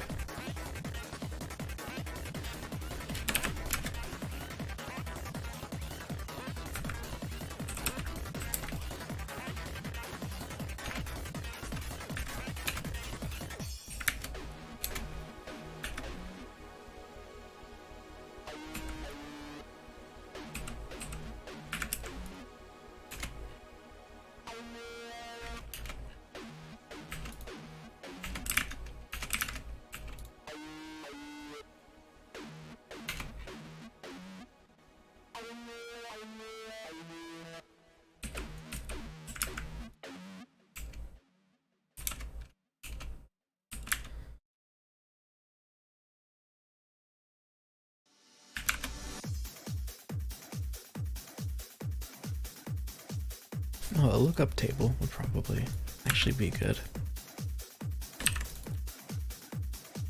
Oh, chunky. Oh, thanks.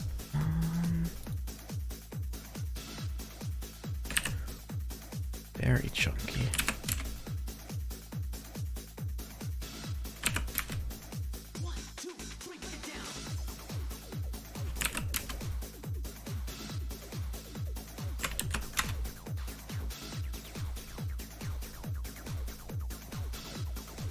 I like that set.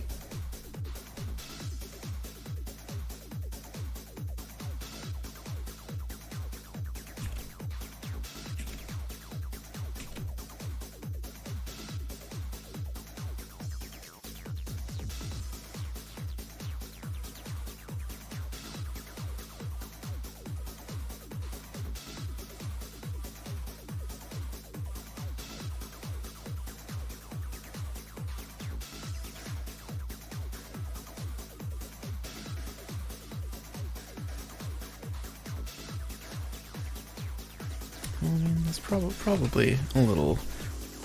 I don't want to use that thing.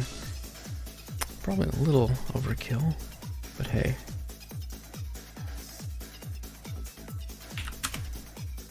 Okay, now...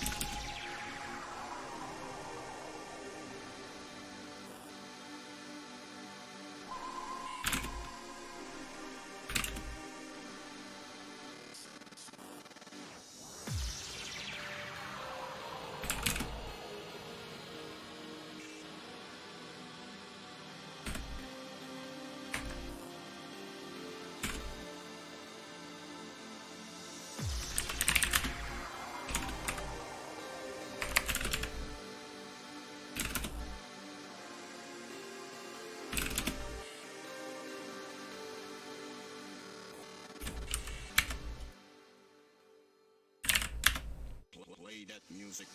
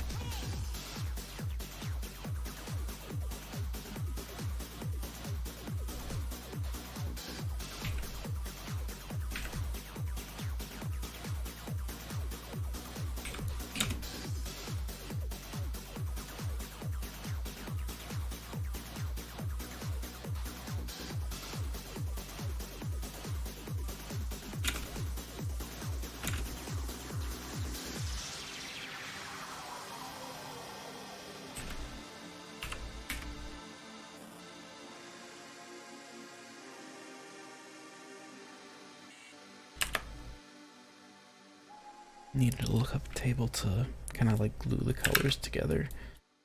So right now, there's kind of just like, doesn't look like one thing, so to speak.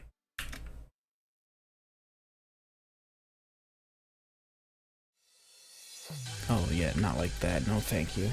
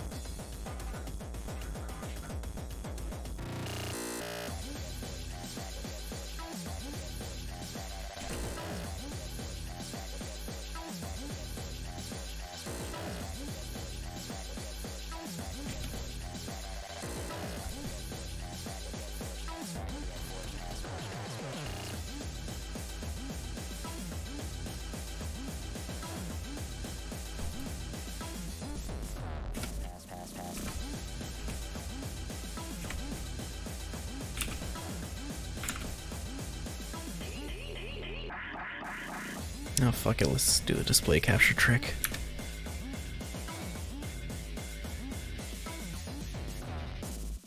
Okay, so now it's capturing itself, which is a distinctly unpleasant thing.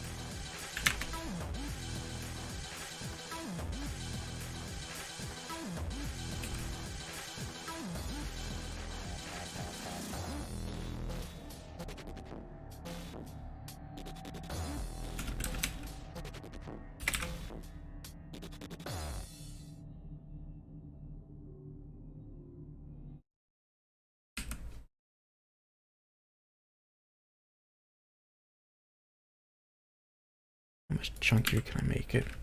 Oh yeah. Yeah. Yep. Yep. Yeah, that's the one.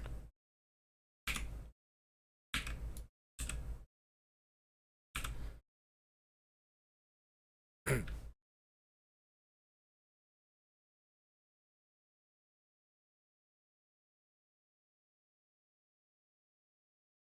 I have like a...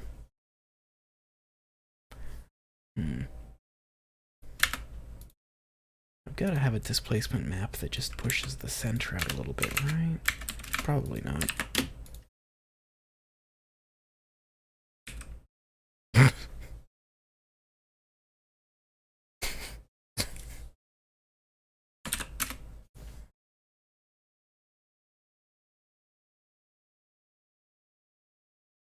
Yeah. Yeah.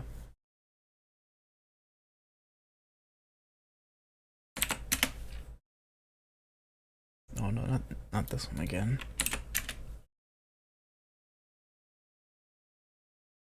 Yeah, you wouldn't really notice unless you looked really close. It's oh my god. Oh wait, that's really cool. That like shuffling effect.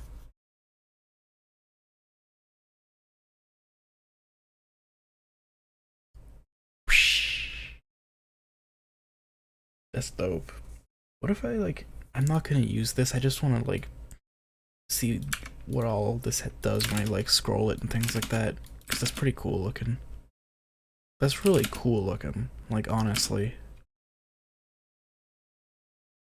I'm gonna have to use that for visualizer. That's really cool.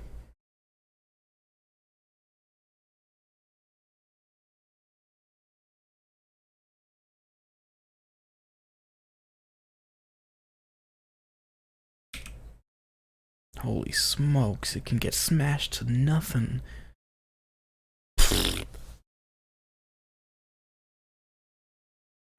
Yeah, the unshuffling, like, it has to be done by hand, but, like, if you're just doing it for, like, one thing, like, doing things like that by hand isn't that big a deal. Like, you could just have a couple open and just, like, change them as you need them. I mean, it's how they used to do video shit all the time. Like, everything was, like, a, you know, some kind of hand-operated thing. It's not always perfect, but it's fun. Okay, just set the bloom to like...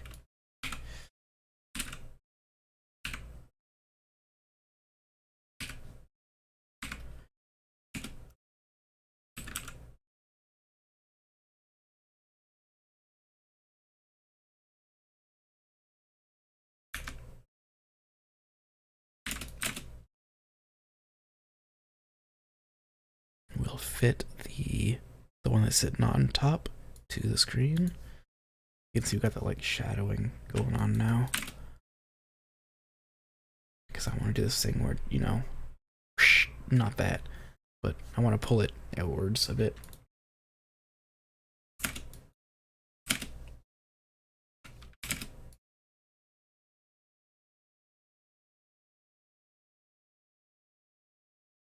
I mean, for some reason, that's not what I'm seeing happen. Oh wait, yeah, I gotta go. I have to choose stretch to screen. There it goes.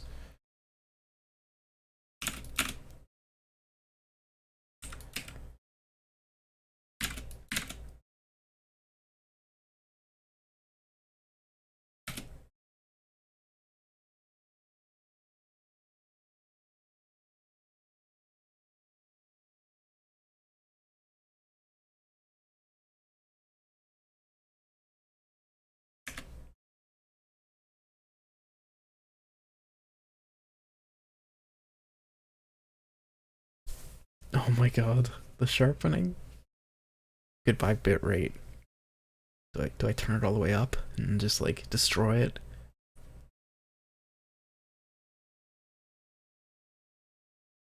Looks kind of like TV interference though, right? Like the weird like patterning. Recite.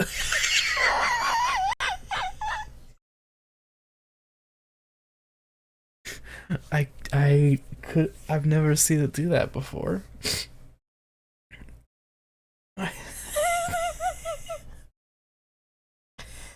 Holy shit. Obliterated.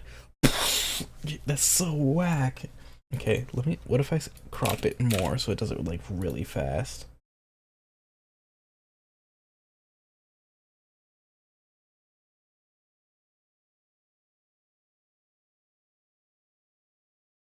Oh, I think it just... Oh, there we go, okay. Oh my god. Oh, that's just stretch. Okay, stretch this way.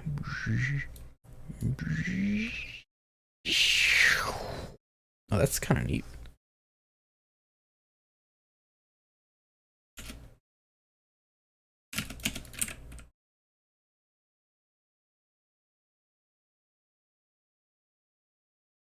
This is what it's like to become, I don't know, Sweet Bro and hella Jeffified. Just, you become sharpness.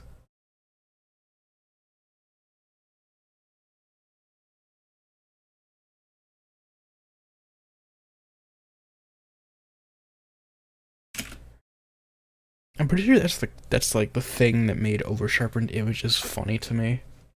Now I can't get enough of it.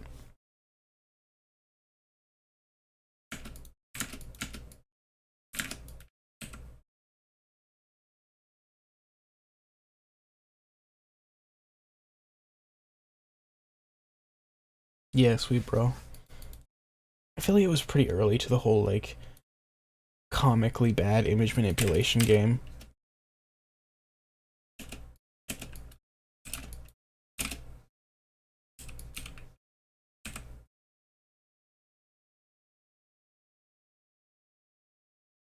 Yeah, look at that. With this setting, it just generates like this. It almost looks like TV interference noise. It's kind of cool. Kind of digging it.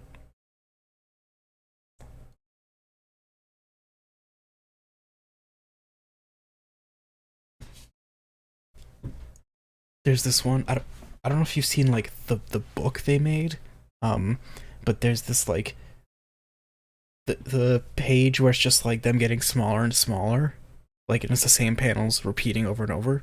Like it just becomes several pages of JPEG compression. It's insane. I love it.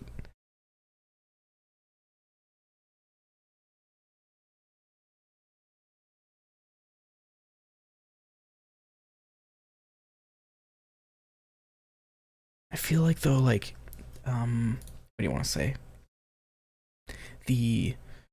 Some of the colors are getting just like a some of the colors are just getting like a tiny bit too cooked, and it's really hard to ease up on that when you're dealing with, like, you know, iterations of the image on top of itself like this. Like, I mean, because you're taming feedback, so just like when you work with sound, it's like a little tricky. See, because then it's just too dark, but then it's too cooked.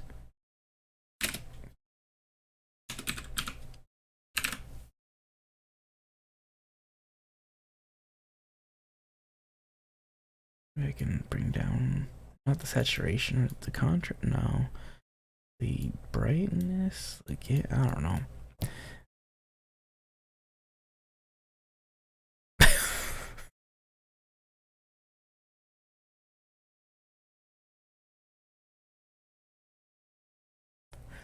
Actually, yeah, because that's like, yeah, if I reduce the contrast, I give myself a little more breathing room on the upper and lower end of it. So I can add another color correction after that, and then kind of tuck it back in, probably, without cooking it too hard.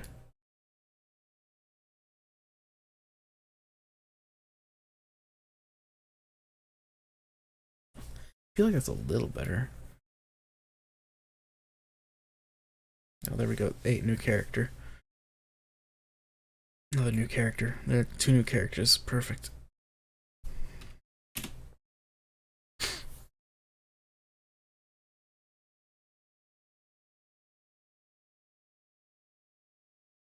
God, that background. What overkill. Yeah, encoding overload my eye.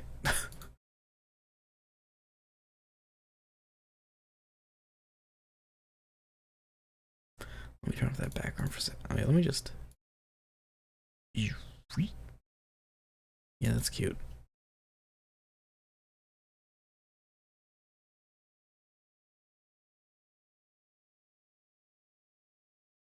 I'm beginning to think that this would make a better Be Right Back screen than it would a, like an intro or something. Add text. Oh, you can read that, right? Yeah.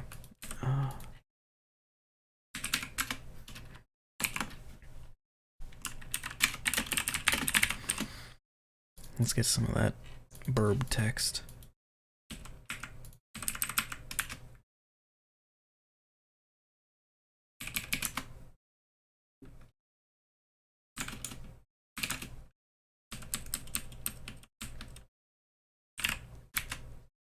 Oh Lord, no.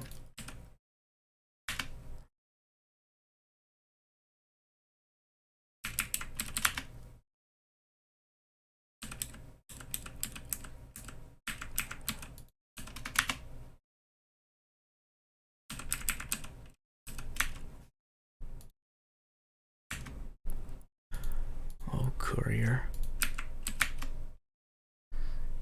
Aldebaran is viable. Maybe, no, not really.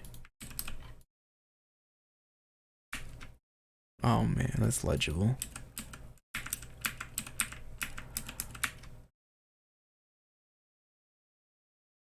Oh, Comic Sans is such an easy pick, and it's not even that bad a font. I would hazard that Comic Sans is a pretty good font, actually. I mean, no, I know it's good. It's like hyper legible. It's designed to be that way for like dyslexic people. It's one of the fonts I have a super easy time reading 100% of the time.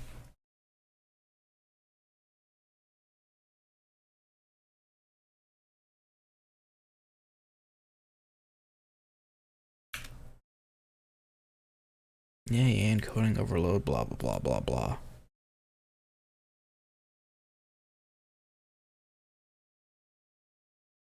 I'll just use the text outline feature, actually. That's easier.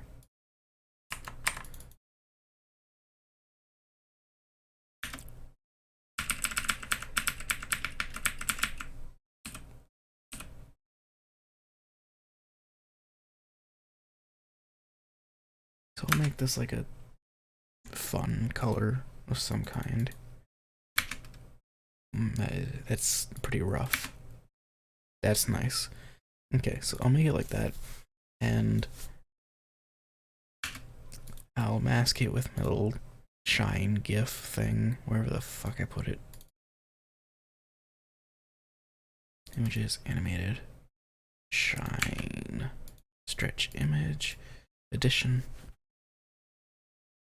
There we go, very cute.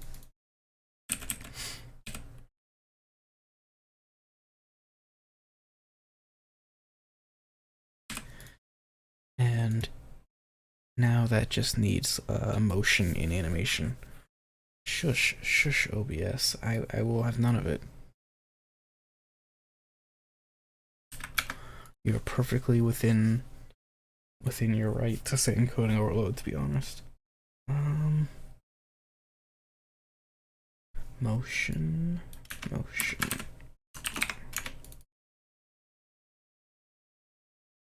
Switch, position, quadratic Bezier curve.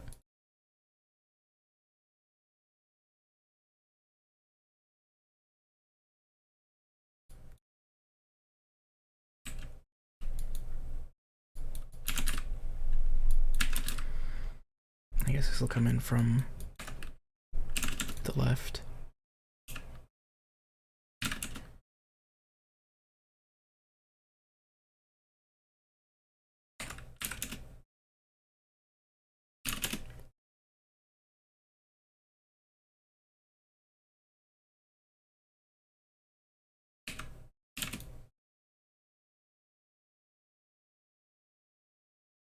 More snap. Let's have all the snap. Okay, that's too much.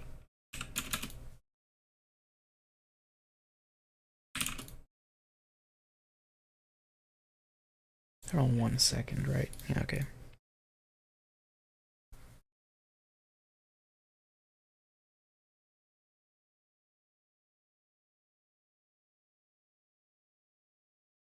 Want to become famous? Guys, do I want to become famous?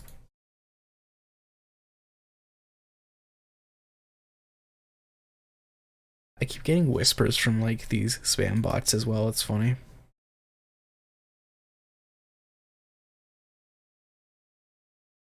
Report,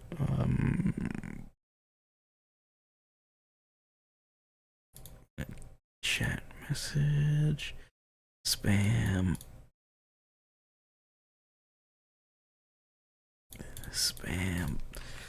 tell us more, spam. Okay, that's done.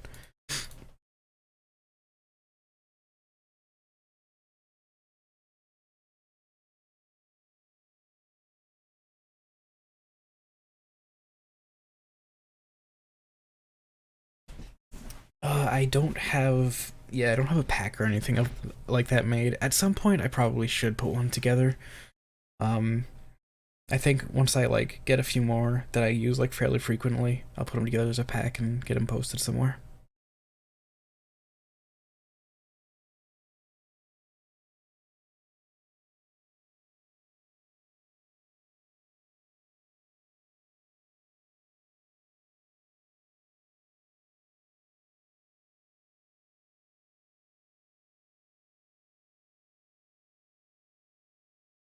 Well, that's cute.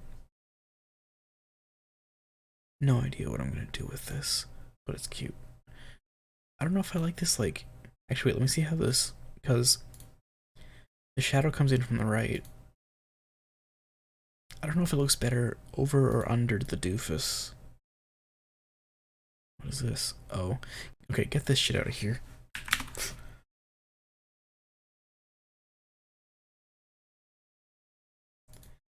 Yeah, I think under is more interesting.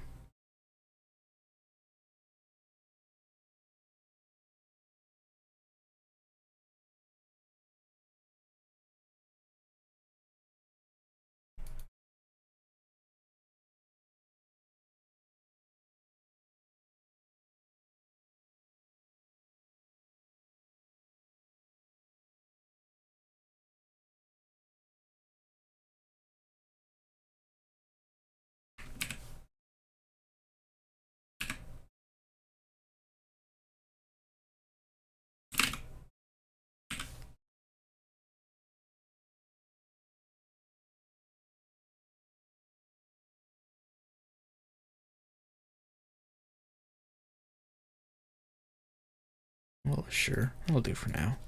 Come back and visit it later.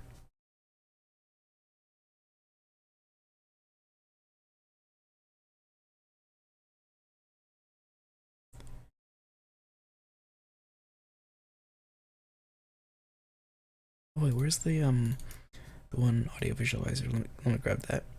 Copy. Paste. Reference. Is that the right one? Why does it look like that?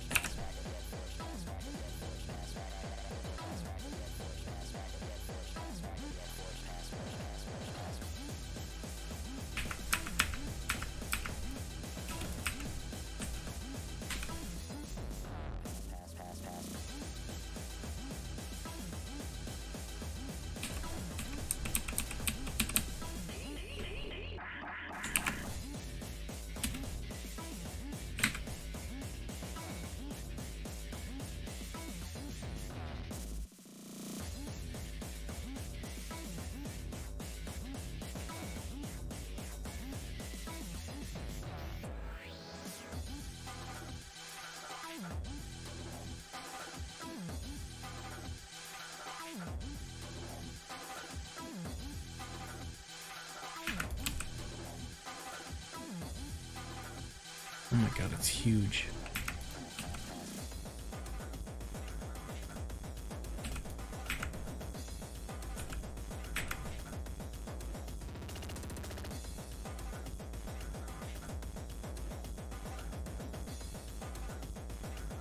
Get out of here, dweeb. I'll do a cooler one later. Or I could try this one and see if it doesn't look like shit at that resolution.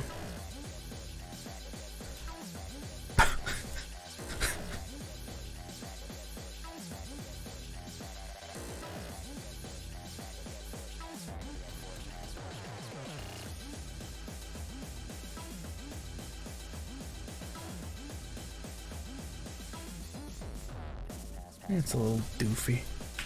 Yeah, whatever.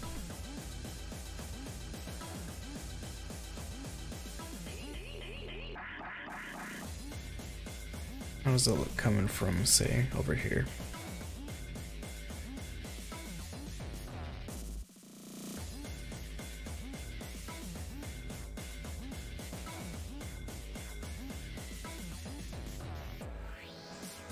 Okay, well, that's fine for now.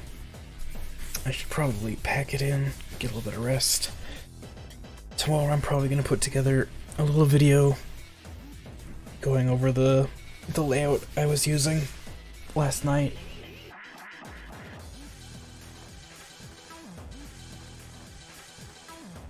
Yeah.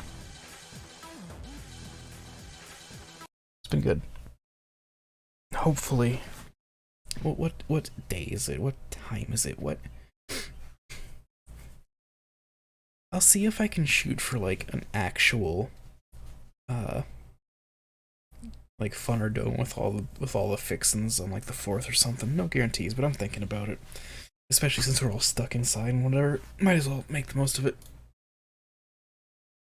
But in the meantime, yep, I think I am done. I'm toast. I'm donezo. I'm I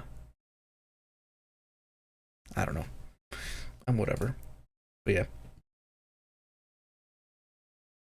Y'all take care, and thanks for hanging out. I'll catch y'all soon. Take it easy.